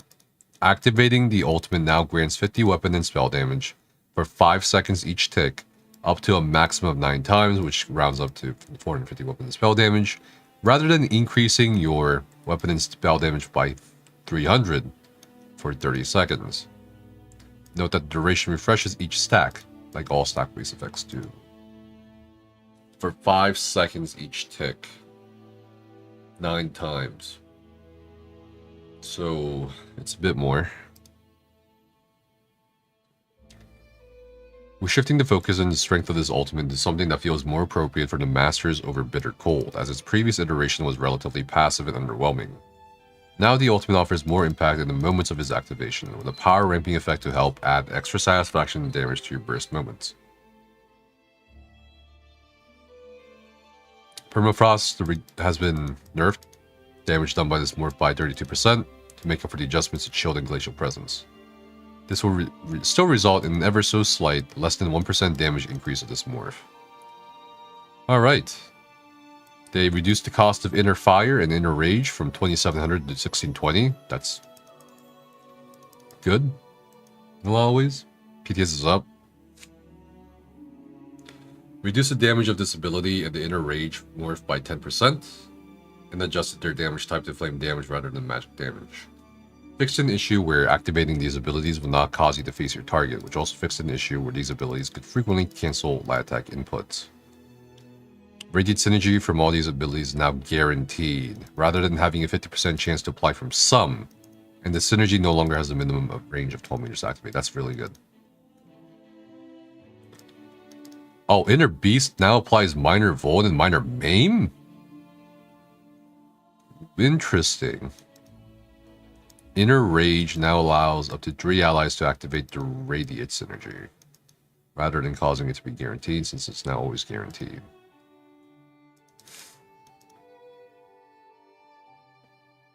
Well, some of this makes sense for sure. Alright, so that's all the class/skill line changes. Item trait? Okay, what is this? Charged, reduce the trait's increase of applying status effects to 235%. Down from 365%. You'll still want charged on one hand. Just because of the status effects that they buffed, that they're buffing. Ability altering weapons, stinging slashes. This set's damage done bonus now scales off 20.925% of the higher of your weapon or spell damage, rather than offering a flat bonus based on this item level up to 1635. This will result in damage loss for most builds that are currently engaging with this set. I'm assuming this was about PvP. Ah, shit. Okay, we're adjusting this set to no longer grant a flat damage increase for anyone using it. It should significantly lower the pressure and kill potential the set is enabling for tankier builds in PvP, while retaining its potency for those who focus on damage over survivability. Okay. I'll have to test that out too. Soul Cleaver. Fixed an issue. Crafted sets, his spark fixed an issue. Mark Golden fixed an issue. Essence Steve. Oh, okay. That's cool. Tormentor. Oh! This now only taunts the first enemy hit by the ability that activates the set, rather than taunting any and all enemies hit by the ability. Due to this change, the set can now trigger off blinks, such as Shriek. This set now also heals for 45% of all damage done from the ability that activates the set. So they nerf Tormentor.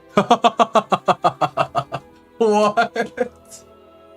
Oh man, I don't know, bro. Why would they do that? Why?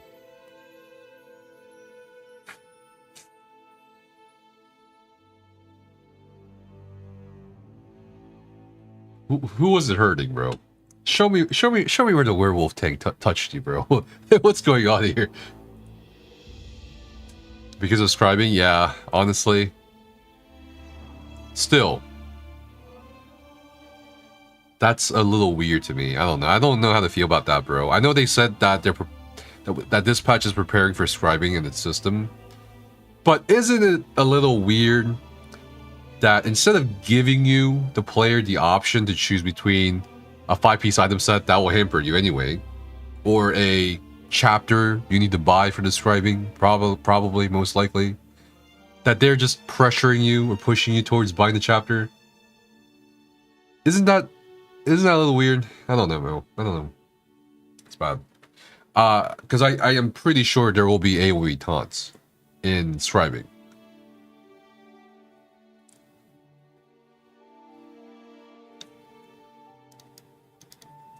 Well, here's their reasoning as to why they basically got rid of Tormentor.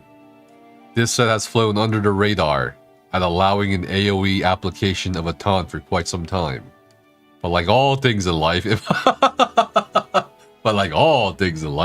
it must come to an end. While this is a very old functionality of the item set, AoE damaging movement abilities were spread few and far between during its introduction to the game, so its AoE taunt capabilities went effectively unnoticed. Over time, however, we've added significantly more of these ability types, and this item set has enabled behavior that goes against one of our core philosophies for tanking, where taunting should be an individual action meant for one specific target in the moment of activation. To prevent a complete loss to this set, it now works with blinks, and we added a new healing functionality to help ensure chain activating the abilities still provides something fun and impactful. So it's been said over the years, this very thing has been said over the years by the devs occasionally, that they want tanks in the game to decide when to taunt things and which ones you taunt first and so forth, which makes sense on a level of gameplay when we look at how crash mobs and boss fights are organized or presented to the players. But I think it just was not harming anybody. I don't know.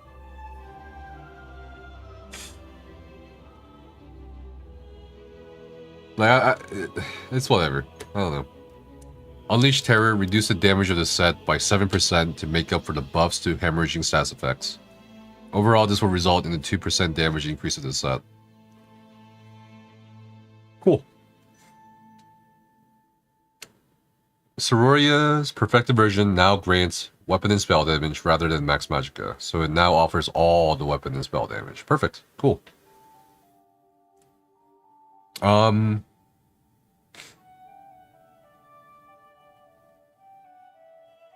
Emperorship bonus will now be correctly calculated based on native keep ownership.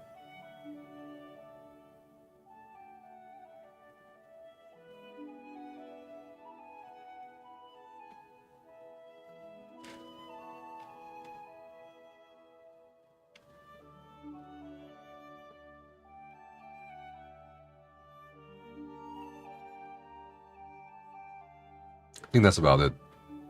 Yeah, that's about it. What is this? Added 2 new playstyles as options for Group Finder, roleplay and story. Okay, not bad. More options, more good.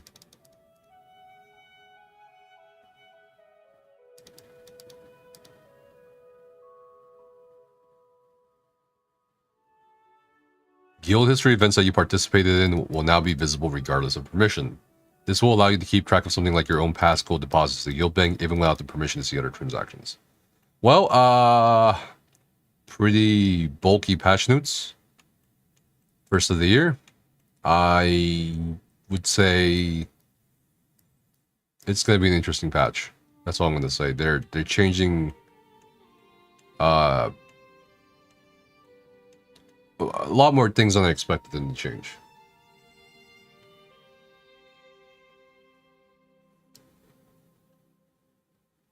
I think Lux said it earlier in chat that this patch will be mostly known or remembered for the stat effect changes.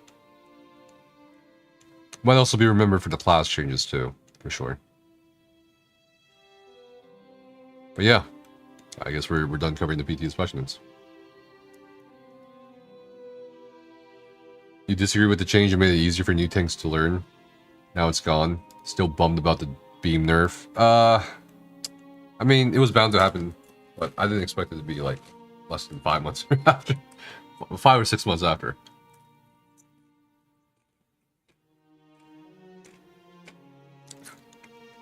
Crow. They buffed Necro. 20% more damage done.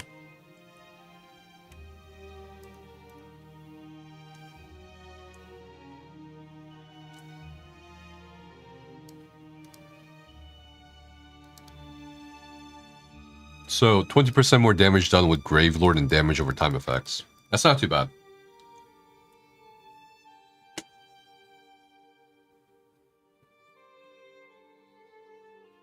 In the grand scheme of things, no, 7% per tick is not that bad. They just need to be very careful at this point. Like, what else are they gonna adjust? For sure.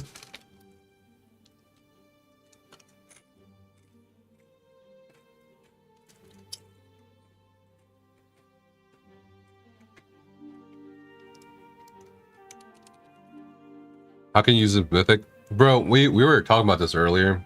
I was just staring at the screen, trying to think of a way to use this. I'm like, I can't think of it, other than using it for questing and overlaying content.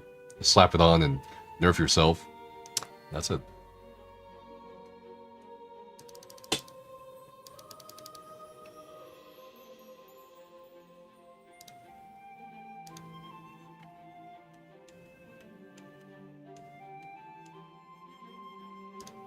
All right, I'm down to hop on to PTS if you guys are. You guys want to go PTS?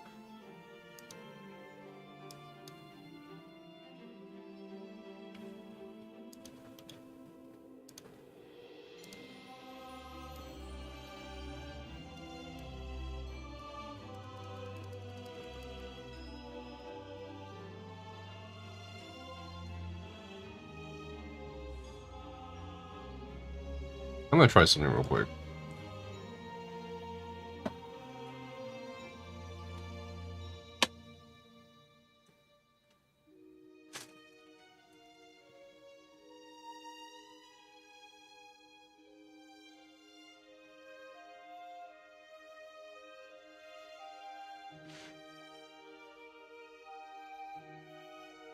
Okay.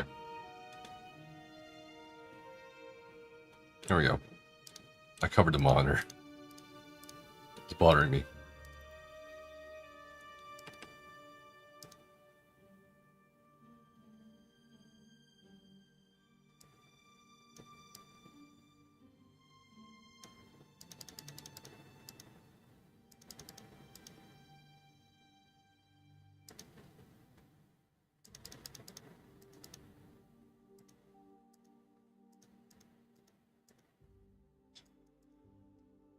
Okay.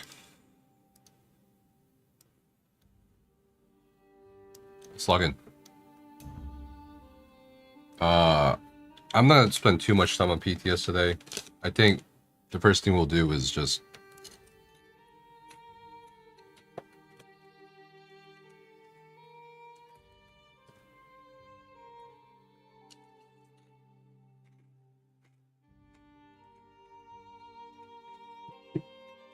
and then we'll look at class skills and houses in the 2 houses.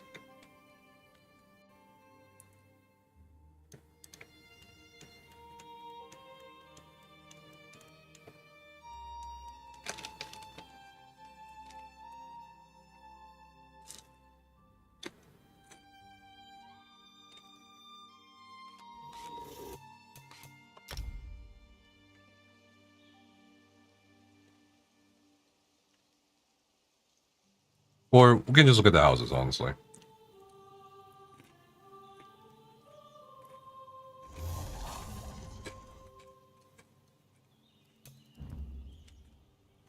No, I'm gonna play some Cyberpunk. I'll make a bunch of videos for ESO PTS this week. I think that'll be easier for me to do off stream for editing, video editing and stuff. But for this stream, since we covered the PTS patch notes in detail, you might as well check out the houses.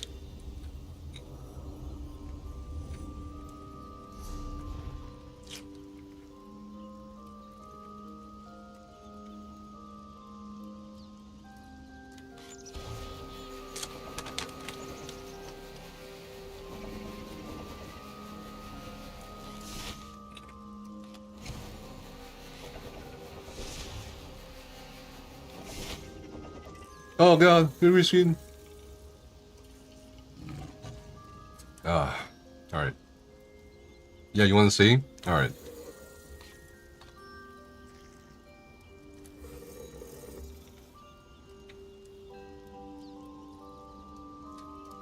We are on the ESO PTS public test server for update 41.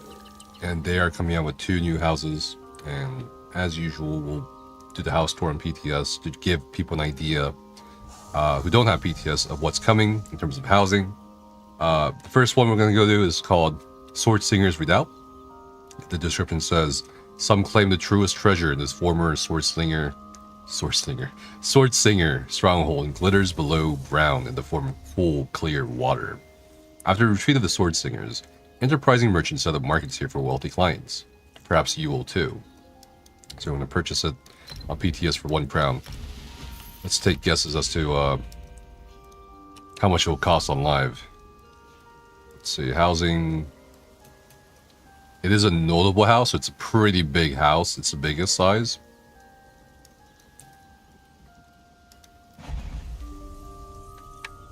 You think 16k crowns? That? Oh, okay. I think the housing prices are ludicrous, so I don't really participate in it. I also think, like, the amount of the cap on furnishings is still way too small. 700 is way too small for like these big houses that keep getting bigger and bigger. All right, here it is. Here's the house. This is the entrance. As for where we are on the map, we are in Banchee.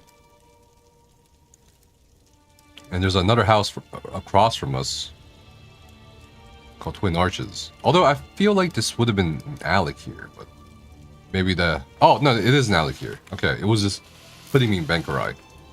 Okay, so the house will be located here, above the Satakalamwe Shrine in eastern Alakir Desert.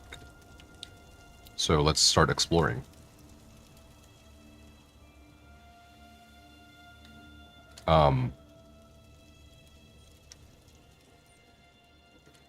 So we have these walkways. I think that's the first you can go on that walkway over there by the rocks. And this walkway I think extends quite deeper than I thought into the house. So this will provide, I guess, I don't know, some gardens. And then there's a balcony area over there, patio area.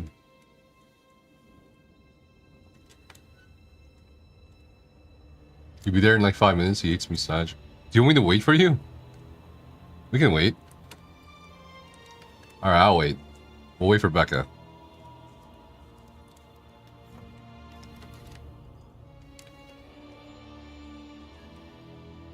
Looks like a...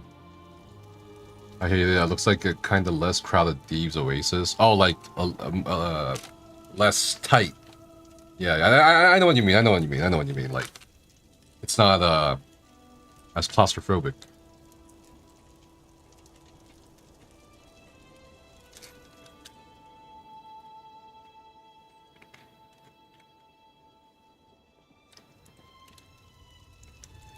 Okay, we're gonna wait for Becca to get home in like 2 minutes.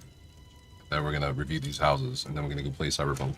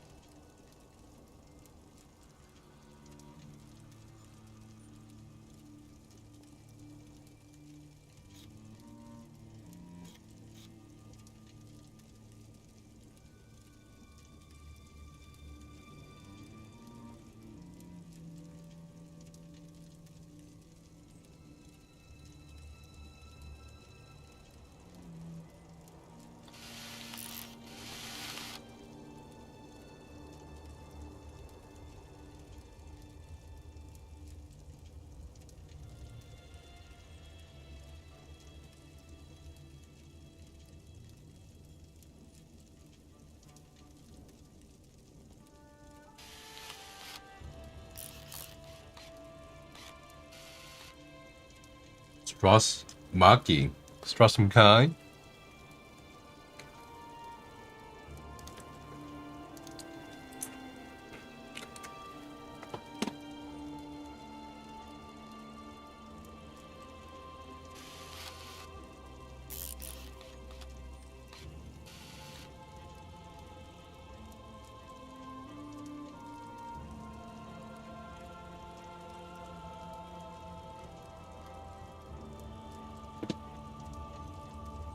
Yeah, we're on PTS.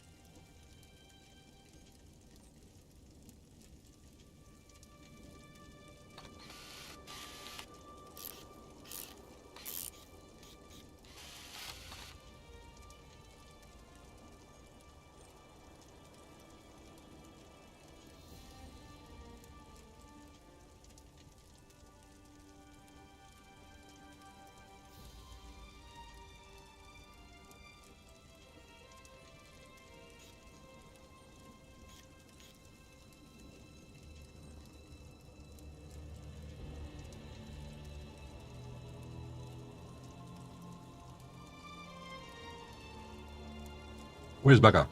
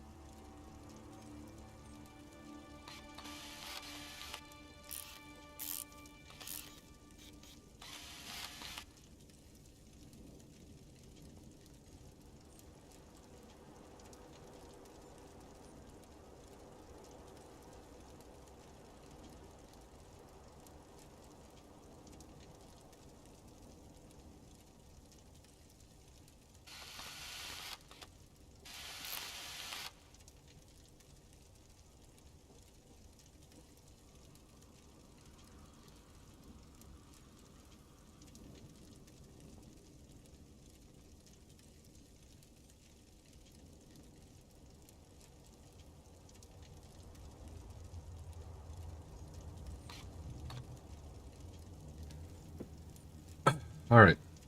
You're a bad streamer. Oh, I'm just waiting for Becca. But apparently she's not. She was lying when she said 5 minutes. Your mom should swallow you.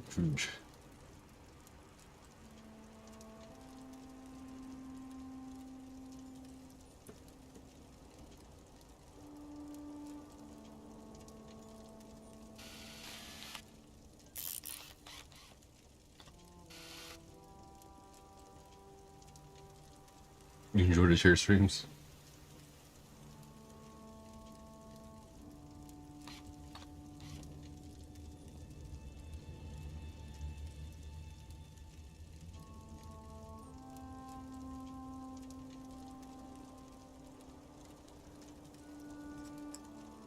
We'll give Becca like 2 more minutes.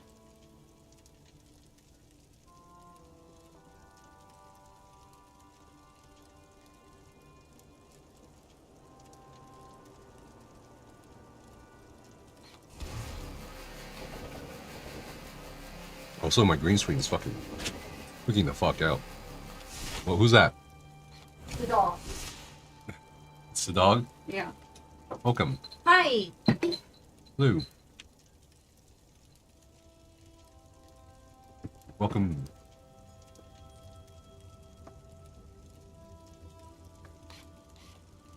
See, he loves you. More than me. That's definitely not true. Becca is finally here. Now we can. I'm sorry, there was school traffic. Now we can tour the houses. Look while I'm driving. I just I listened. would. I would keep one eye on the phone, left eye on the road. I just listened. Are you getting this? Do you deserve this? You think you deserve it? Sit down. Sit. Sit. This is not sitting. This does not get us a treat. Down. Down. Thank you. You're a naughty boy, you know that? He's awful. He has such a big head. He does not have a big head. Did Gina ever say anything? When I said, Gina, look, he has a big head. No, she said that the patch notes were ready to be published, but she was distracted by your stream. Yeah, good job, girl. You delayed patch notes. Good job. That was very good. You are more than worth it. Good reason. Okay, I think you've left stream waiting long enough. Do you want to sit next to me or anything? Where do you want me to sit? On the dog? I wasn't really sure if you meant on the dog or on the floor. He's big enough. In which case, I think where I'm sitting is just fine.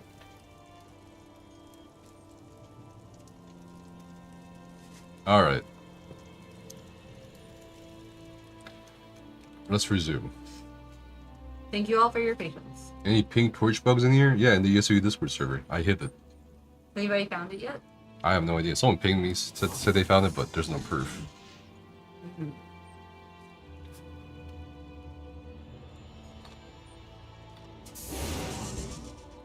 We don't snap. No. Easy. Easy.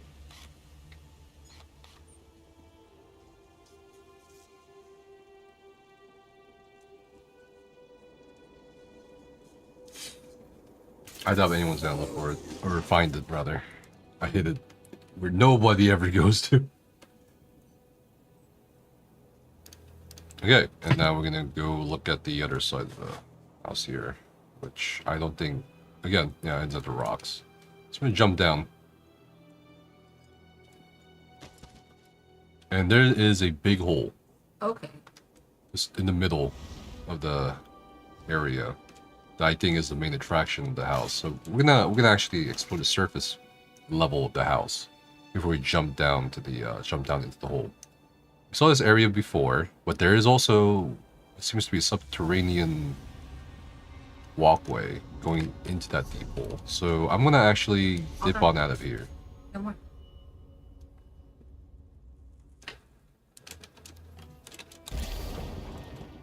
And here's the patio, kind of like clearing area.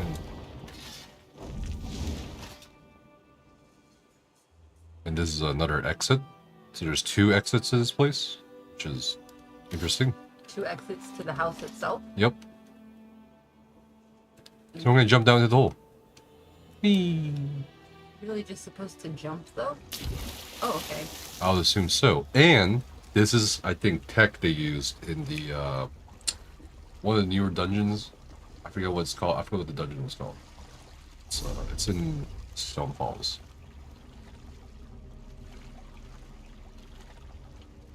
Yeah, Balsanar. So that dungeon has a door that acts that is a bucket. So you can like ascend or descend. So you can also descend using the same bucket. Okay. So you don't have to jump. Okay. Now let's explore the cave. Hole. There's a lot of glitter and stalagmites, stalactites, crystals.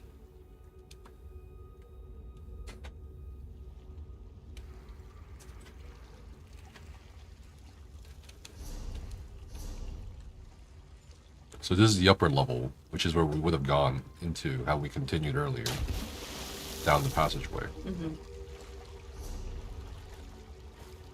There's also a another area here in the water area.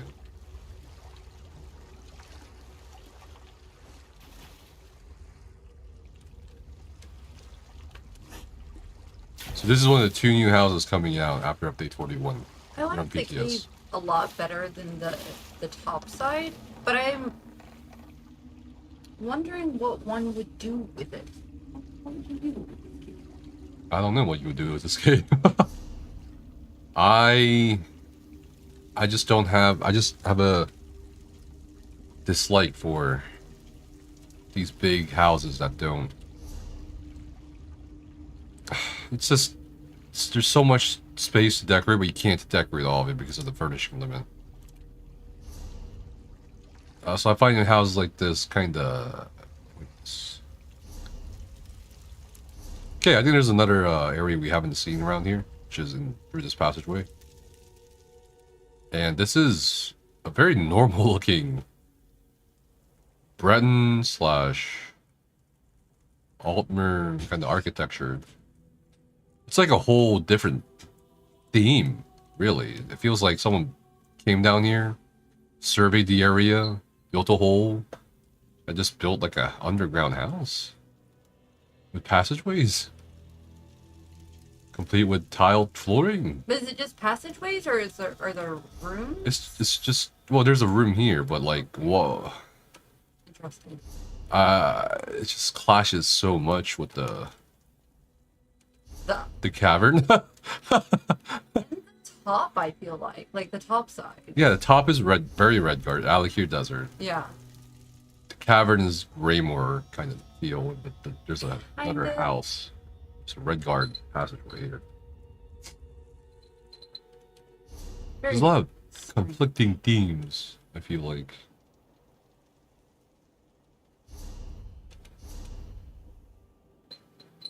There should be another passageway here. And then we're gonna go to the next house. Yeah, there it is. Overall, not impressed, personally.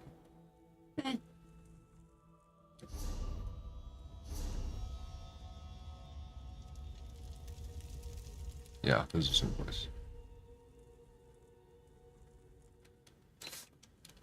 So do one more scan. It's extremely big. I don't like it. It's too big. You don't even get enough furnishing slots to fill this house. It's a little platform here.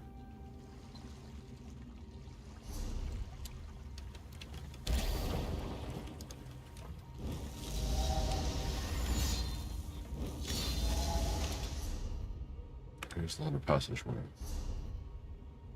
2 long passageways. Two areas. Okay. Well, that concludes Sword Singers Redoubt. The next house we're going to be looking at is Willow Pond Haven. Description for it reads, twinkling lanternflies and languorous willow trees set a cozy scene for this retreat nestled near a peaceful pond. Waterfalls And scenic views complete the serene living nook on the edge of Blackwood. What do you have against waterfalls? They do waterfalls for every new house, I That's swear. not true. This one didn't have a waterfall. It had a cave. It had a waterfall. There was like a... It's basically a waterfall. There's like different forms of waterfalls. That lava house, lava falls. Okay, that's not a waterfall. The frozen house, the winter house, frozen waterfall. It's just like, why does it have to be waterfall in every house? You know People like waterfalls. People are so basic. All right. I like waterfalls.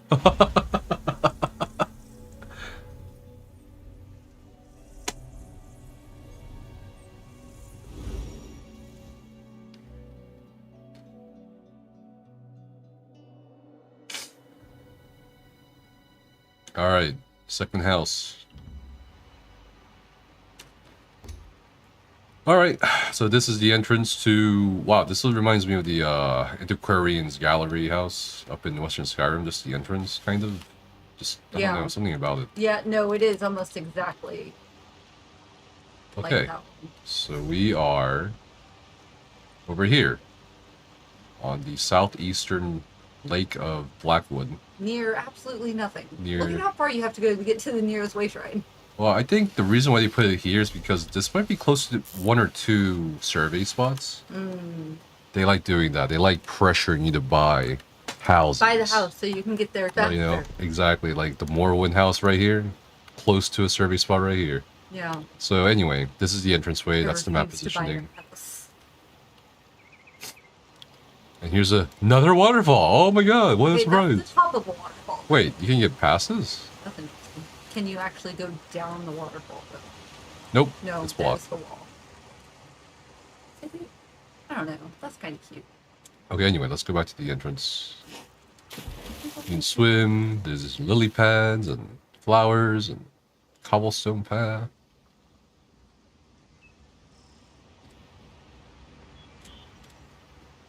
Yeah. There's a little island with a tree on it and a bunch of waterfalls. It's like they watch my videos about like that, my housing tour videos. They're just like, man, this guy fucking hates waterfalls. Let's put more waterfalls in every house. What? Look at this! Look at this! I really like it. If you watch all my like PTS house videos, there's a waterfall in every house, and I'm like pointing it out over the past however many years I've been doing these videos. Waterfalls everywhere! Anyway, yes, there's a hidden path behind the waterfalls. That, again, doesn't make up for the fact that there's waterfalls. Anyway, let's go back to this area here before we move on to the secret passageway behind the waterfall. I feel like you're doing everything you can to avoid the footbridge. Okay, we'll walk across the bridge. Yeah. Yes. Yeah, okay. Feels like a bridge. Alright, there's a outdoor outhouse right here. The shed. A shack, shed, whatever you call it. And here's the house. The Willow Pond Serenity Home. Inside, so dark. there are fire logs. Lighting is very poor in here. It's so dark. Why? Yeah, it's very poor lighting, but I mean, people. Oh, what the hell? Just a random. Just a random wall. brick wall. Okay, I don't like that. Why? I feel like these two houses are very random in terms of the consistency. You know, there's so many houses that I have liked but won't buy because the lighting is so shit. And believe it or not, there is not good lighting furnishings to actually make a difference in these dark houses. I'm gonna get darker for you. No! Okay. I hate it. It's so dark. Here's the balcony. I don't think there was a basement. Oh, you can't even jump over the...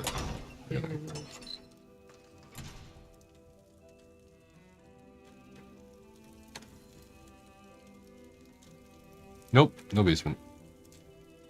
But there's like another house Yep. With ramps. there. This is See, called a that's Willow their- Pond Tranquility Home. That's their compromise on elevator. You get stairs or ramps. Hmm. The ramp leads you to a outdoor area above the house.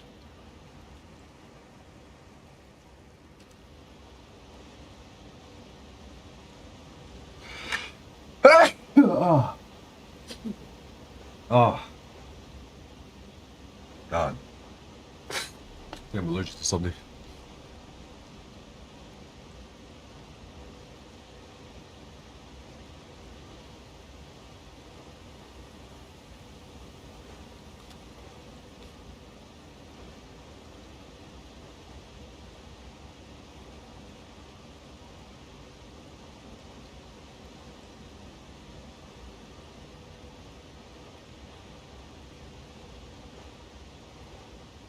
Sorry about that.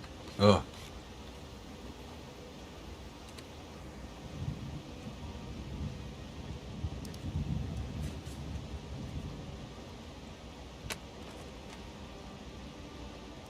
Okay, so outdoor area. We go down the ramps. We could go past this tree. Kind of like slide down the roof. I don't know.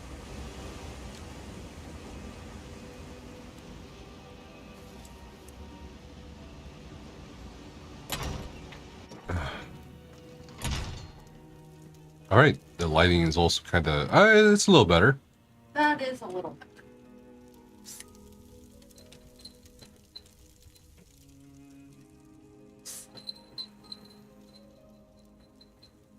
It's very cramped. It's like completely opposite from the other one. It's so massive, and then this one you get 2 houses, but they're so tiny. Yeah. Like a lot of the furnishing would take up so much of this space. Just like a few items. Yeah. Honestly, I don't know where I would start with this one. I like the outside. That's about it. I think like the exterior features of the house are cute, but I don't like the houses.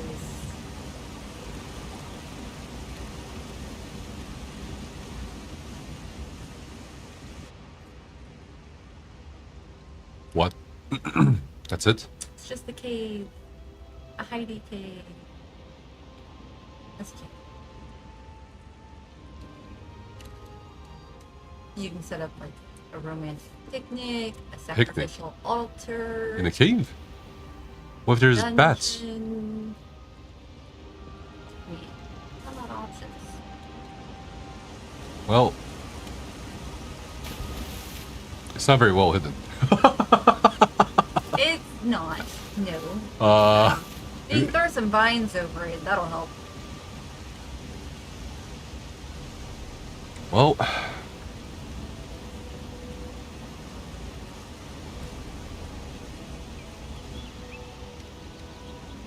that's it, I think. I don't think we missed anything. So, guess we'll end it here. As far as the housing goes.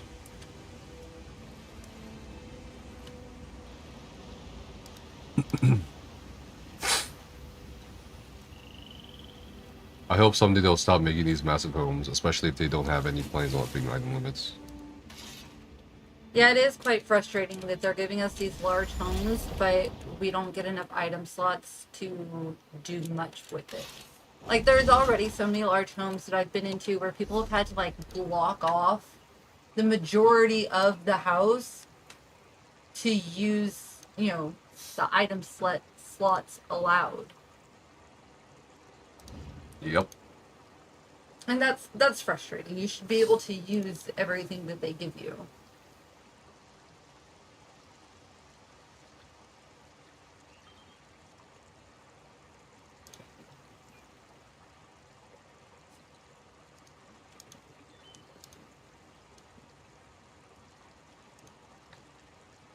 Yeah, I don't think anyone's found the pink torch bug pet yet in the U3 Discord. Can you check out the style pages in Endless Archive?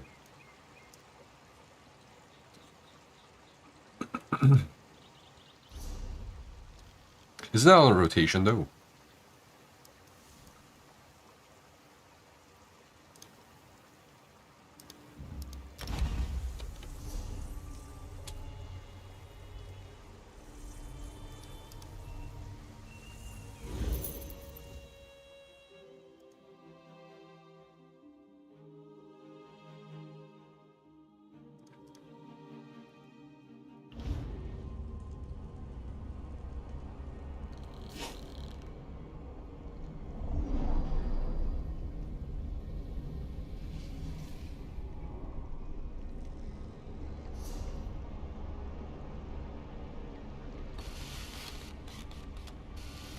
Okay, style pages and theory. Ah, a mortal.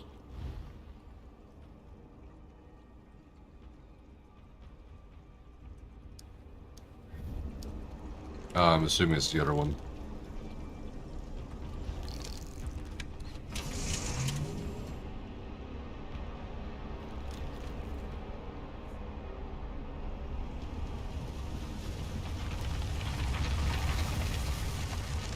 Want to die?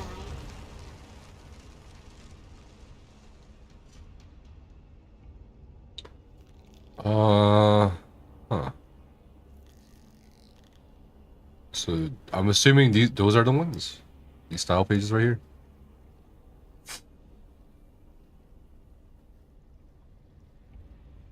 Basalt Blood Warrior style page. So it's basically based on the style of the item sets you get. I don't think you can preview these. You have to buy them.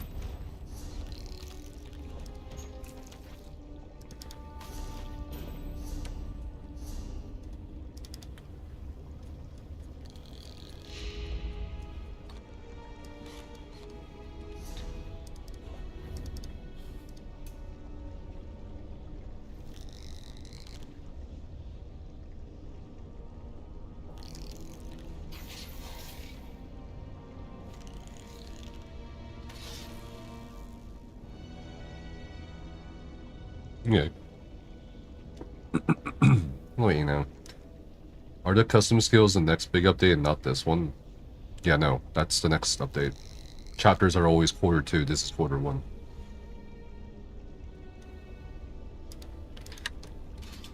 Well, I think we're done with ESO for today. I'll make more detailed PTS videos, going over like specific changes as usual from last, like if you look at last year how we did it. And then yeah, I think this was a very surprising patch to look at. I was not expecting them to do so many changes and revamps. We're gonna move on to Cyberpunk for a little bit, for a few hours or a couple hours, and then we'll be done today.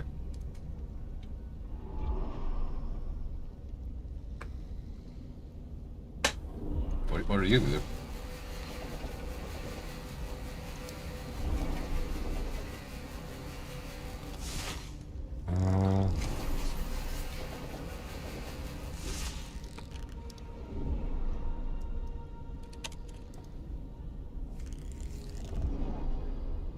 Gonna take care of this real quick. And yes, you.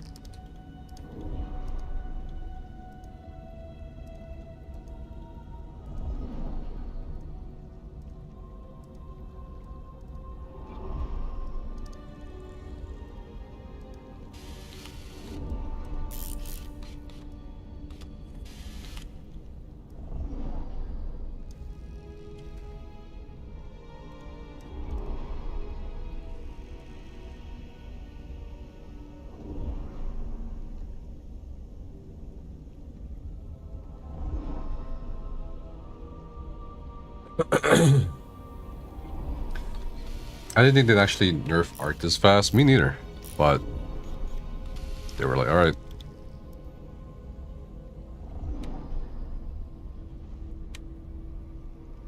Hello, Dean. How are you?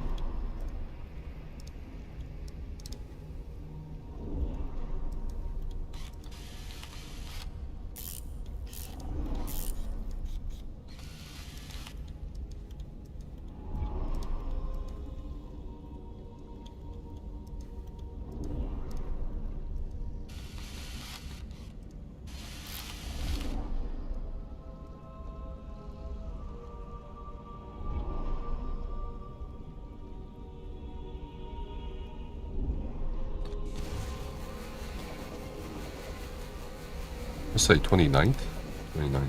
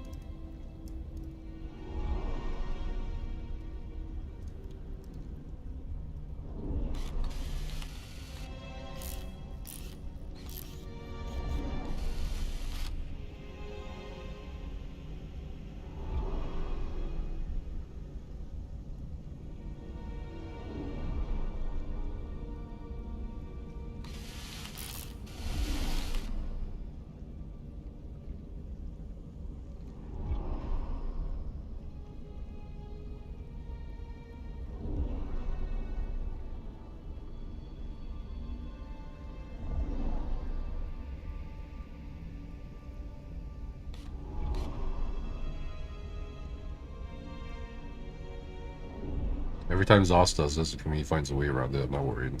Does what? Or something? Sure. No. Don't show my share.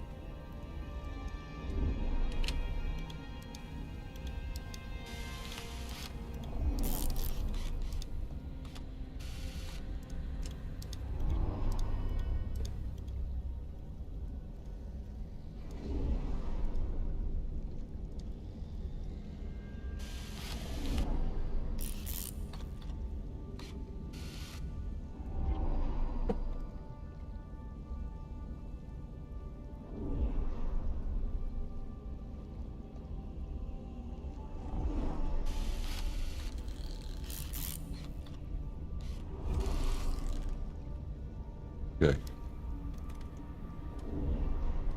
Pass.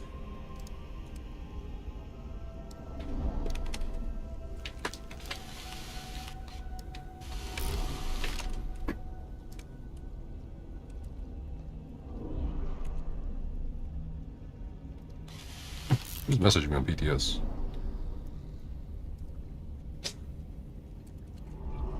Get the axe in the axe. Huh.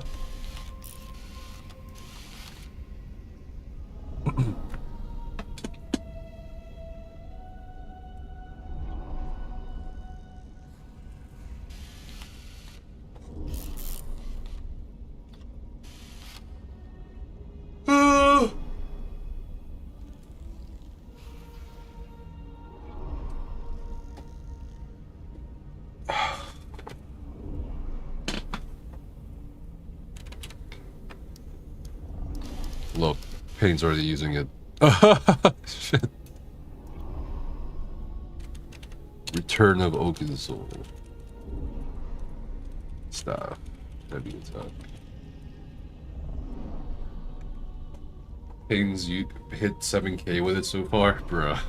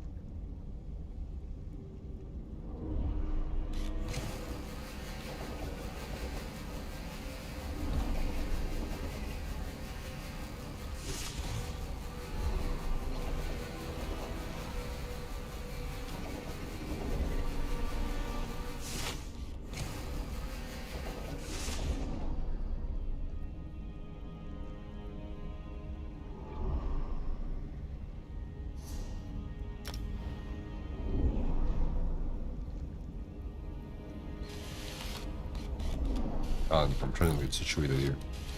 Okay, so yeah, we're done with... I just took care of the final ESO stuff. We are done with ESO for today. And expect a lot of ESO PTS videos based on the amount of changes that went out. Which is, again, unexpected.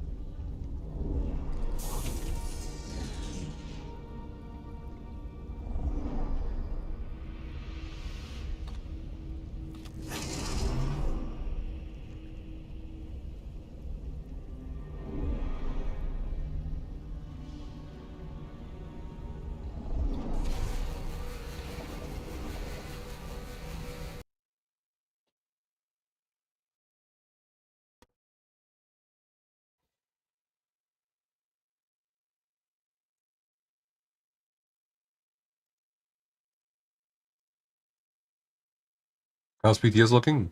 Alright. We just checked out the houses. We went over everything, so I'll be making just specific videos.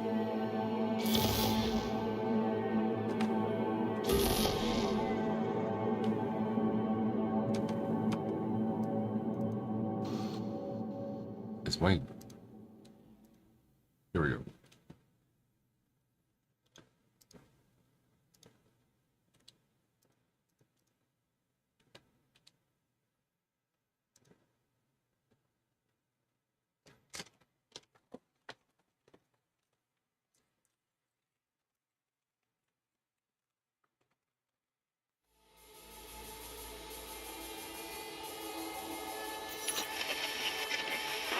Good morning, Night City! Yesterday's body count lottery rounded out to a solid and sturdy 30. 10 out of Haywood, thanks to unabated gang wars. One officer down, so I guess you're all screwed, cause the NCPD will not let that go.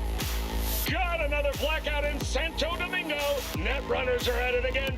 Is the game not showing up? Power grid. While over in Westbrook, trauma teams scraping cyber-psycho victims off the pavement.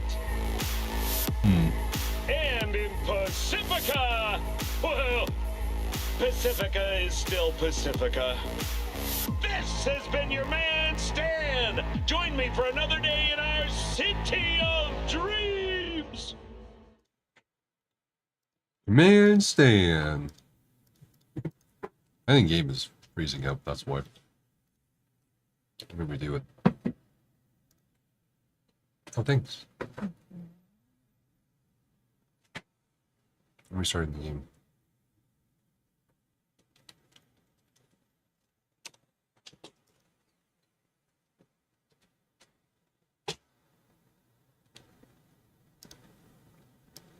Oh, okay.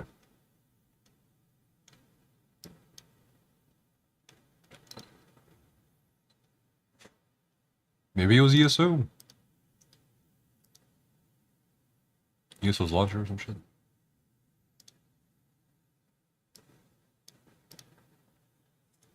Let's try that again.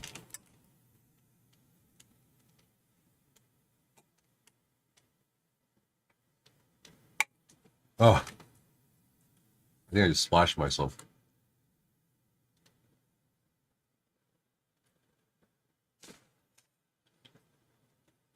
Alright.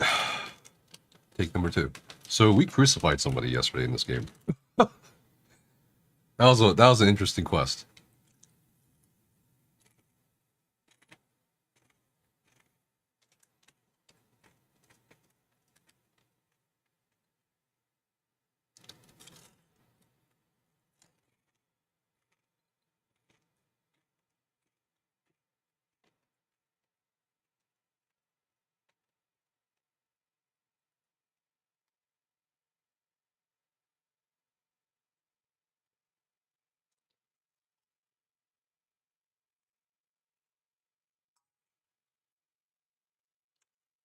Still not. Oh, there we go.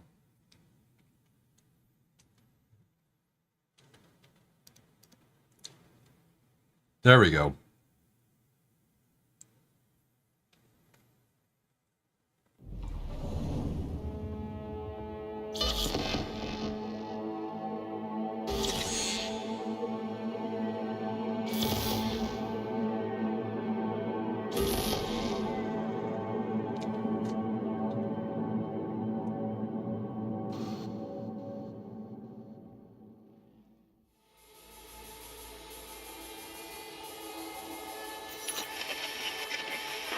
Good morning, Night City! Yesterday's body count lottery rounded out to a solid and sturdy 30. 10 out of Haywood, thanks to unabated gang wars. One officer down, so I guess you're all screwed, cause the NCPD will not let that go. Got another blackout in Santo Domingo.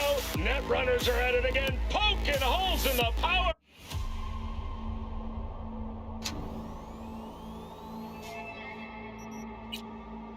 So, earlier during the ESO stream, People advise me to get the Phantom Liberty DLC. Like before I meet with the Voodoo Boys.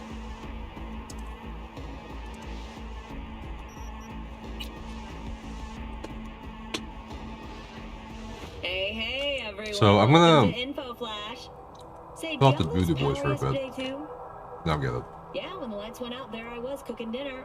Oh, well, if we're getting specific, I was nuking a half-eaten burrito I found wedged in my couch cushions. I have received information that Vortex's shard is on its way.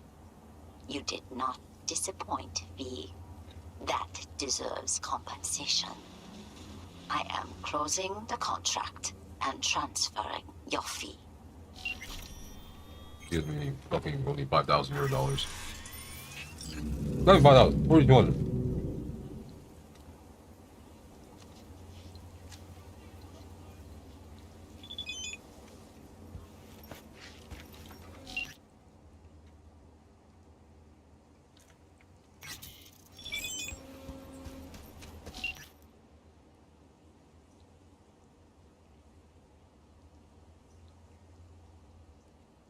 Huh. Hello.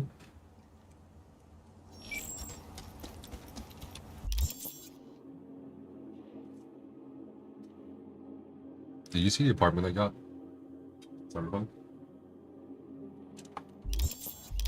I don't know how I feel about it. I think I got ripped off. Yep. Why? I expected it to be bigger. That's not surprising.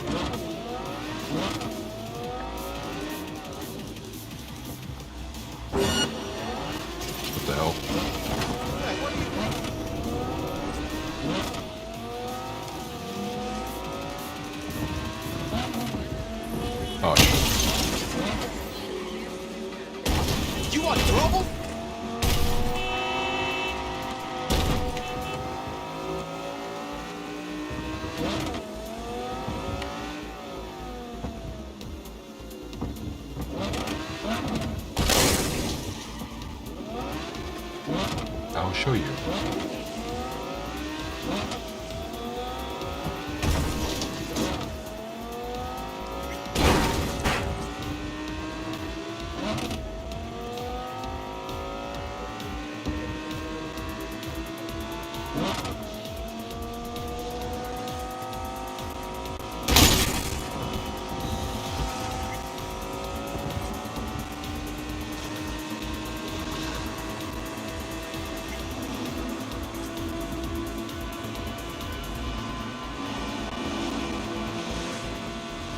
Such a good driver. I keep crashing both the car and the wall. I was just checking brakes. That's all.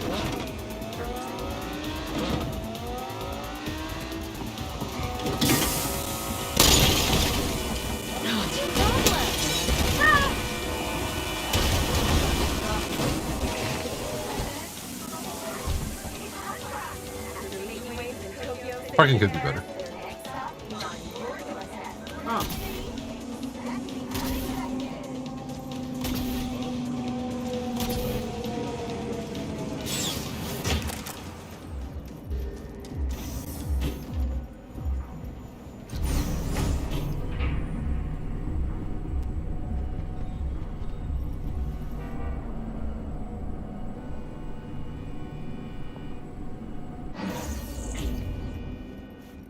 Okay, check this out.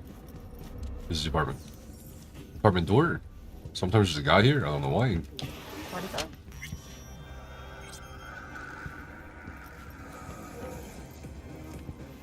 Kitchen. Shut up. Drink some tea. Blacken your teeth. You don't make your teeth black. It's very attractive. I hate to tell you, but that cup is fucking empty. What? The cup is empty. No, it wasn't. Yeah, it was. There was nothing in that cup visually. Watch. I'm watching. Liquid. You see the pale green. Watch it disappear. See? Mm-hmm. Yep. You can smoke. You can drink whiskey.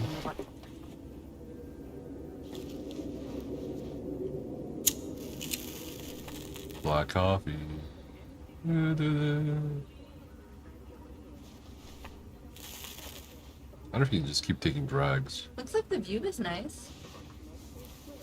And I mean, apartments like this, you pay for the view, not the apartment itself. I will let you pay for the apartment itself. Okay, so the view's okay. I mean, it's alright. But it feels so cramped. I don't know. The cost of this cutting-edge therapy treatment has been listed at €700,000 per month. And beds right here too? Weird. What is this design? Like, why would you put the bed here? The open floor concept, obviously. It's more like a condo than it is an apartment. And security room, I'd say? Office space. Secure. Office space. Just because I like to display guns like a real Texan. That means it's secure.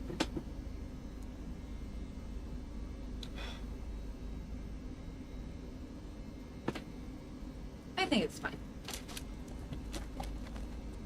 Is that a Smith & Wesson 500? I don't think you can get those at the grocery store.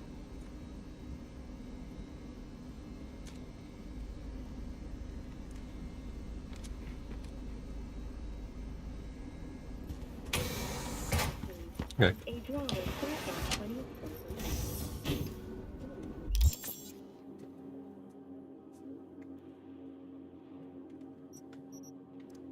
Let's see.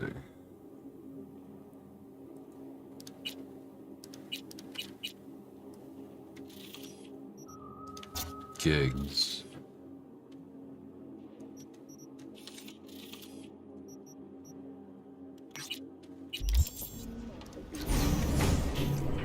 Let's do some gigs, Shadow. And, story.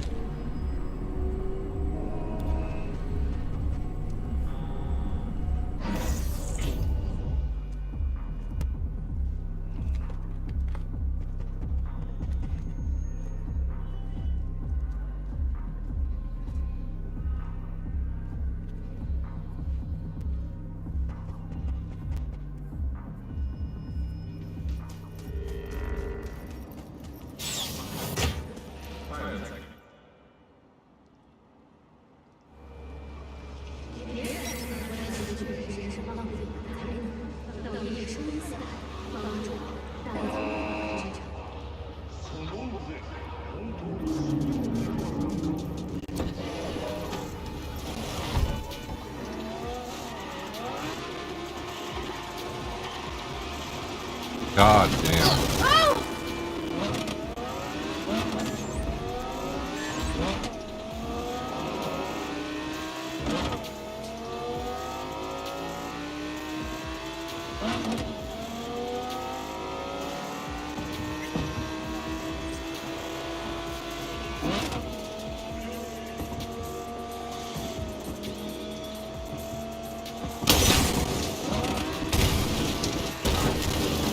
Jesus.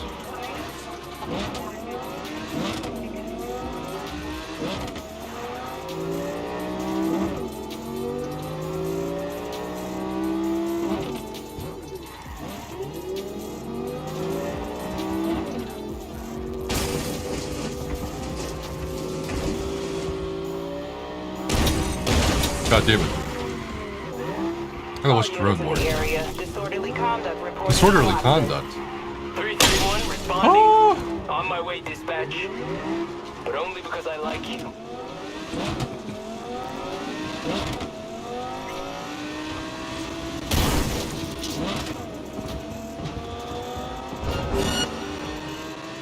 Vehicle has been located. Details have been sent. All units be advised. Suspect remains in the vicinity.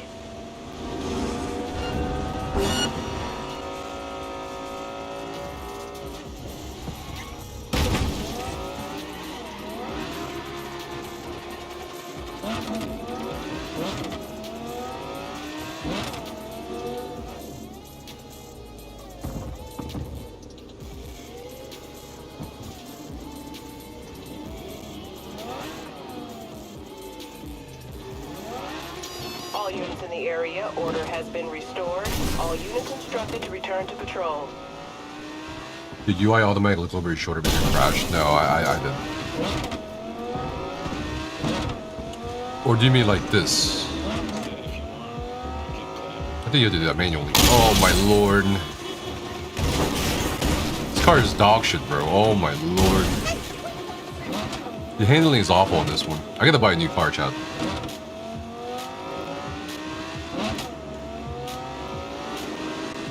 Okay.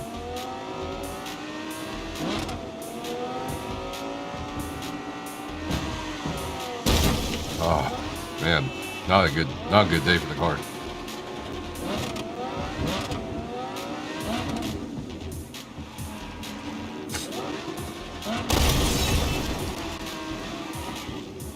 All units in the area. Criminal activity reported in Watson. Roger. Probably some cyber psycho again, but I'll handle it. Say, any update on my overtime bonus? Dispatch? I'll steal you and make a purse for my wife!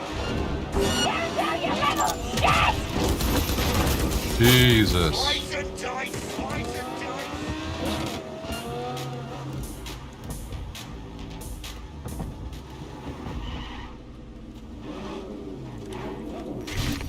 Ah, damn. We need to relax.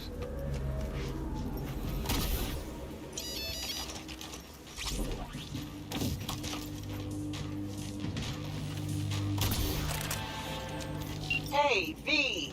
How's things? Still alive? Hope so, because I got a new gig for you. You got a clever recording of a Maelstrom initiation. Want to know more? Check what I attached. No, it's not me. It's the car.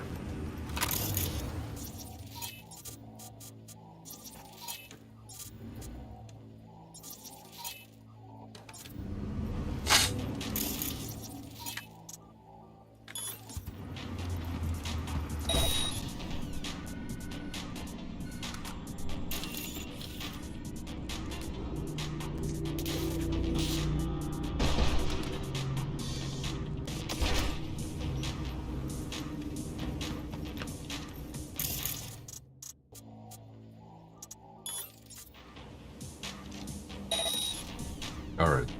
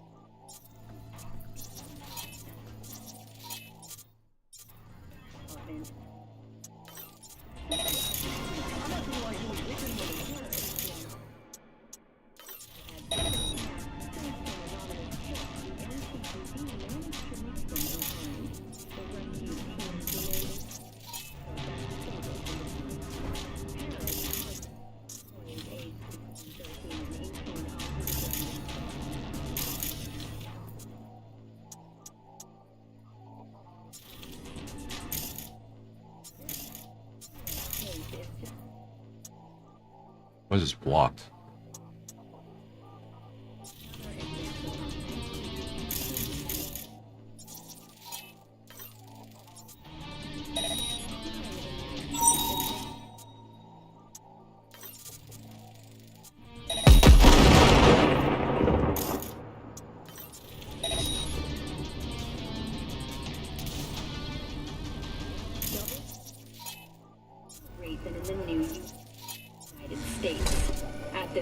It seems stay tuned for more details after the break.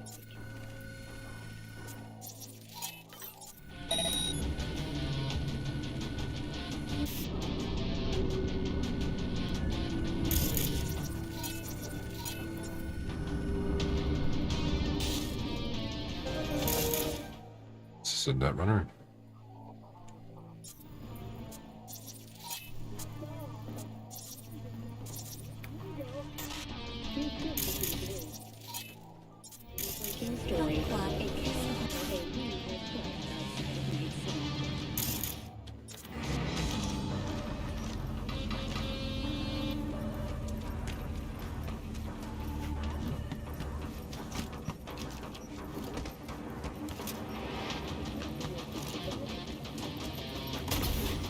Alright, we gotta figure this out.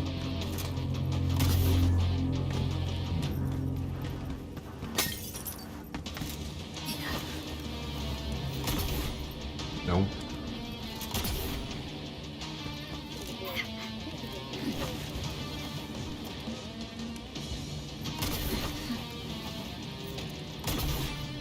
Alright. Easy. Gotta find a way in now.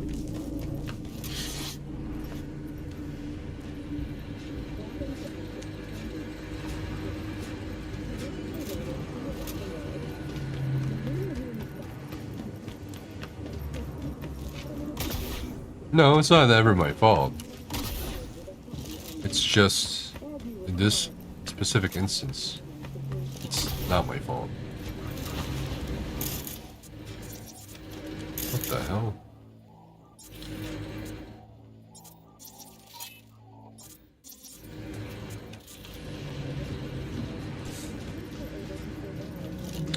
So there's no ceiling entrance. That sucks.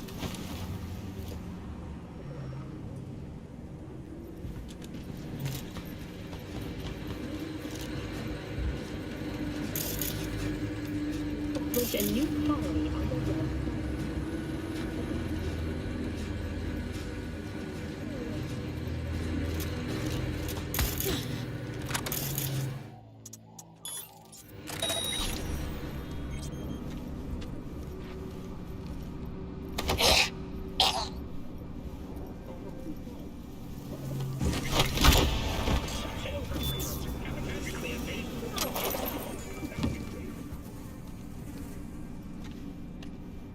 So sneaky.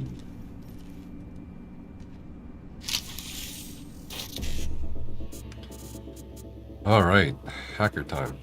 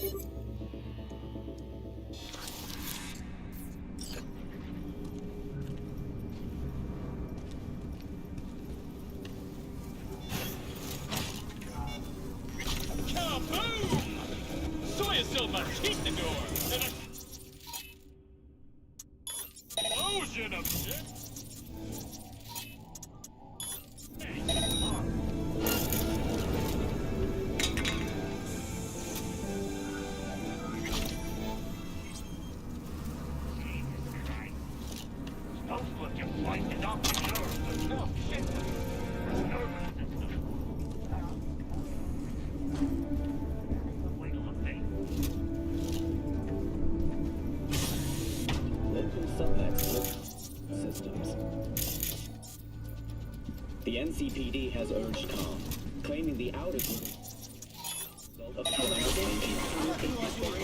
What the hell? Abducted by Anthony Harris, known also as Loraden, has reached a happy ending. Thanks to an anonymous tip, the NCPD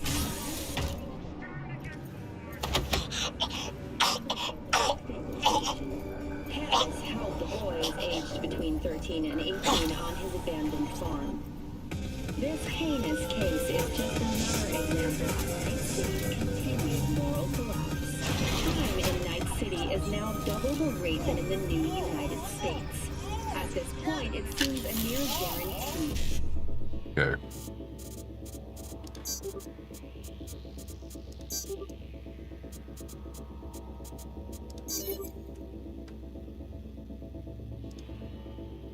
Closer ties with the Union would help to get this city's security back on the right track. Stay tuned for more details after the break. We're doing good. We're doing good. We're so sneaky.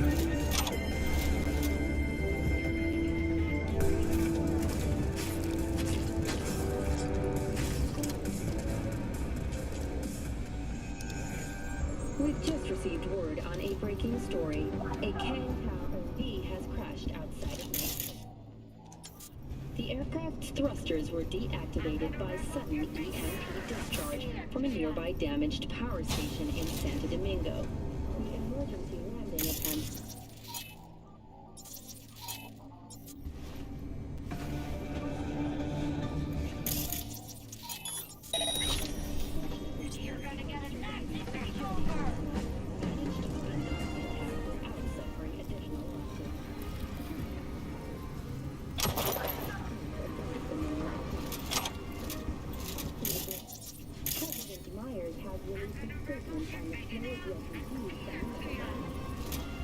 How do I do this?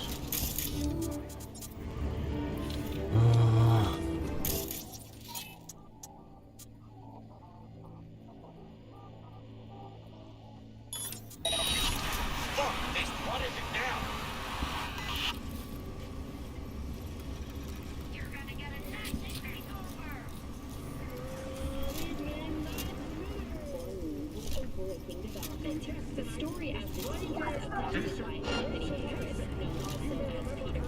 reached a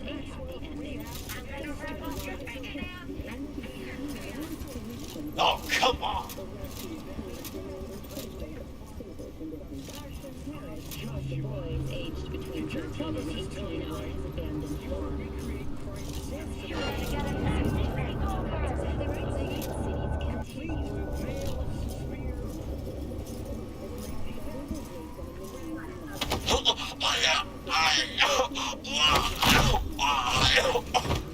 Alright.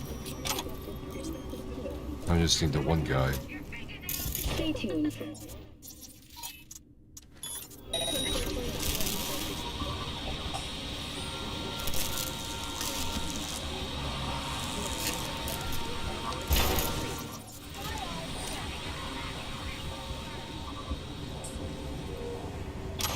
This guy's fucking tweaking.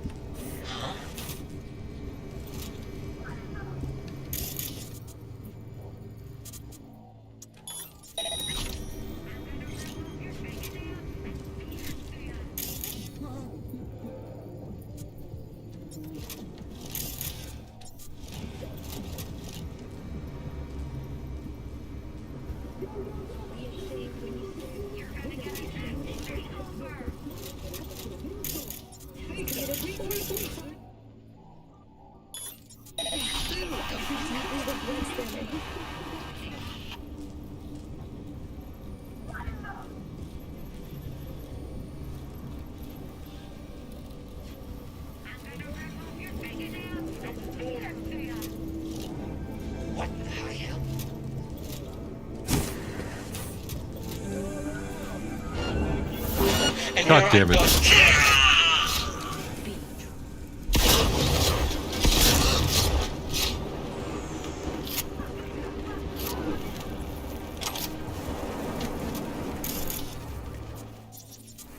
Turn at the last fucking second. That's crazy.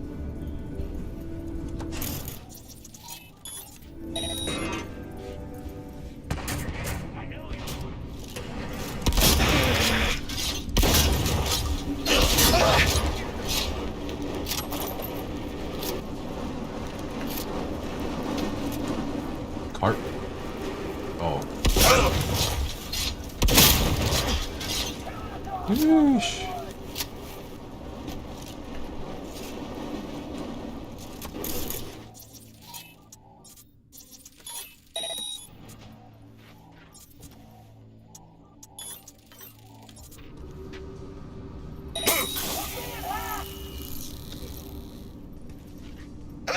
I was very sneaky until that guy turned around. There's only 4 guys left.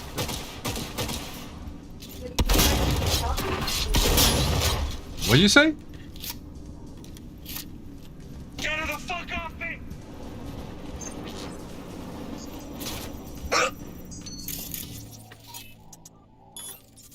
Move! Move!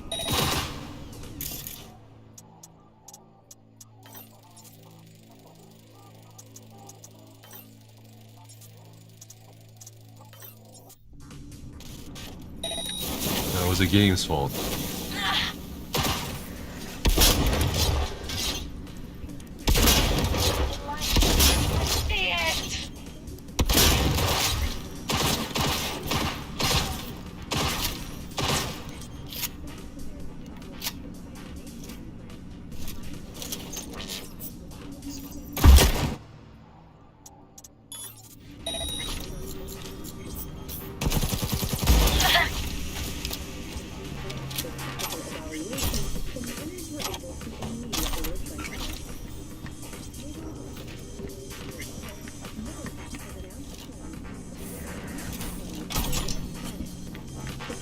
Space will be subdivided into 3 areas: industrial, scientific, and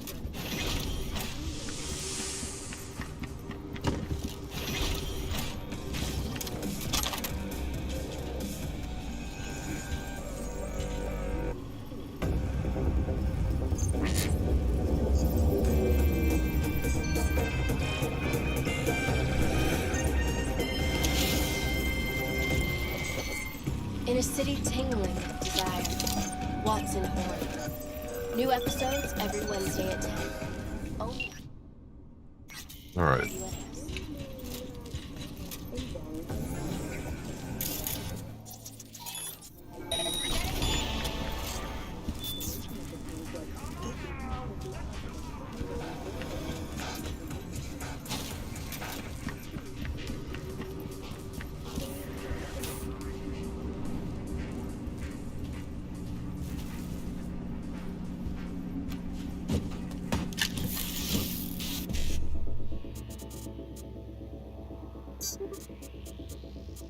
Let's see. So.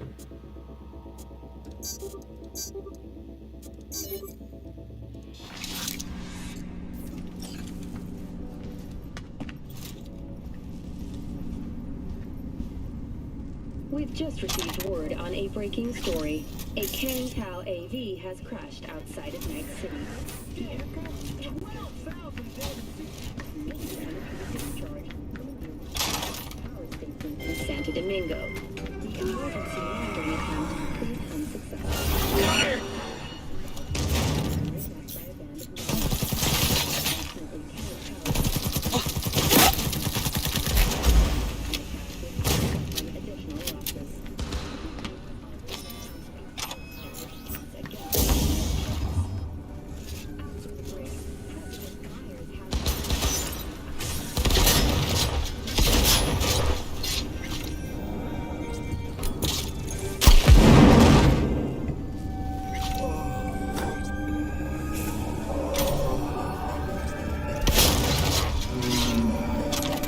There we go. Pick up body. Hell yeah, dude.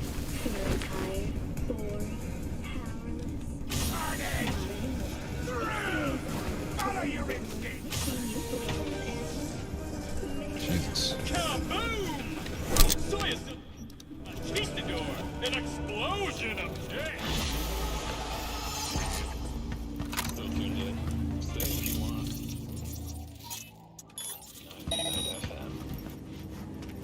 Got one. It's another game to get in.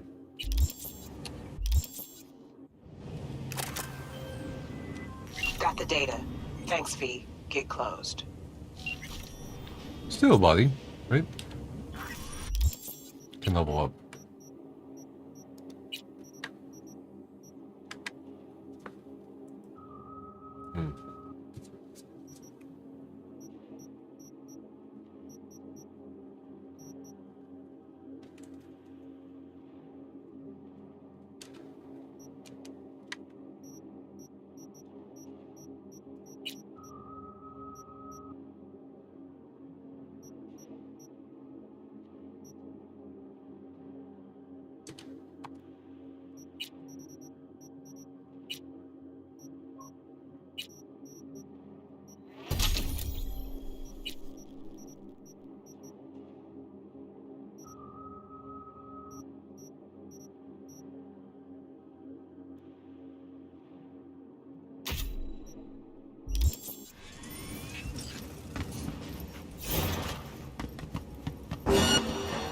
What the fuck? About time we had some fun!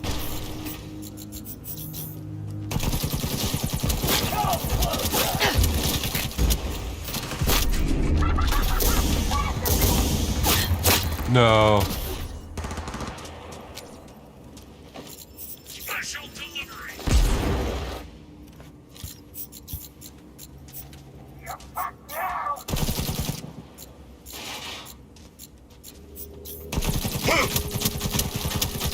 We've got problems!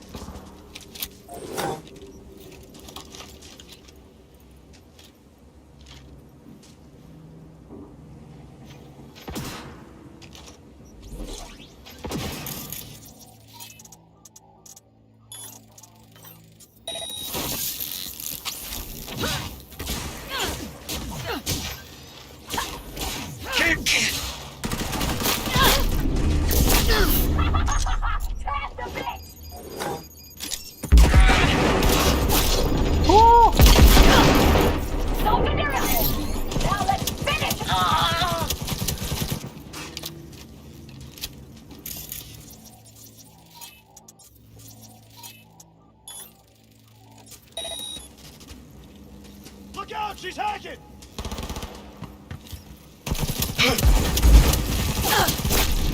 Finish the cunt!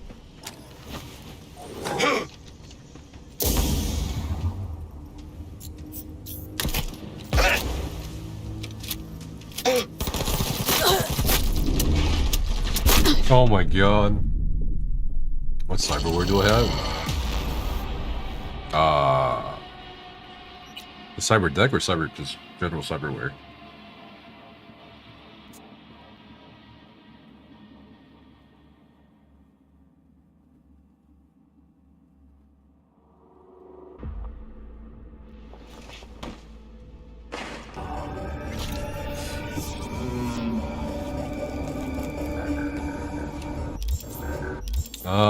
Hold on, let me...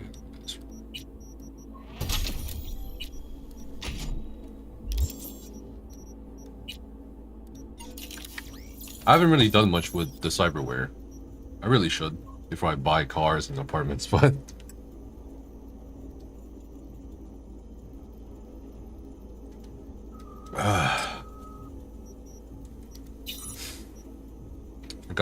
I really need to replace this, don't I? Mechatronic core, bottle wire. Got the Biotech Mark III for the cyber deck. Kiroshi Sentry Optics. Smart Link. Oh.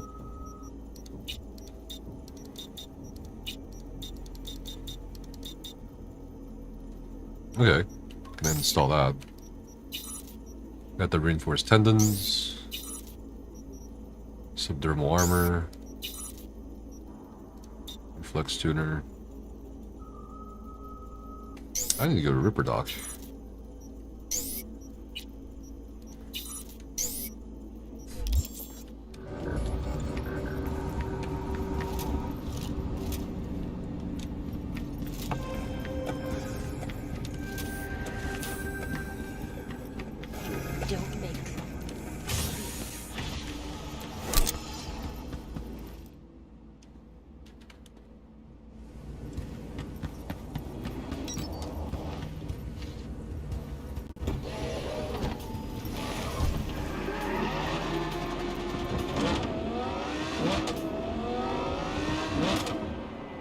Got the data.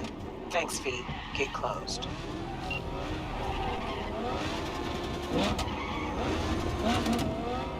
Okay, where's my money?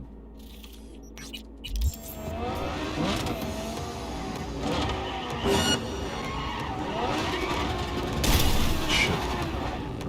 Oh, those guys are here.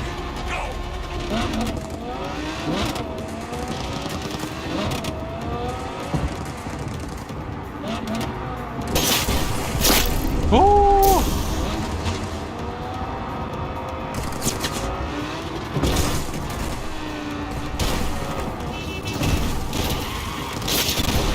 Jesus. They want my ass. Oh my god.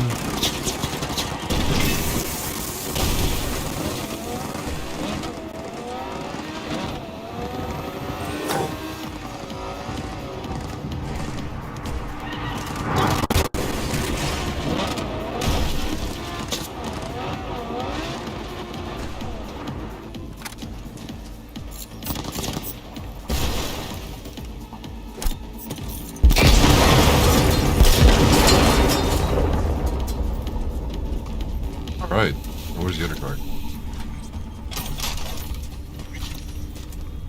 Ugh. Eye for an eye. What do we do when the merc takes a hot shit on the floor of our home? We put their head in a vice and slowly saw off the top of their skull with a blunt hacksaw. We take that piece, polish the bone, and make a candy dish out of it. As for the rest of the head, scoop out the brain, first come, first serve. Then we take turns shitting into their empty skull until it starts overflowing through the eye holes. That's what we do. Hell yeah. But Jesus. Oh, that's one way to do it.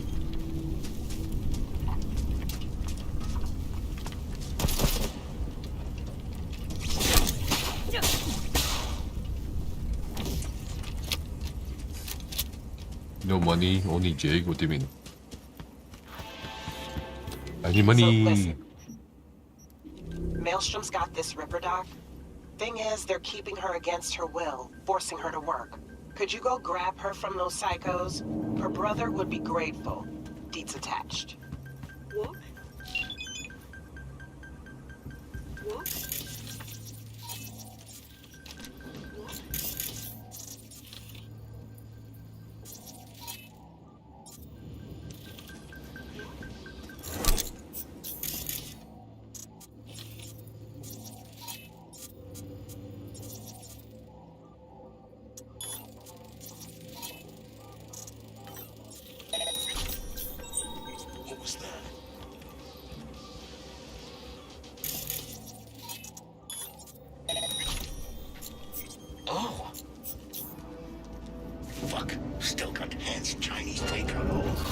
What? Bro. Alright. Apparently it doesn't appear when you're behind them.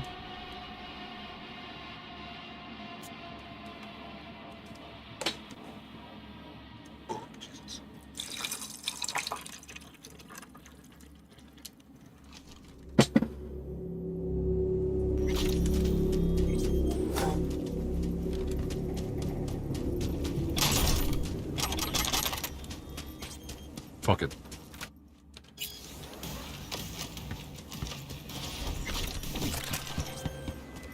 So listen, Maelstrom's got this Ripper Doc. Thing is, they're keeping her against her will, forcing her to work. Could you go grab her from those psychos? Her brother would be grateful. Deets attack.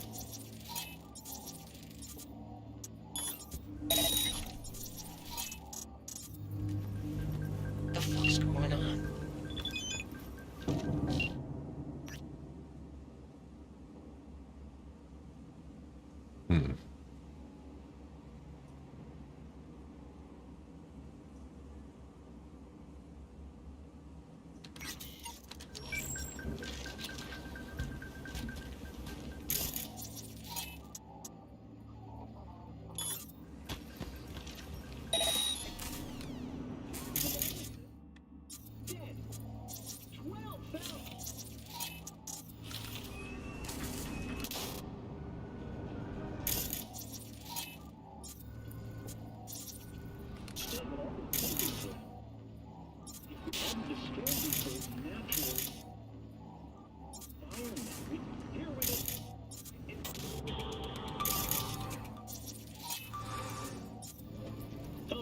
My name is Arif Iqbal, and you're watching WNS News.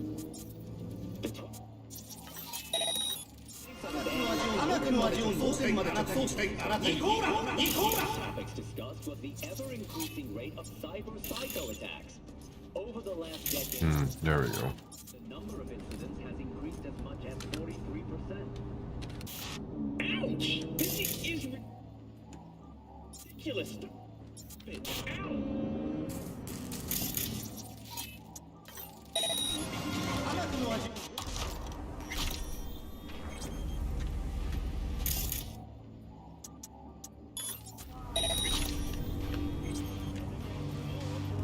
Fuck, still got Han's Chinese takeout all over me.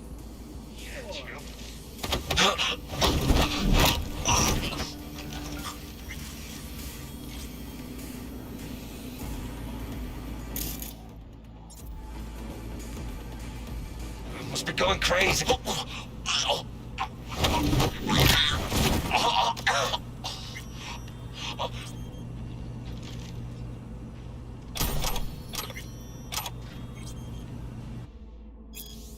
It's operating now. Unless it's a fucking miracle worker. You should build that small intestine or something.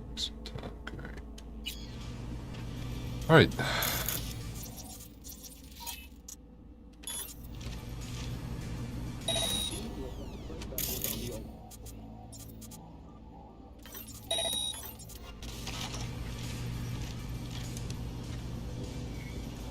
What the fuck was that?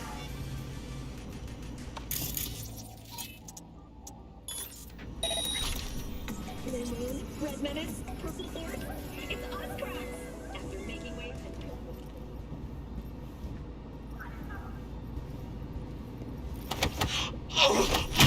Bye.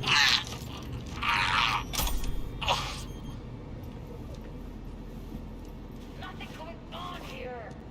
Fuck.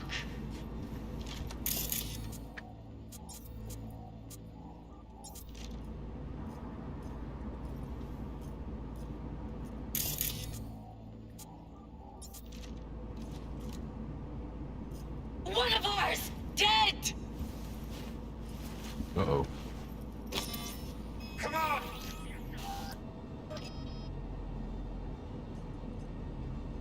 What in the?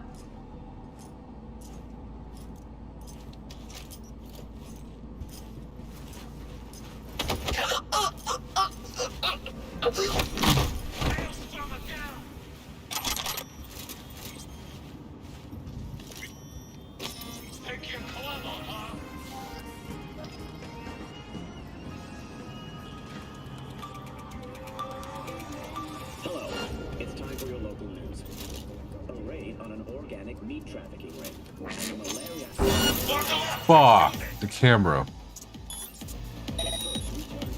Alright.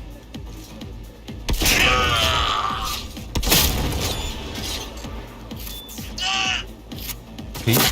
Pink? I do look pink. Because I am really pink. Who knows?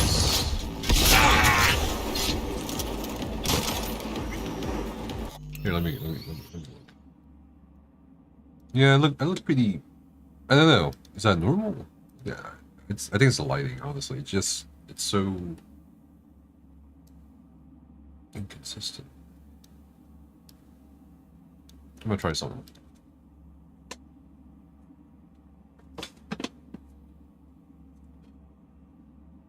Becca, forgive me for this. No, not today.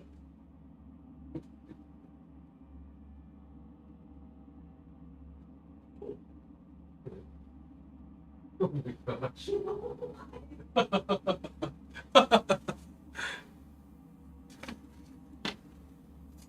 Okay, how about now? Do I look pink? I'm not. Do I look pink? I think it's better.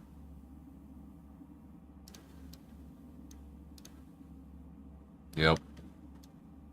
Yep. Maybe it's got to do with the lighting.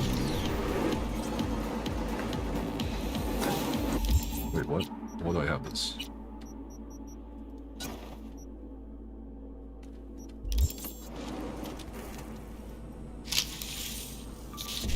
How's that not a solution? What? Oh my. I find solution. Becca says, no, not solution. The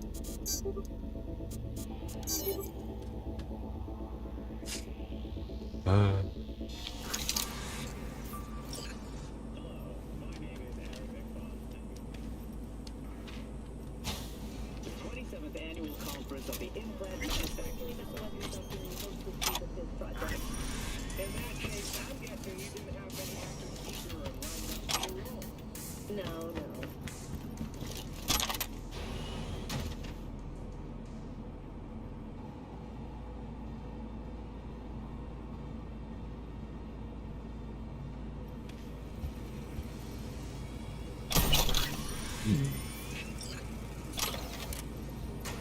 Don't shoot. I'm a doctor. I'm not part of the gang. I know. You're Lucy Thackeray. Text blacked out again. Piece of shit. And you are? V. Your brother sent me to get you out of here. Birdie? Okay, just a moment. What's with him? Any second now, more of those Borg freaks could show. They shot him. Almost got him sorted out, but the bleeding started again. Look, we don't have time for That this. they've got in here belongs in a scrapyard. We got a Delta, now. Since you're still here, run a scan on him. You can't be serious. Jesus, I see your implants. Scan him. Pressure's falling. Same with temperature. He's going into shock. I'll try to stem the bleeding. You, give him a unit of synth blood. Huh? Come on, it's on the table. First from the left.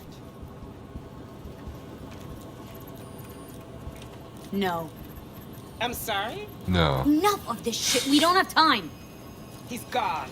Of course. Shouldn't have expected anything from someone like you.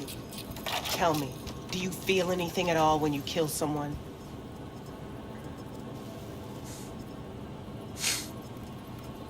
No, nothing. Not a damn thing.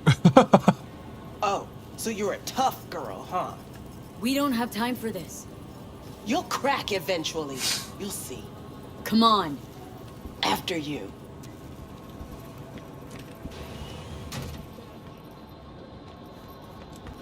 Okay, it's ready. You guys recording? Keep close to me. Head down. 3, 2.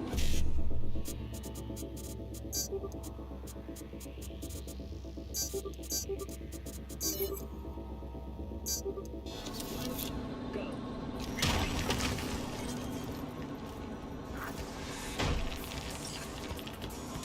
Holy shit! Did you get that? Come on. Just a little farther. Seem to be in a hurry. Your ride. Get in.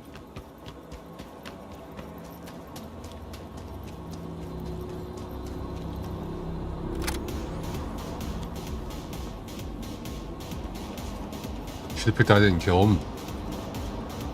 No, I did. Objectively.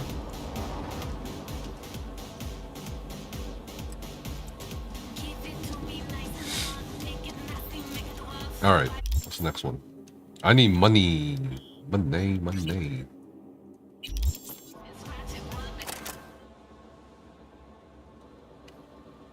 Lights generate heat. Adding the overhead light will only make that room hotter than your monster of a setup already makes it. Wow.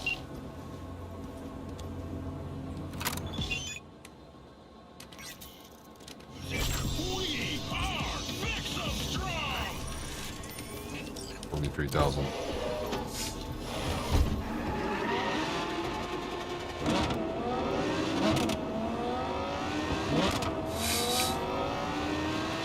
True. You know what? I should always gaslight people. Yep. Hey, motherfucker!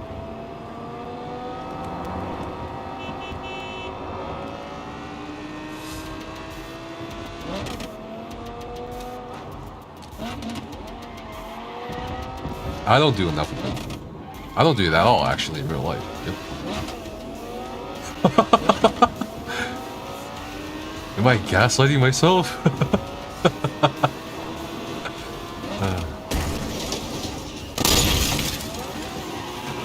I think we should absolutely encourage gaslighting. Yep. We should make a club, but for gaslighters. Like a haters club, but for gaslighters. Yep. And we gaslight each other all the time. See who wins. I think that'd be nice.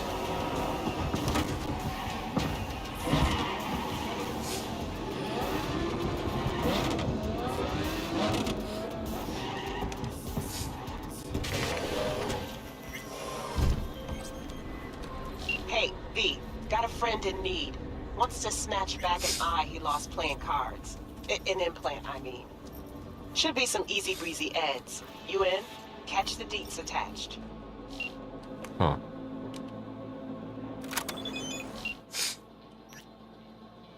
Jacob Lamb, friend of mine, director from the good old days, ex-director I should say. Ever since Bushido X made a loss of $1 billion, the guy never set foot on the set again. Jacob makes a living playing cards.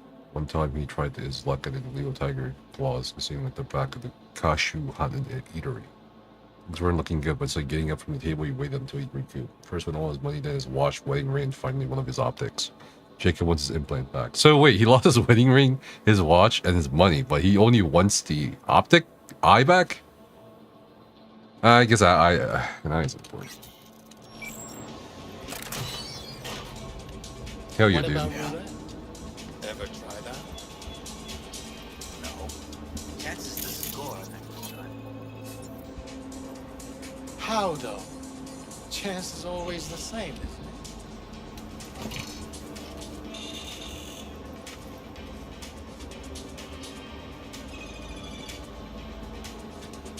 Appreciate it. Thanks.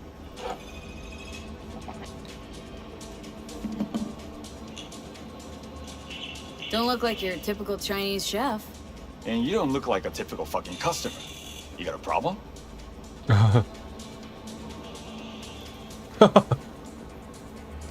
What would I gamble? If all my body parts were like replaceable? Teach you to read? Anything. It's on a menu.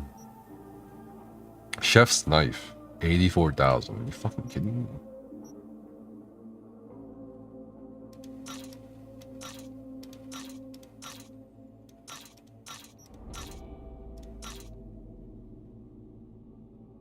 Who paid $84,000 for a knife, bro? What? Tofu, tuna, and pineapple pizza.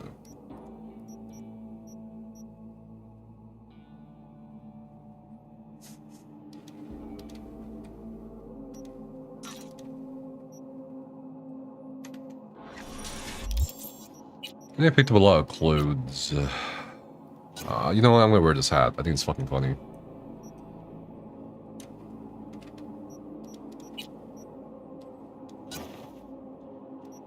Hell yeah. Oh, hell yeah.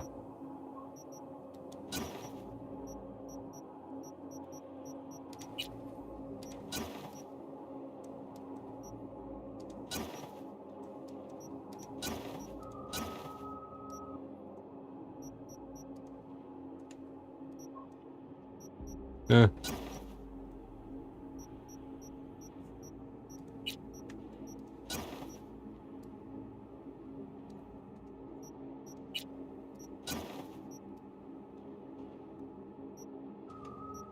Yeah, I mean,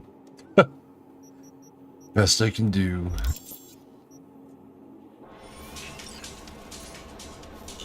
Narcissism or Marxism, therefore there will be no creation gaslighting club. That'd be fun.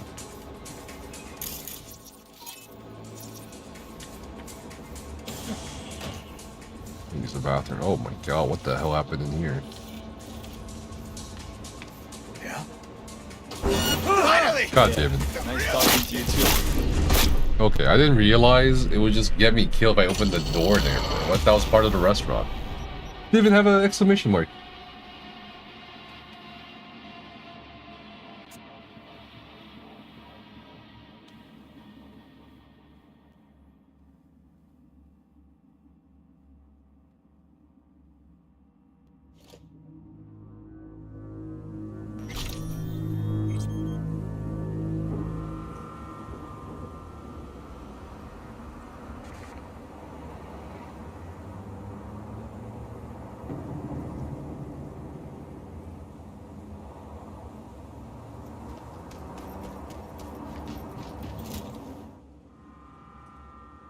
So I have to go all the way back.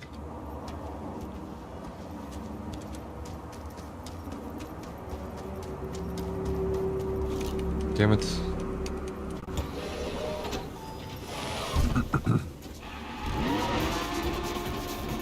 I might as well do that now real quick.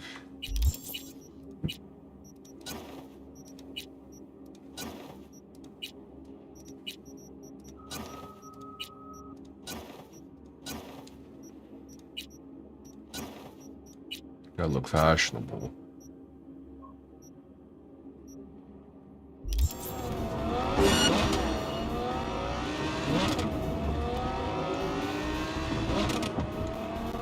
Goddamn mouse trimmers.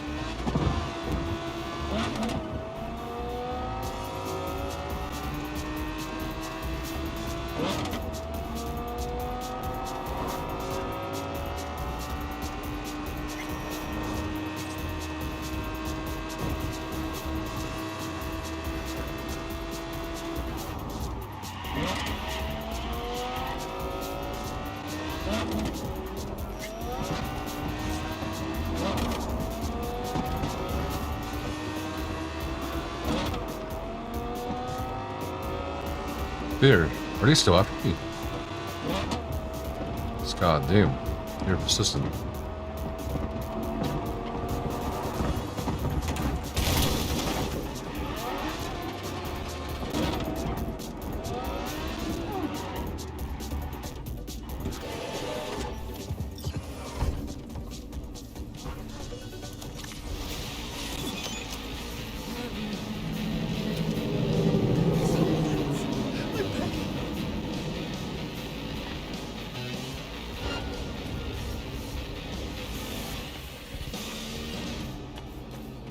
Anyway.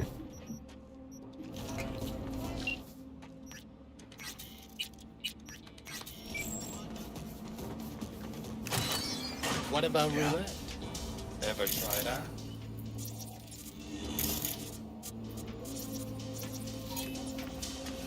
What do you got? Well, mommy didn't teach you. Huh, it's cheaper now, 43,000.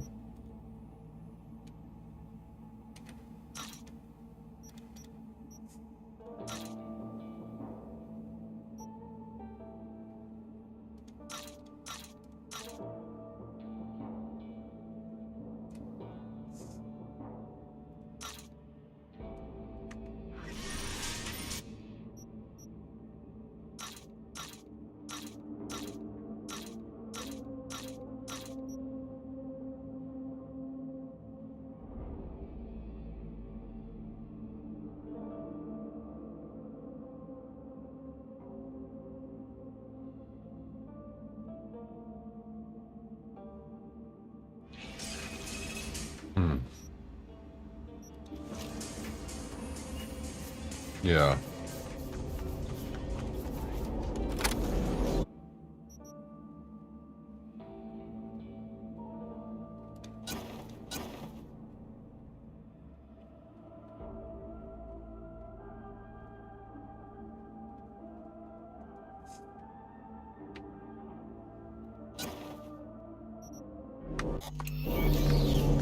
Alright, I gotta figure this out now.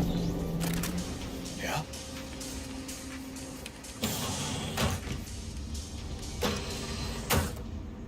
Is there a hole?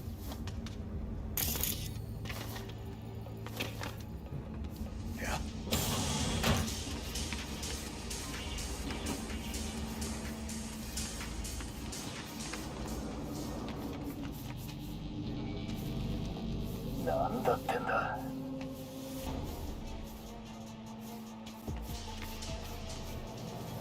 I see. I see what's going on here. Okay.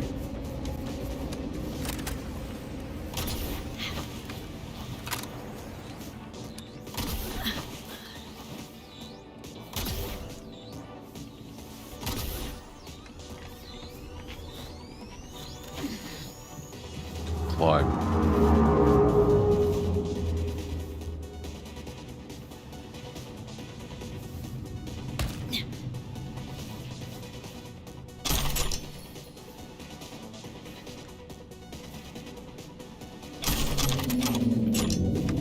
Hell yeah, Batman.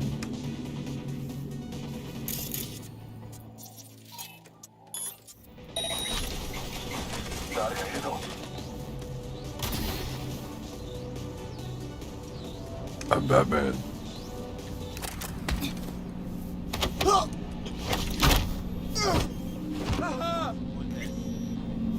Oh, I should probably, like, hide his body.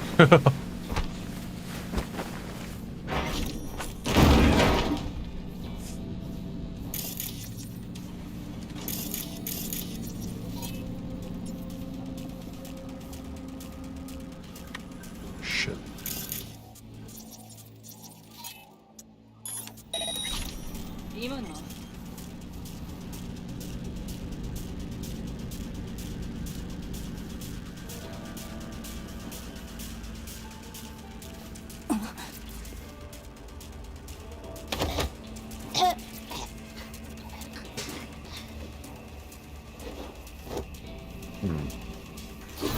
What?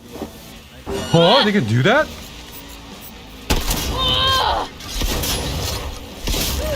The fuck? I didn't know this.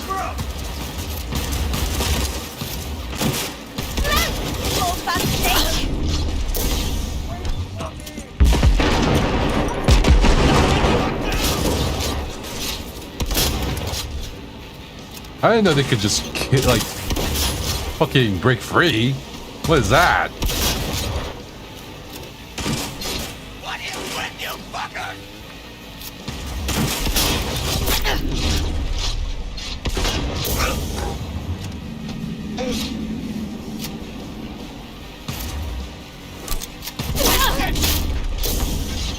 Jesus.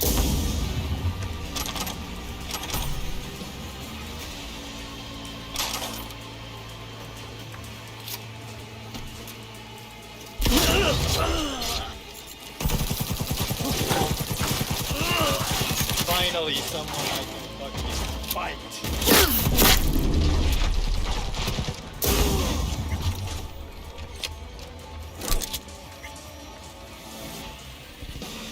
I've never had that happen. Someone breaking free from me. Goodness. FF. No.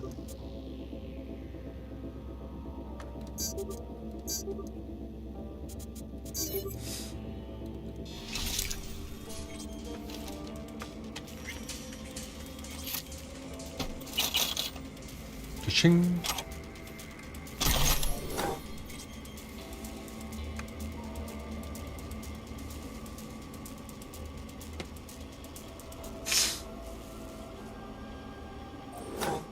Huh.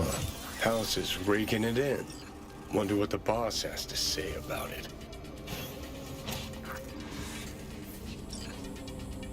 Huh.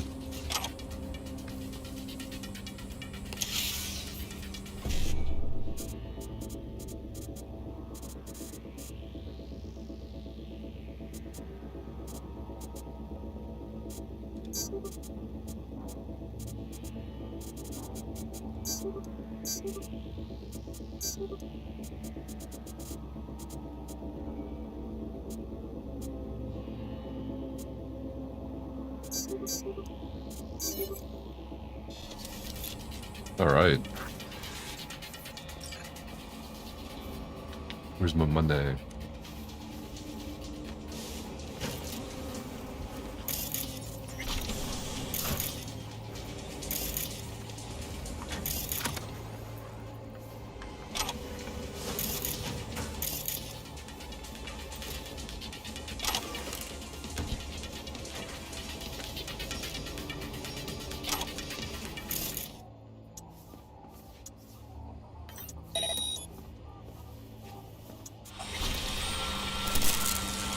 There we go. No money.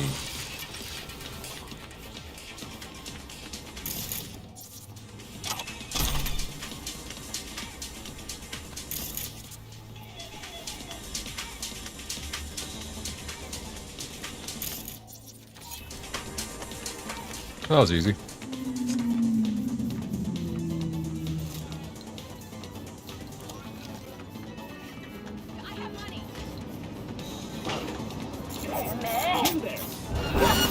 Oh shit.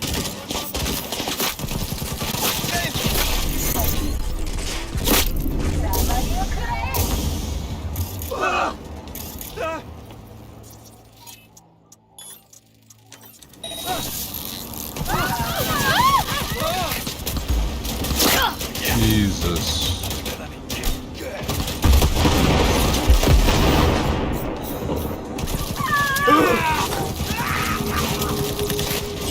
Alive, motherfucker!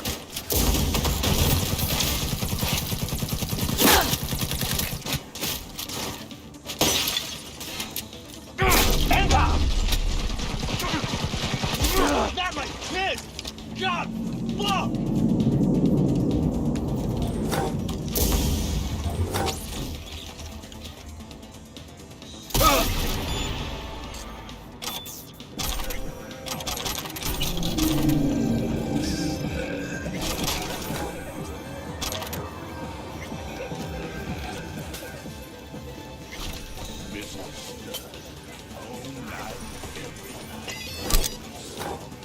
All right.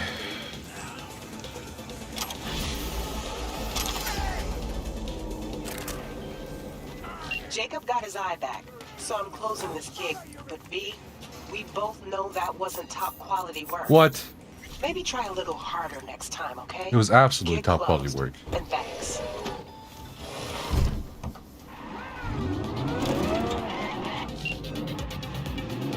Where's my money? Bruh. She never gives me money.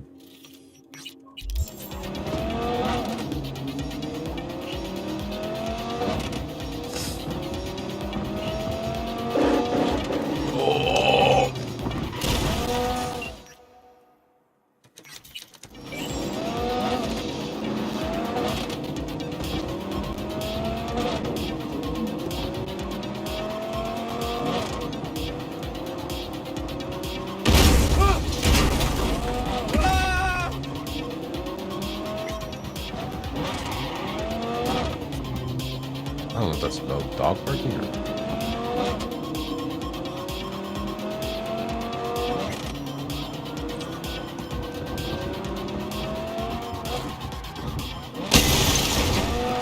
Jesus.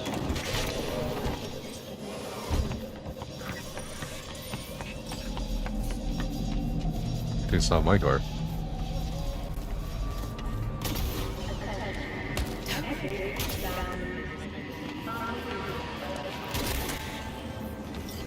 V, I need you to acquire something. Only me, no client. So I expect quick and clean results. You will be entering Tiger Claw territory. Very high risk. More information attached. Engage. Corp Cracker. Retrieve lockbreaker device. Door code 2137.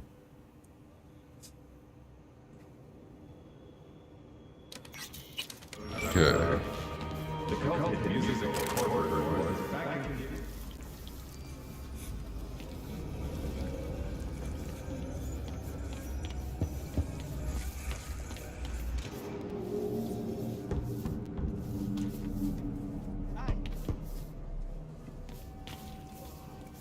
Two steps back!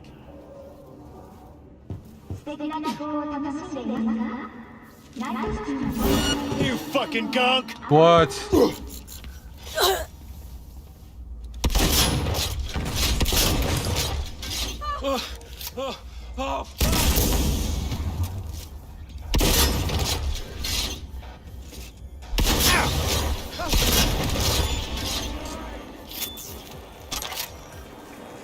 Whatever.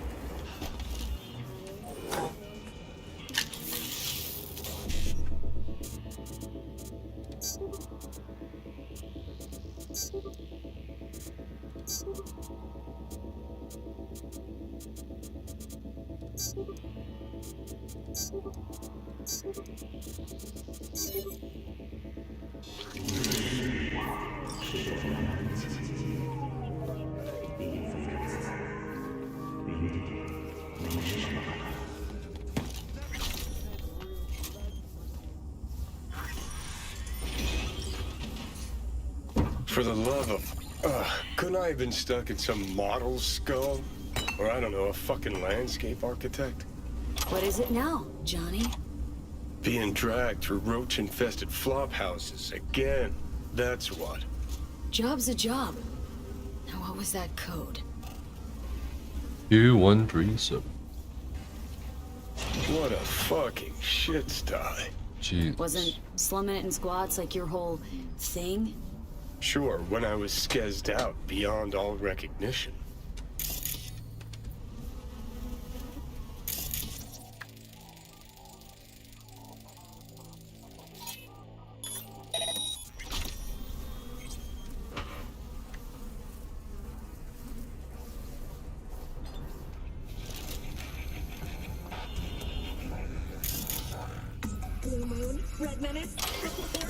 Leah Wilbur.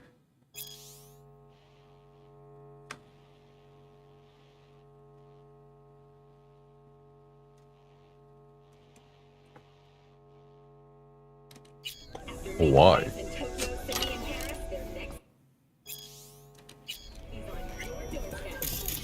Night City, that's the unexpected. Oh, well. Secret doors. How cliche. Why do peeps have to be so goddamn predictable?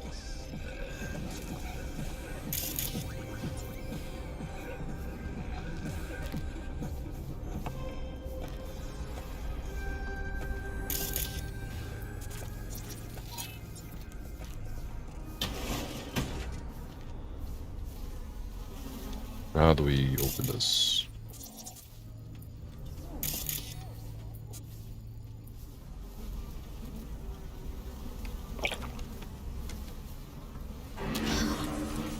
Must be connected to those doors. Or a shitter flushing somewhere, who knows?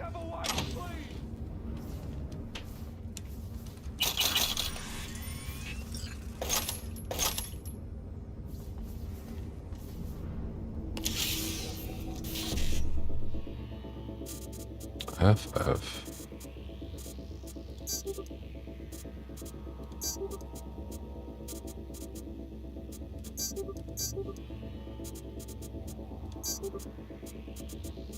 What? Okay, that's weird.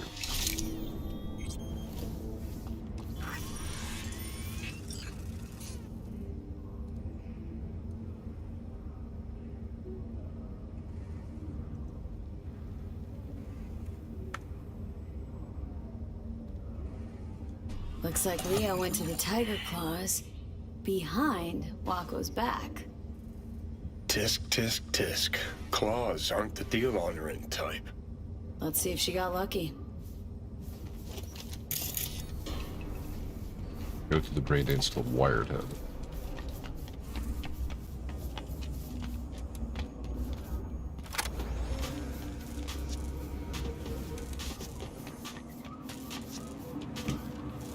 How far away is that?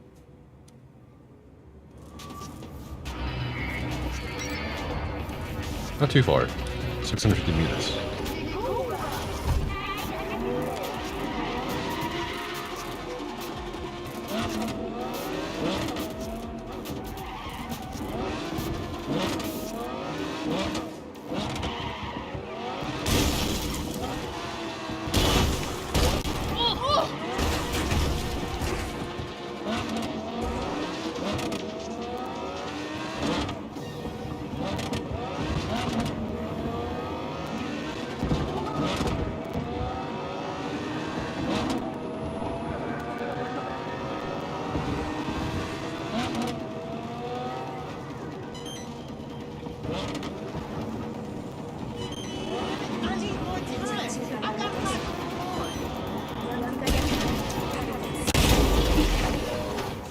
Where is this place? We can't escape!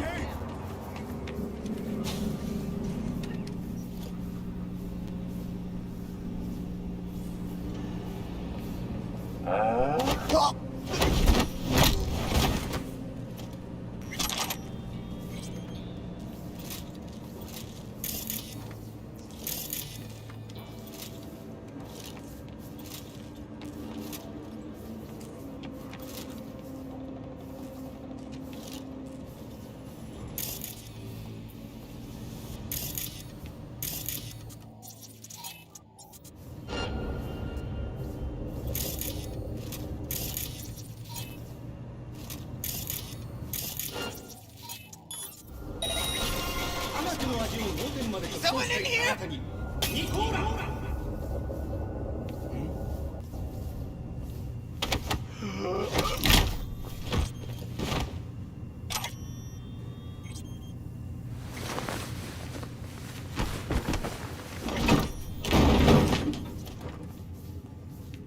Alright, so far so good.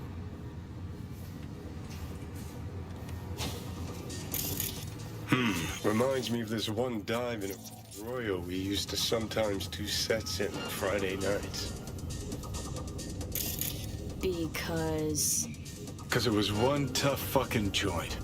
One wrong word, one sideways glance, and you'd get steel between the ribs.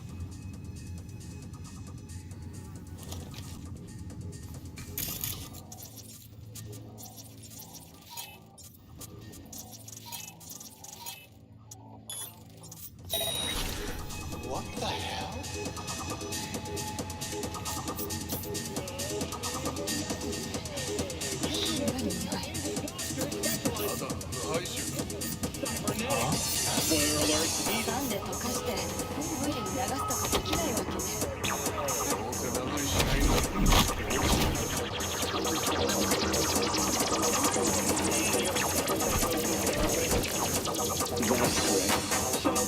God damn it.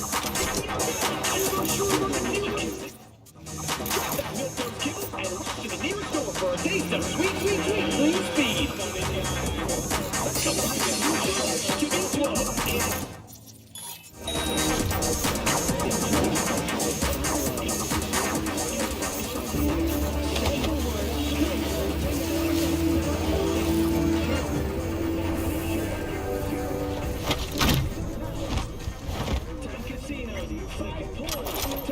Hello, this is M54 News with a breaking development. The story of the teens adapted by Anthony Harris, known also as Peter Pan, has reached a happy ending. Thanks to an anonymous tip, the NCPD managed to reach them in time. The rescued teens remain in critical state. Harris had the boys aged between 13 and 18 on his abandoned farm. This heinous case is just another example of Night City's continued moral collapse. Crime in Night City is now...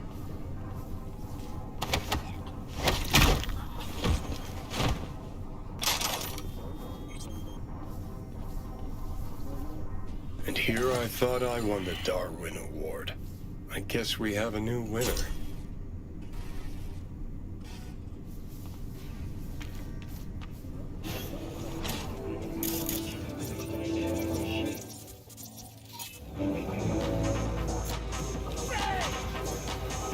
We've just received word on a breaking story. A Kang Tao AV has crashed outside of Night City.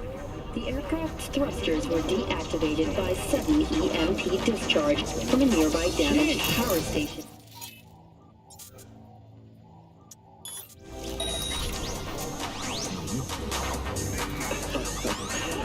The passengers who survived the crash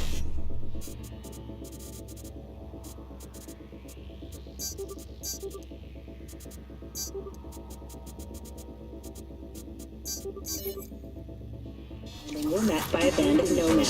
Sneaky. Fortunately, Kang Tao's surviving security personnel managed to fend off the attack without suffering additional losses. The company has already announced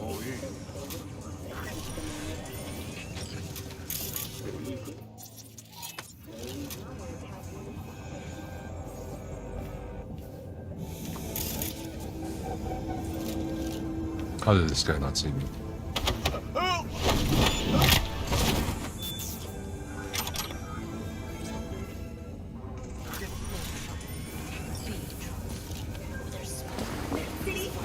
Bingo. Come to mama. Huh, anything so? Many people died for this tiny little shit speck. It's not the size that counts. Both you and I know no one actually believes that.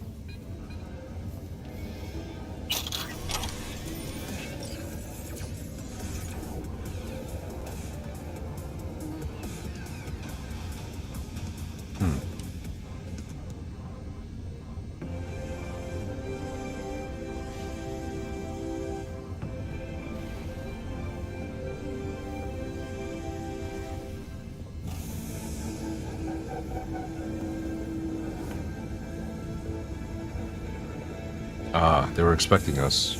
No way Wakako slot lets this slide. You gotta bust ass over with Wirehead, turn that dump into goddamn fortress. Keep doing it for Liam real soon. Easy. Doing so much hacking. E9 BD.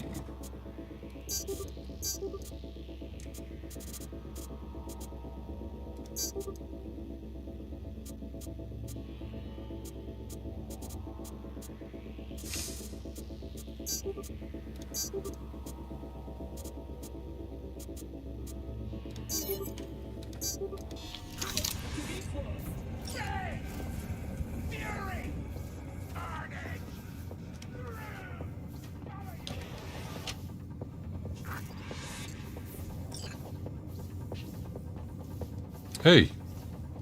Oh. We did this undetected.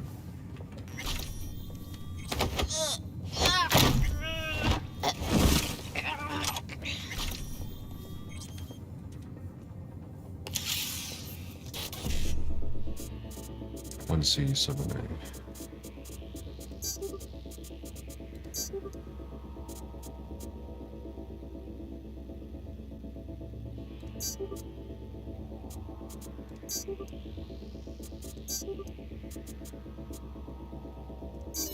What?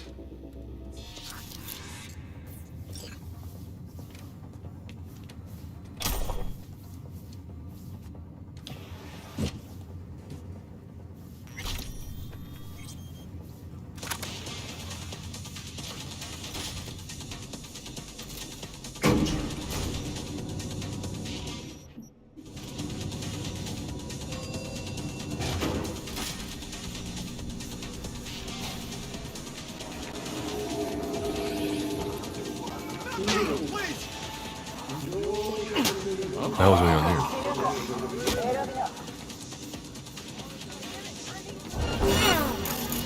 Bruh.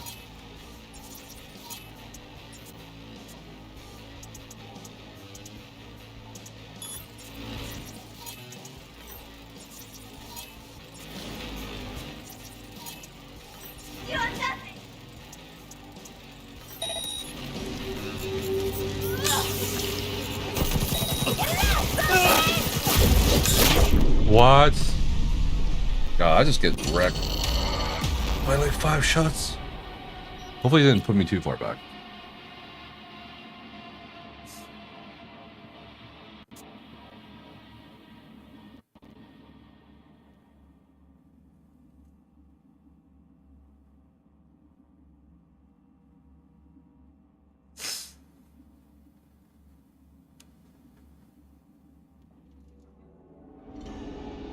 Okay, there we go.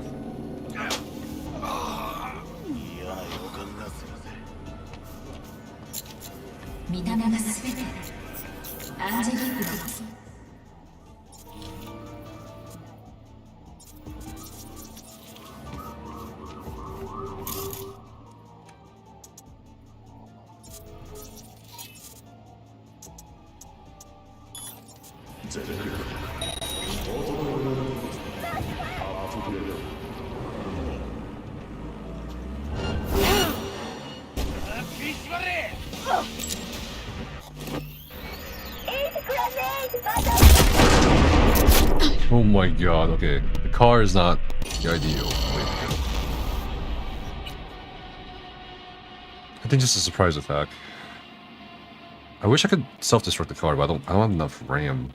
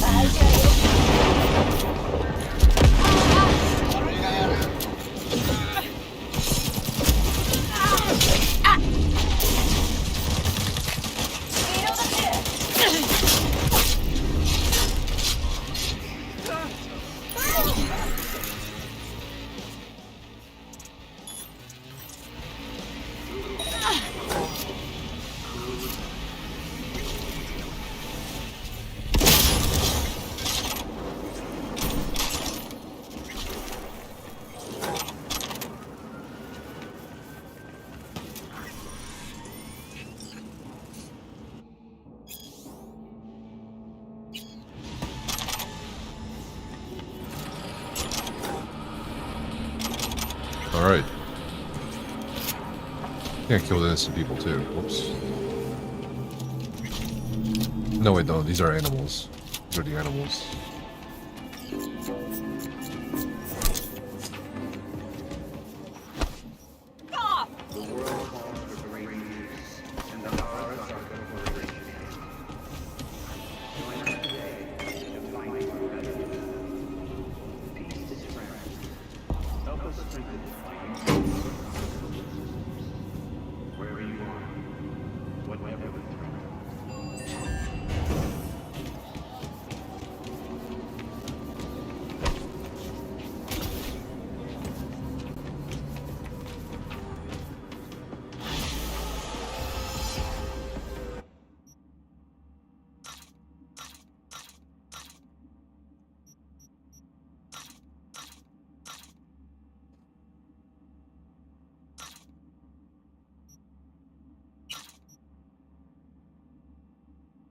Unity, liberty. Yeah.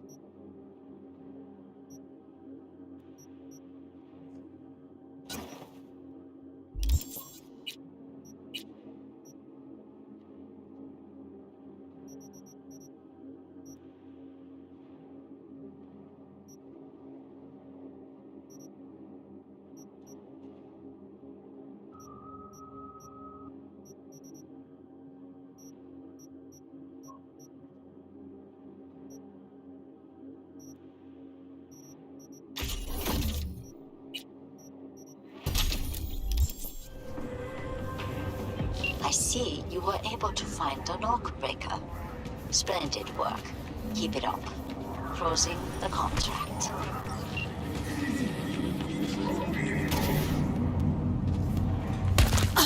Shit. Okay. There's more gigs around us. Man, that gig took us so far away. We should go to the Ripper Dock.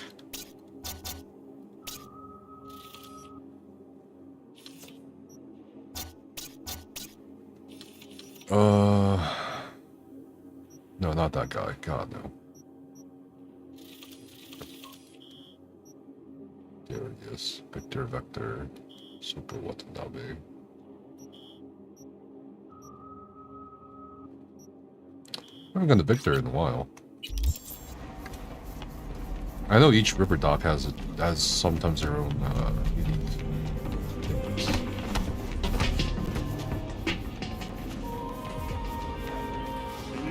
Hey V, you been feeling all right? I hope. Of course. Why? What's up? Just calling to.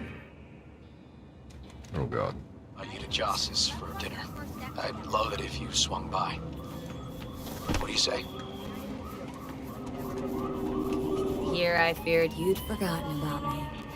About you? Oh, come on, never. Just been swamped. Randy's still in the hospital. Someone has to keep an eye on the kids when Joss visits him. Relax. You don't need. Go to Delta. Later. God damn it.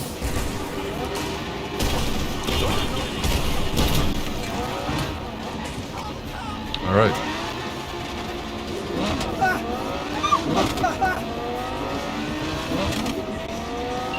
Right, go ahead. Here I feared you'd forgotten about me. About you? Oh, come on, never. Just been swamped. Randy's still in the hospital. Someone has to keep an eye on the kids when Joss visits him. Right. So, gonna stop by or gonna make me grovel? Great to see all you guys. Prime. Joss will be thrilled. Sounds great. God damn. This car.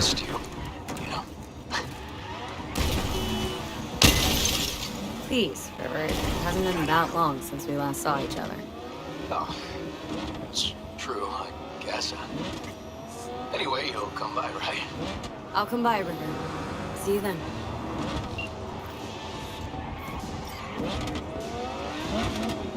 I'm gonna break his heart. Yep.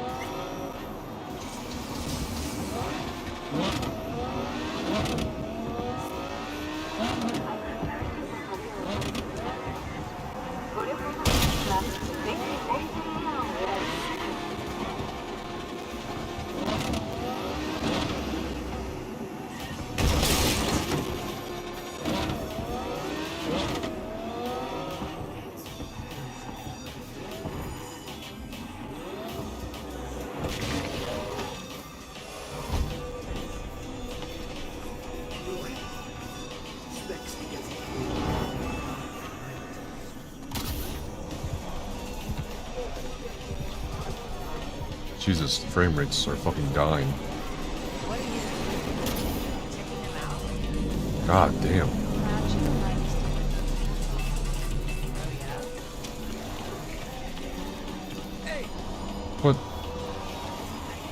Oh.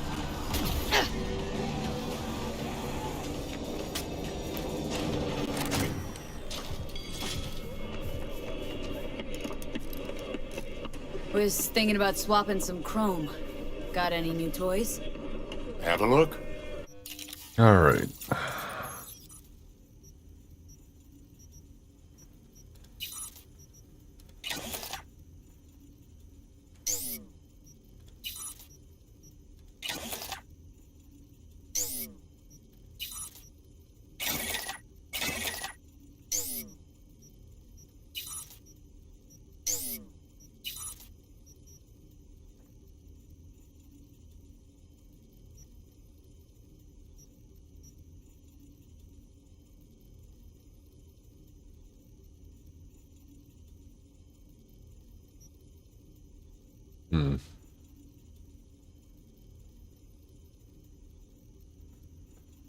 Eyes are pretty inexpensive, huh?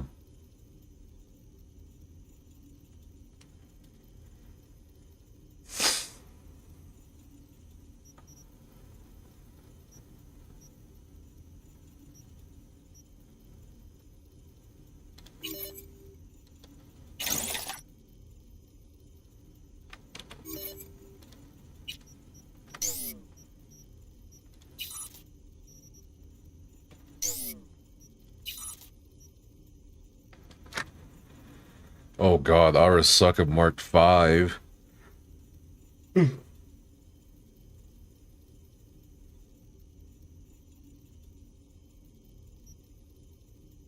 Reflexes. Body. Is this intelligence? Or is it just general? I think it's just general.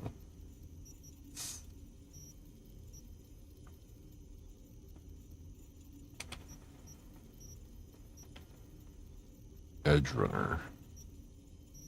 Tech.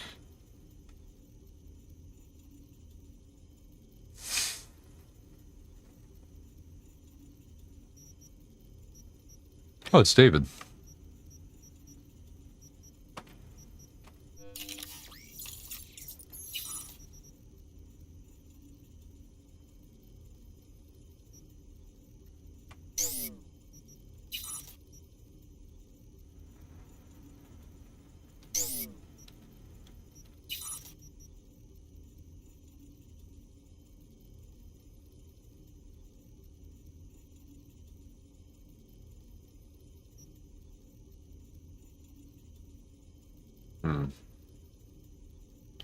RAM upgrade.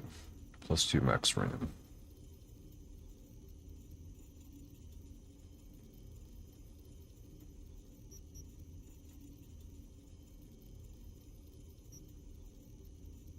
Instant recovers 50% max RAM.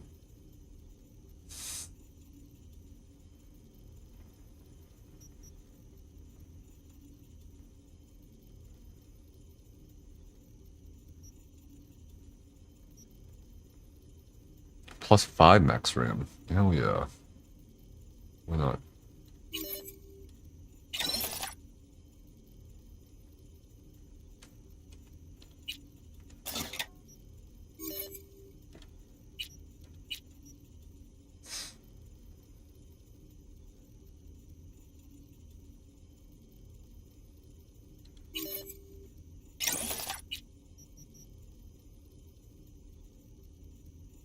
Second heart is really good.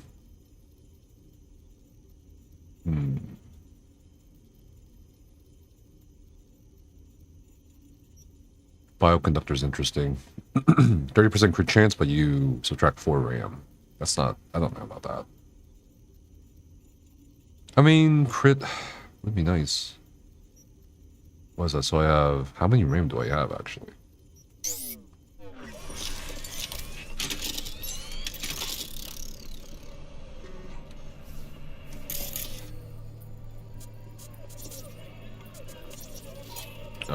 Does it say where I have RAM?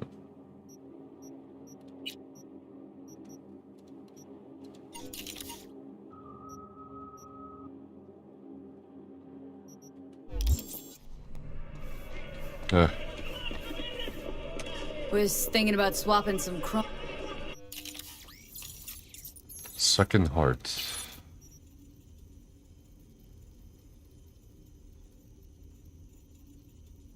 Yeah, we can do it. We can try it.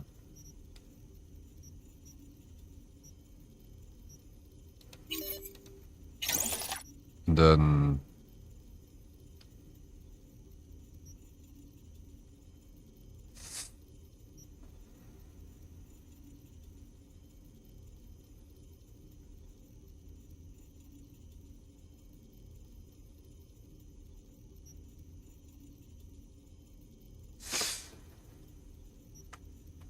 Just keep it as it is for now. Oh, I'm almost maxed out. Not good. Yeah. I might need to get the Edge Runner.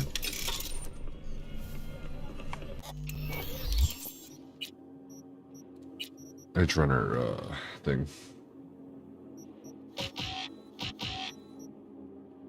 That's gonna take me a while, isn't it?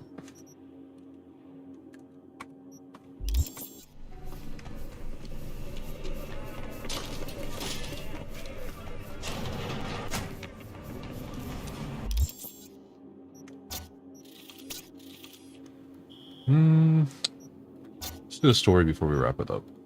Head over to river. 10 a.m. I guess we could check out on her, see what's up. Let's see. Oh my god, that's far away.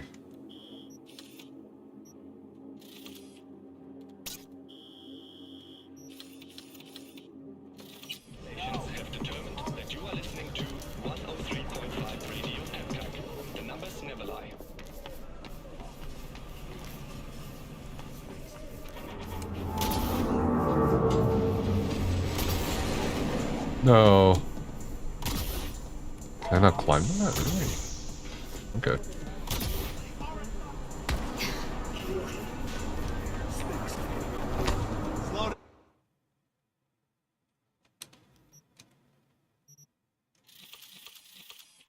Jeez, here we go.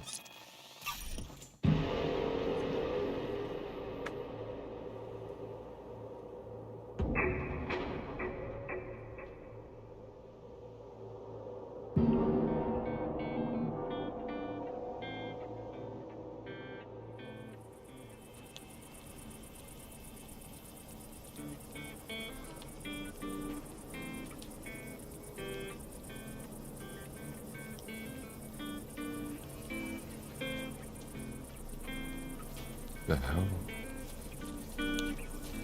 Looks fine. There's no situation.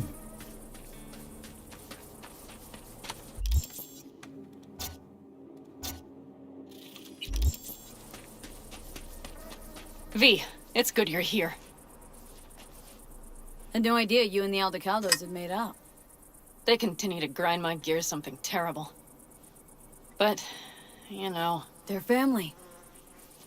Exactly. What happened? Spit it out. The Wraiths took Saul. The Brickbrain ventured out with a small patrol and never came back. Sure it was Wraiths. We've been observing their camp. We know they're holding prisoners, including someone important. We need to free Saul. I don't know why, but I felt I could count on you. You can, just not for free. I True. could help you out. There's a butt attached to that. Not for free. I might have guessed. There never is anything free with you statics. Fine. I will give you one of the best sniper rifles on the West Coast. Hell yeah. A Tektronica Grad.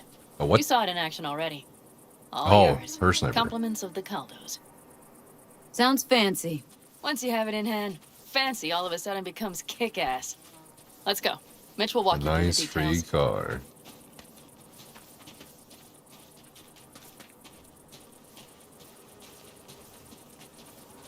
Well, I'll be.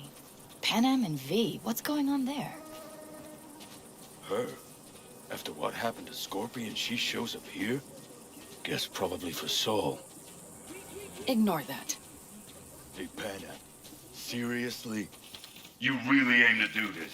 Someone has to. You know you have a piston missing, right? Someone has to.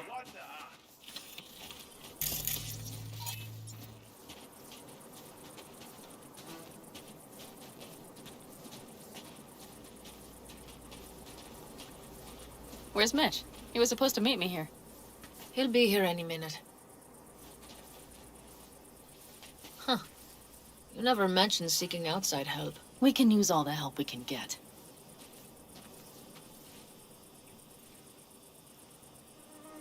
Their problem? Just that if we're looking outside, we must be a hot mess inside. That's why we'll go in quiet. A frontal assault would be suicide. Mitch is already setting up recon. V will sneak into the Wraith's camp, while I'll be her guardian rifle. Wait, meaning it's just gonna be us two? What about all you guys? Look around! The last attacks left barely half of us standing. Our supplies are stuck outside goddamn Reno, and our gear... Don't get me started. We're up shit creek, static. And I don't know if we're ever gonna find or fashion a paddle. Try as we might. Leader gets nabbed and you what? Hope for the best? Rather not think about what you do for the ones at the bottom of your food chain. You're asking for trouble. Leave it! She has a right not to understand. Oh, let's stir shit up. There's Mitch. I floated a drone over the Wraith's camp. Will you take a look, or would you rather keep mouthing off? Mitch, how you been? Wishing duct tape could right all the world's wrongs? And hey, it shouldn't be me occupying your thoughts, but Saul. You taking a look or not? Alright, I'll take the look. Let's see what we got here. The Raffins can't see it. Active camo, but that practically inhales battery juice, so make it quick. They found an abandoned cement plant to squat in, with a massive heavy gear. Locusts would be a better name for them. They fly into a place, strip it of all it's got, then move on. But this time... Do you see the wall? They've added some primitive security measures. It points to them aiming to stay longer. The question is why? Who knows for sure, but I would guess that Saul is part of the reason. If he's still there, we have to find a way inside. That guard post is probably connected to the rest of the camp. Our way in? Maybe, but there are also breaches in the wall. Lightly guarded sections.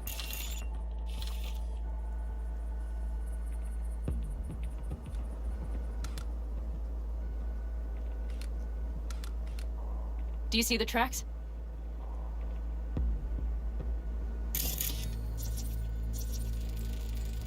Tire tracks. Their vehicles were moving heavy freight. It could have been equipment. Either that or Saul's not their only prisoner. The tracks lead to the truck. Can you scan it?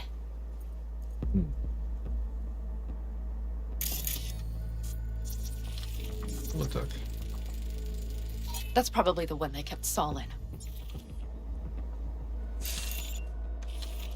The main building. There. Saul must be inside. Quite a spread. Be like looking for a diamond in a hailstorm. If they haven't scrapped and gutted the place for parts, you could access the local camnet. You would just need to find the control room.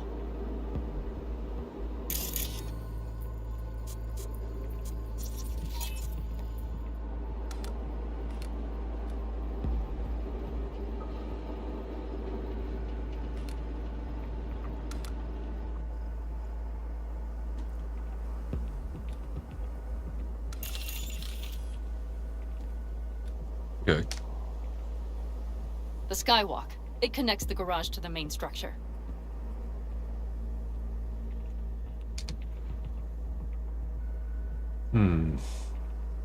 Okay, got some stuff to work with now. Is everything clear? Yep. Let's go get Saul. Perfect. Mitch, is the van primed? I did what I could. Take a tour.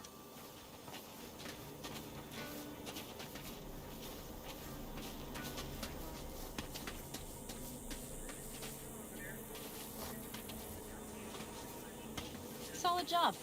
I mostly improvised, actually. Either way, it'll have to do.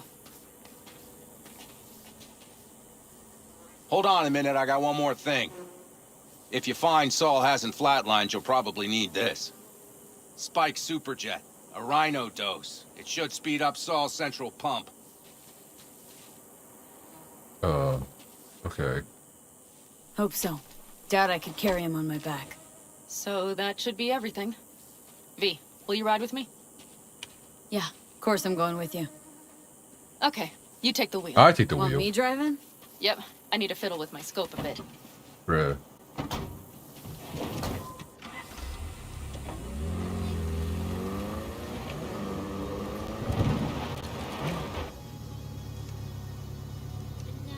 What?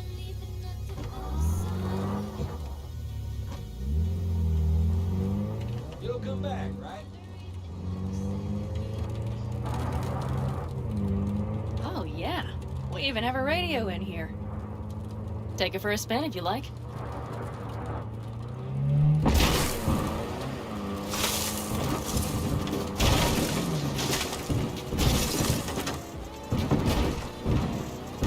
Oh. Shit.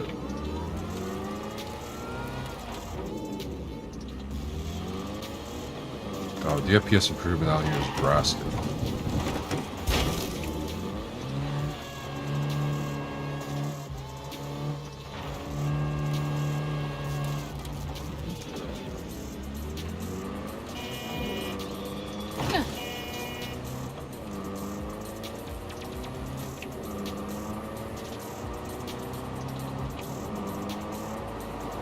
I still can't believe he let himself get captured. Anyone else? But Saul? Said yourself he's not at the top of his form. Yes, but moving civilians across the border during a bombardment? Hijacking a petrochem tanker? Opening the valves? Cranking a few figure eights to set the desert ablaze and give the kids a fun show? That's the Saul I remember. All had our eyes. I know. It's just...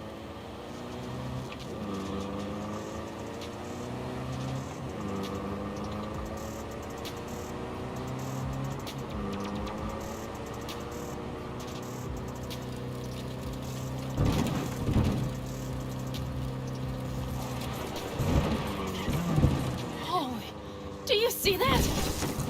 That is one hell of a storm. Looking bad. Oh, it's bad and more than its look. We have to move quickly.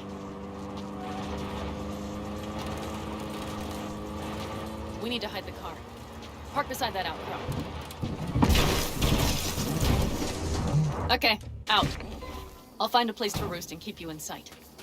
You just watch yourself down there.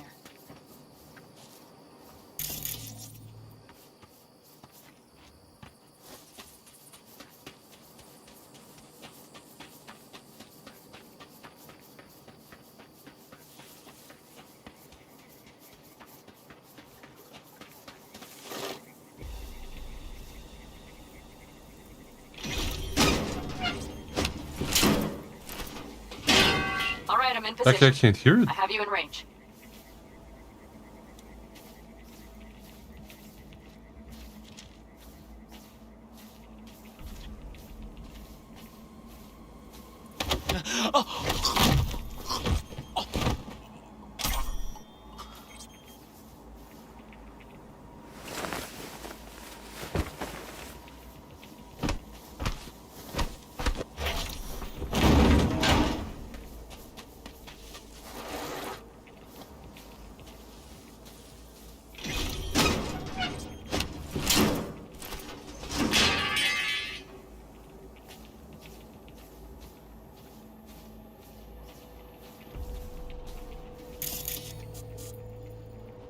That should be their garage. It's heavily guarded. Knowing them, they have something important in there. You might even gain access to the security system. Sneaking, sneaking.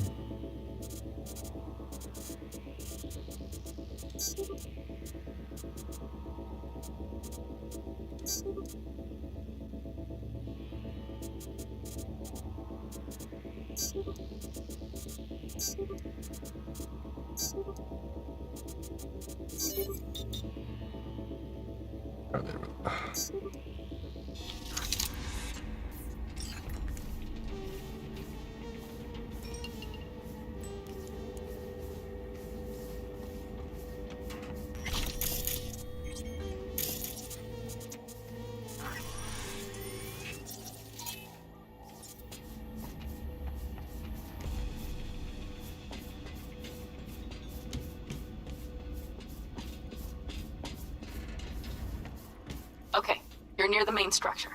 That has to be where they're holding Saul.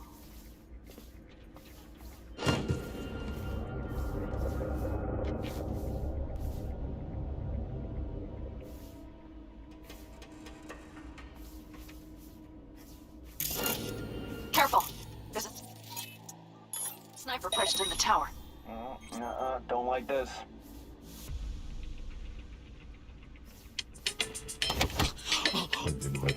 I'm scared of shit.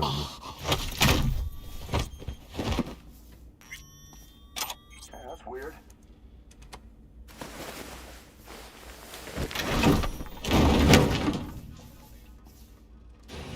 Okay, main building. Watch for vermin. Saul is somewhere inside. I feel it in my bones. Remember what I told you. Find the control room and you'll gain access to the security cams.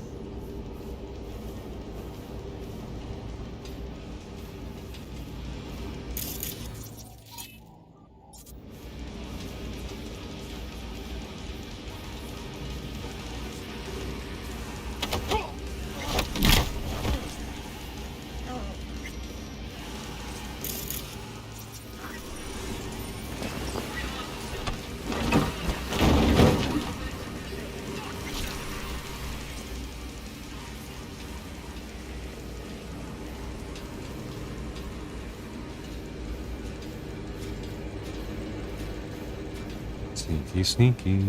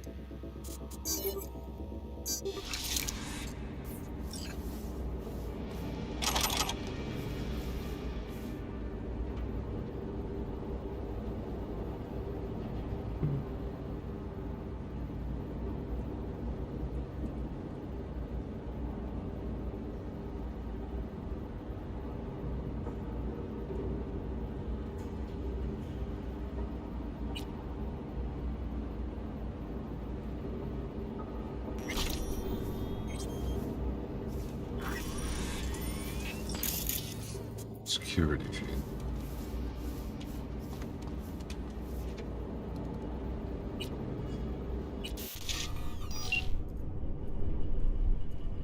Panem. Found Saul, I think. Locked in the cellar. How is he? It's hard to say. Too dark. Okay, get down there and get him. Maybe we made it in time.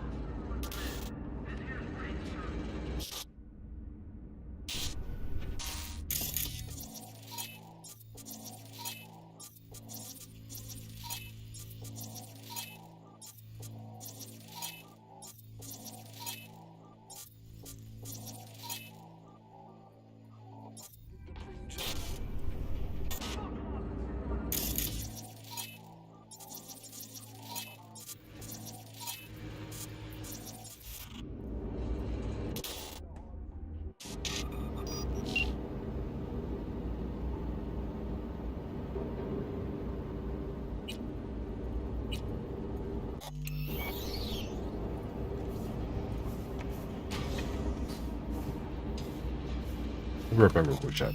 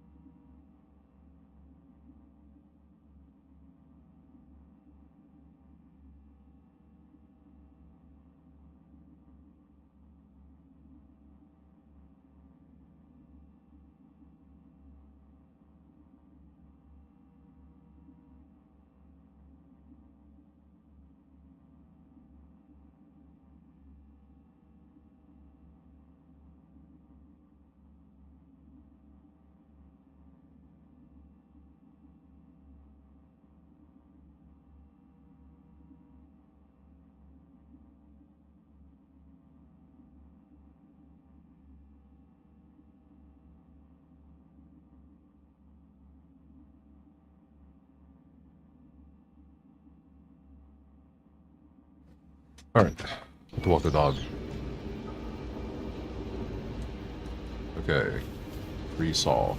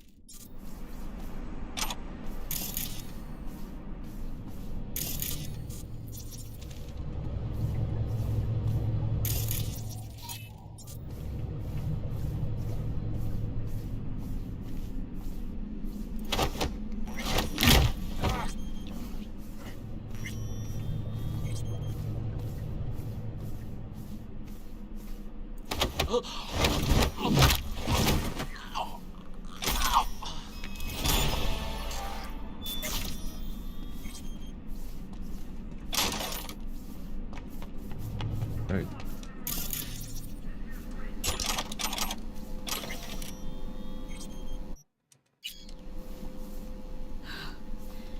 Panem, got a girl here. Dead. Disemboweled. And not just for her chrome, I don't think. Fucking Rathens. Soulless filth. There's no line they won't cross. None.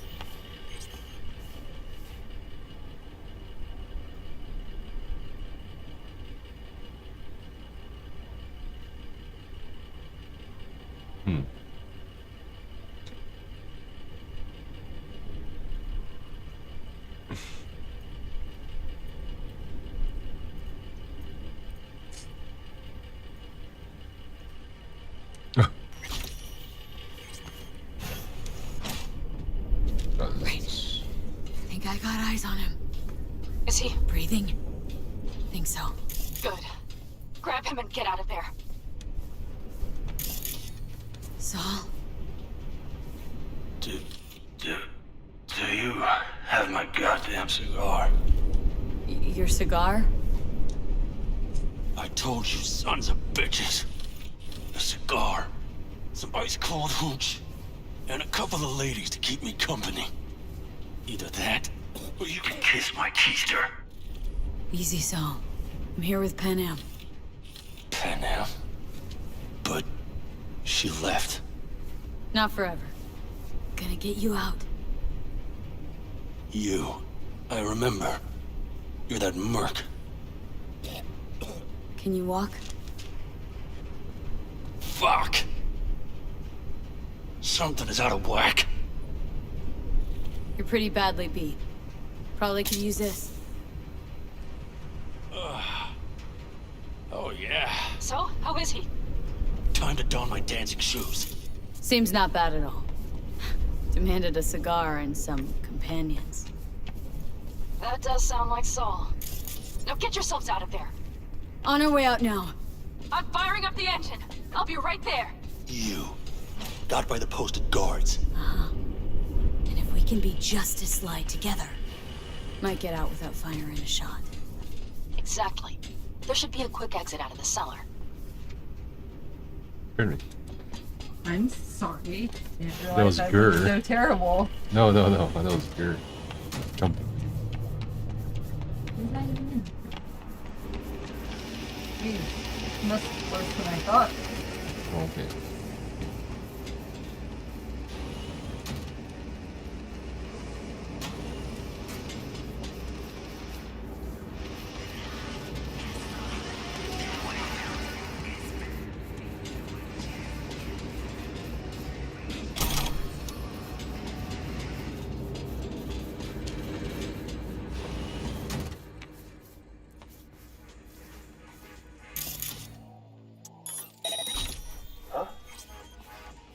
What now?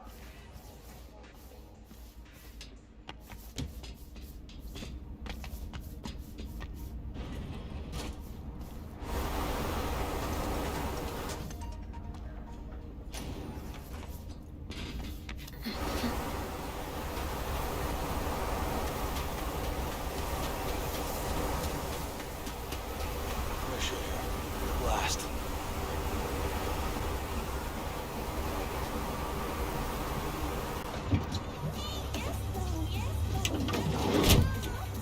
Alright. Stealthy.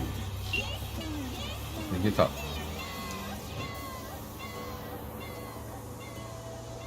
That storm Not is even picking up once? steam. Not Good. even once. It'll cover our tracks.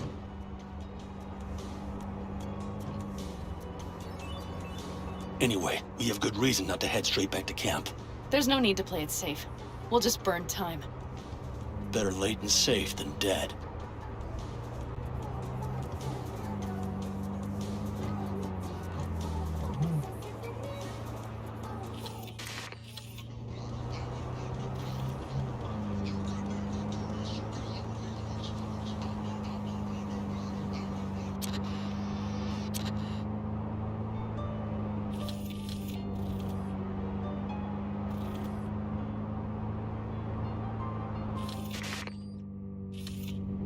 His eyes are crazy.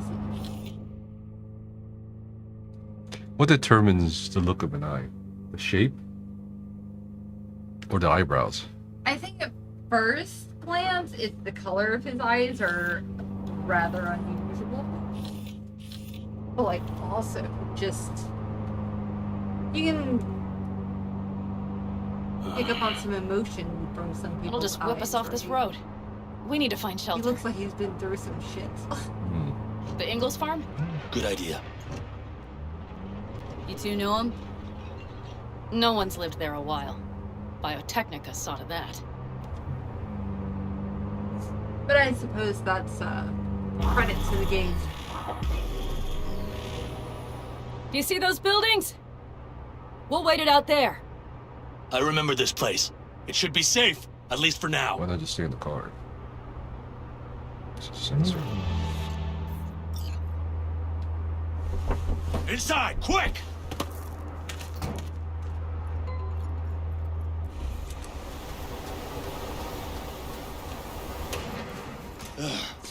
I need to catch my breath.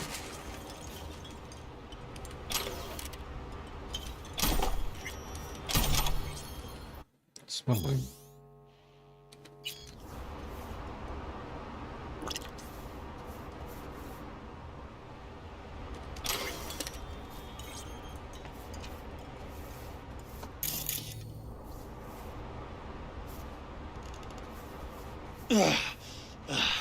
Just in time for dinner. Not hungry.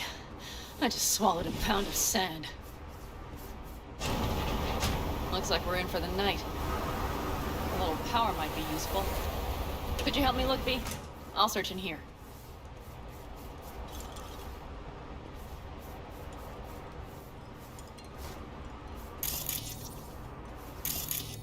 A lot of useful things. The Ingalls left in a hurry. Biotechnica made them a good offer. Yeah. What?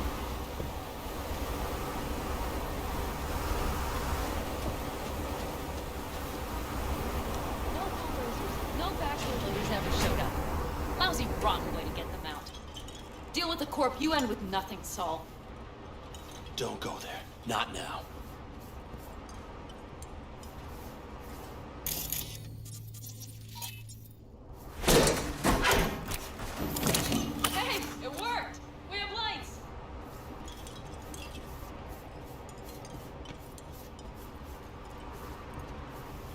Damn, it's getting cold. I tried to get us some heat in here, but no luck. Can you check it? Might have the magic touch. Actually, you know what? Check the fuse outside. It might have come loose. If so, just whack it back in place and I'll get this truck burned.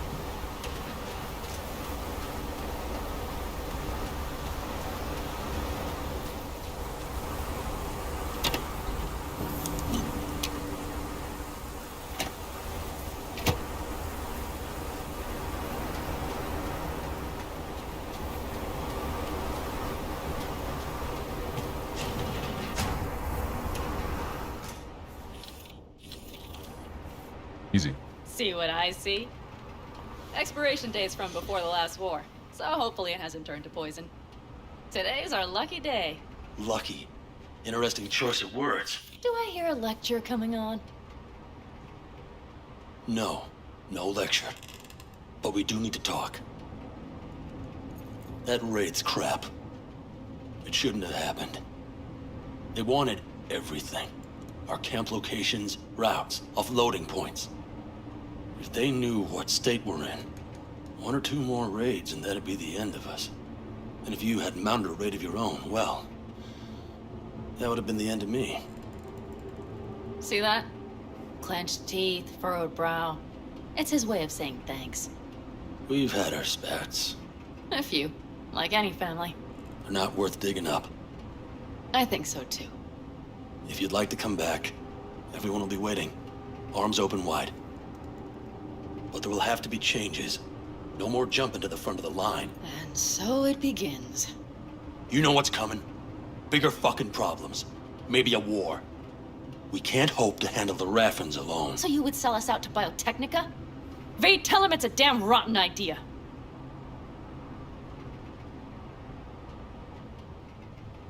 Don't be mad, but I think Saul could be right. What? Why? I hear teeth grinding? That's fair. But that's how things stand. The stronger survive. Biotechnica plays a fair game mostly. Snug under their wing, you might just have a chance. Hear that, Panam? That is the voice of reason. All I hear is the fucking wind. You know what, sweetheart? We'll have plenty of time to tear at each other's throats later. That is my hope. But right now, I wouldn't mind catching a few winks. Need help? Fuck off. Huh. Do you know what they call these storms in North Africa? Haboobs. Damn, I love that word.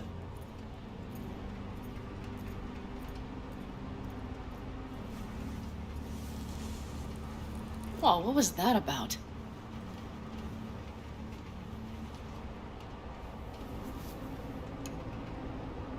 Two haboobs. Yeah. 2 haboobs. Ugh. Now that packs octane. Okay. Funny. What is? I rarely sleep with a roof overhead, yet this will be the second time with you. When you're on the road day into night into day, your butt basically fusing with your seat. You forget what it's like. And? Think this is any better? No, just different. Yeah, this would make for a decent little motel, wouldn't it? Little fireplace, booze. Grumpy guy at reception is the one thing missing.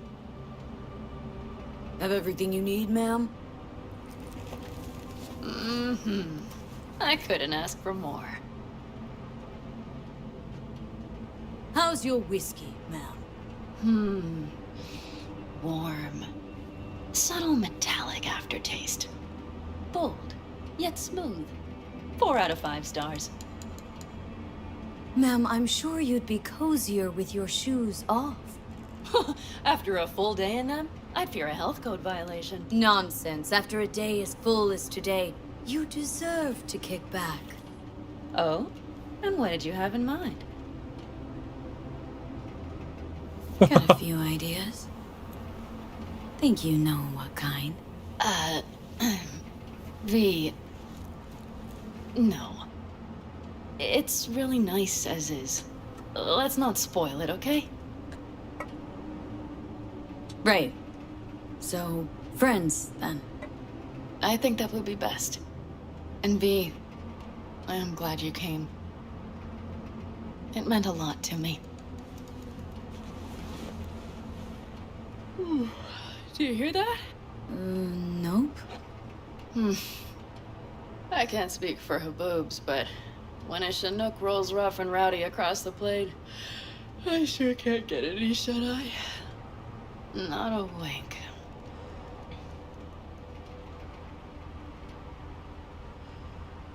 Truge, shut down.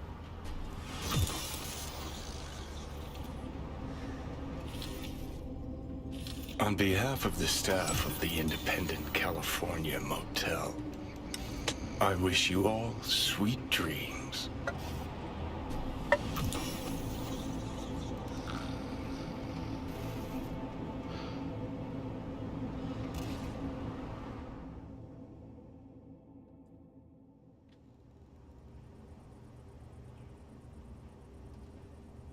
Okay.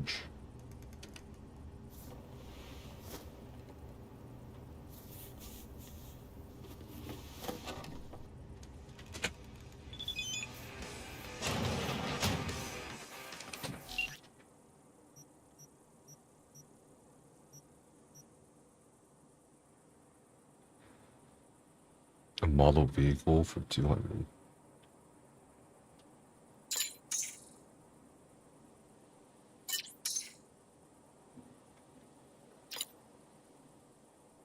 Oh. Hell yeah.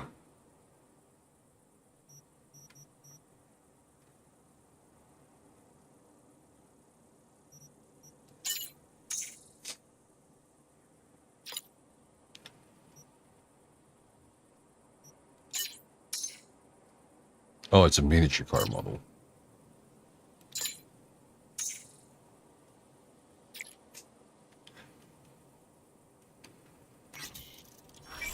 Hey, did you sleep all right? Good work, V. Old style raid. Saul doing alright? Cracked skull, 6 busted ribs, bruised kidneys, but he's back at it, bossing folk every which way. You? You gotta agree now. Next time I choose the motel. If there is such a time. Well, I slept like a puppy. That's a cozy shoulder you have there. It's too bad I better get rolling in a minute. Hang on. Thought you were headed back to the Aldecaldos. Staying with the clan. That remains so. Come on.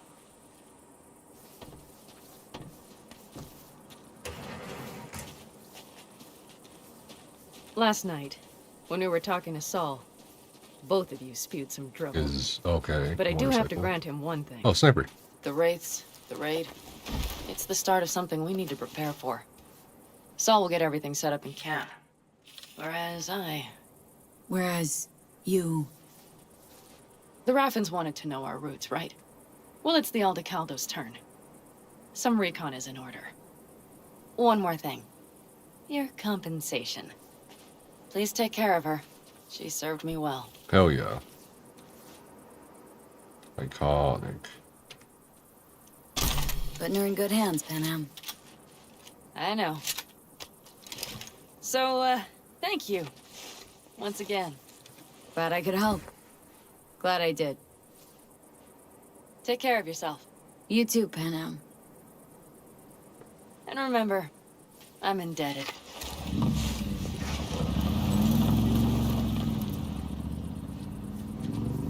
Okay, back to town, V. Headed up to here with this gusty outback.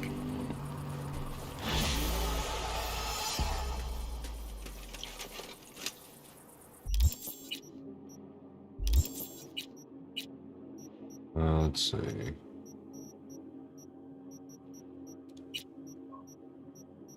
Pull a shotgun. Iconic. It's called Overwatch.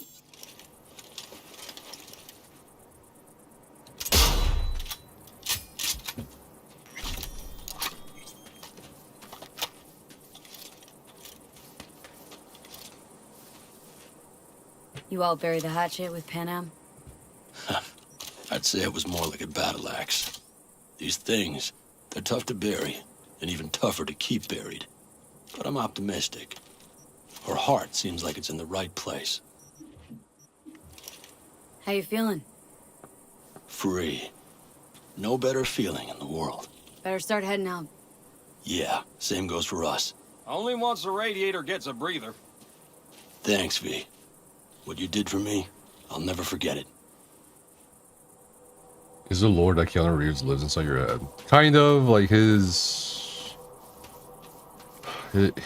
overriding your, like, you. Like, he's like a virus. It's gonna eventually, like, take control of you. Alright, we'll call here. I'll see you guys probably on Thursday or Friday, depending on the amount of videos we need, which is a lot. Yep.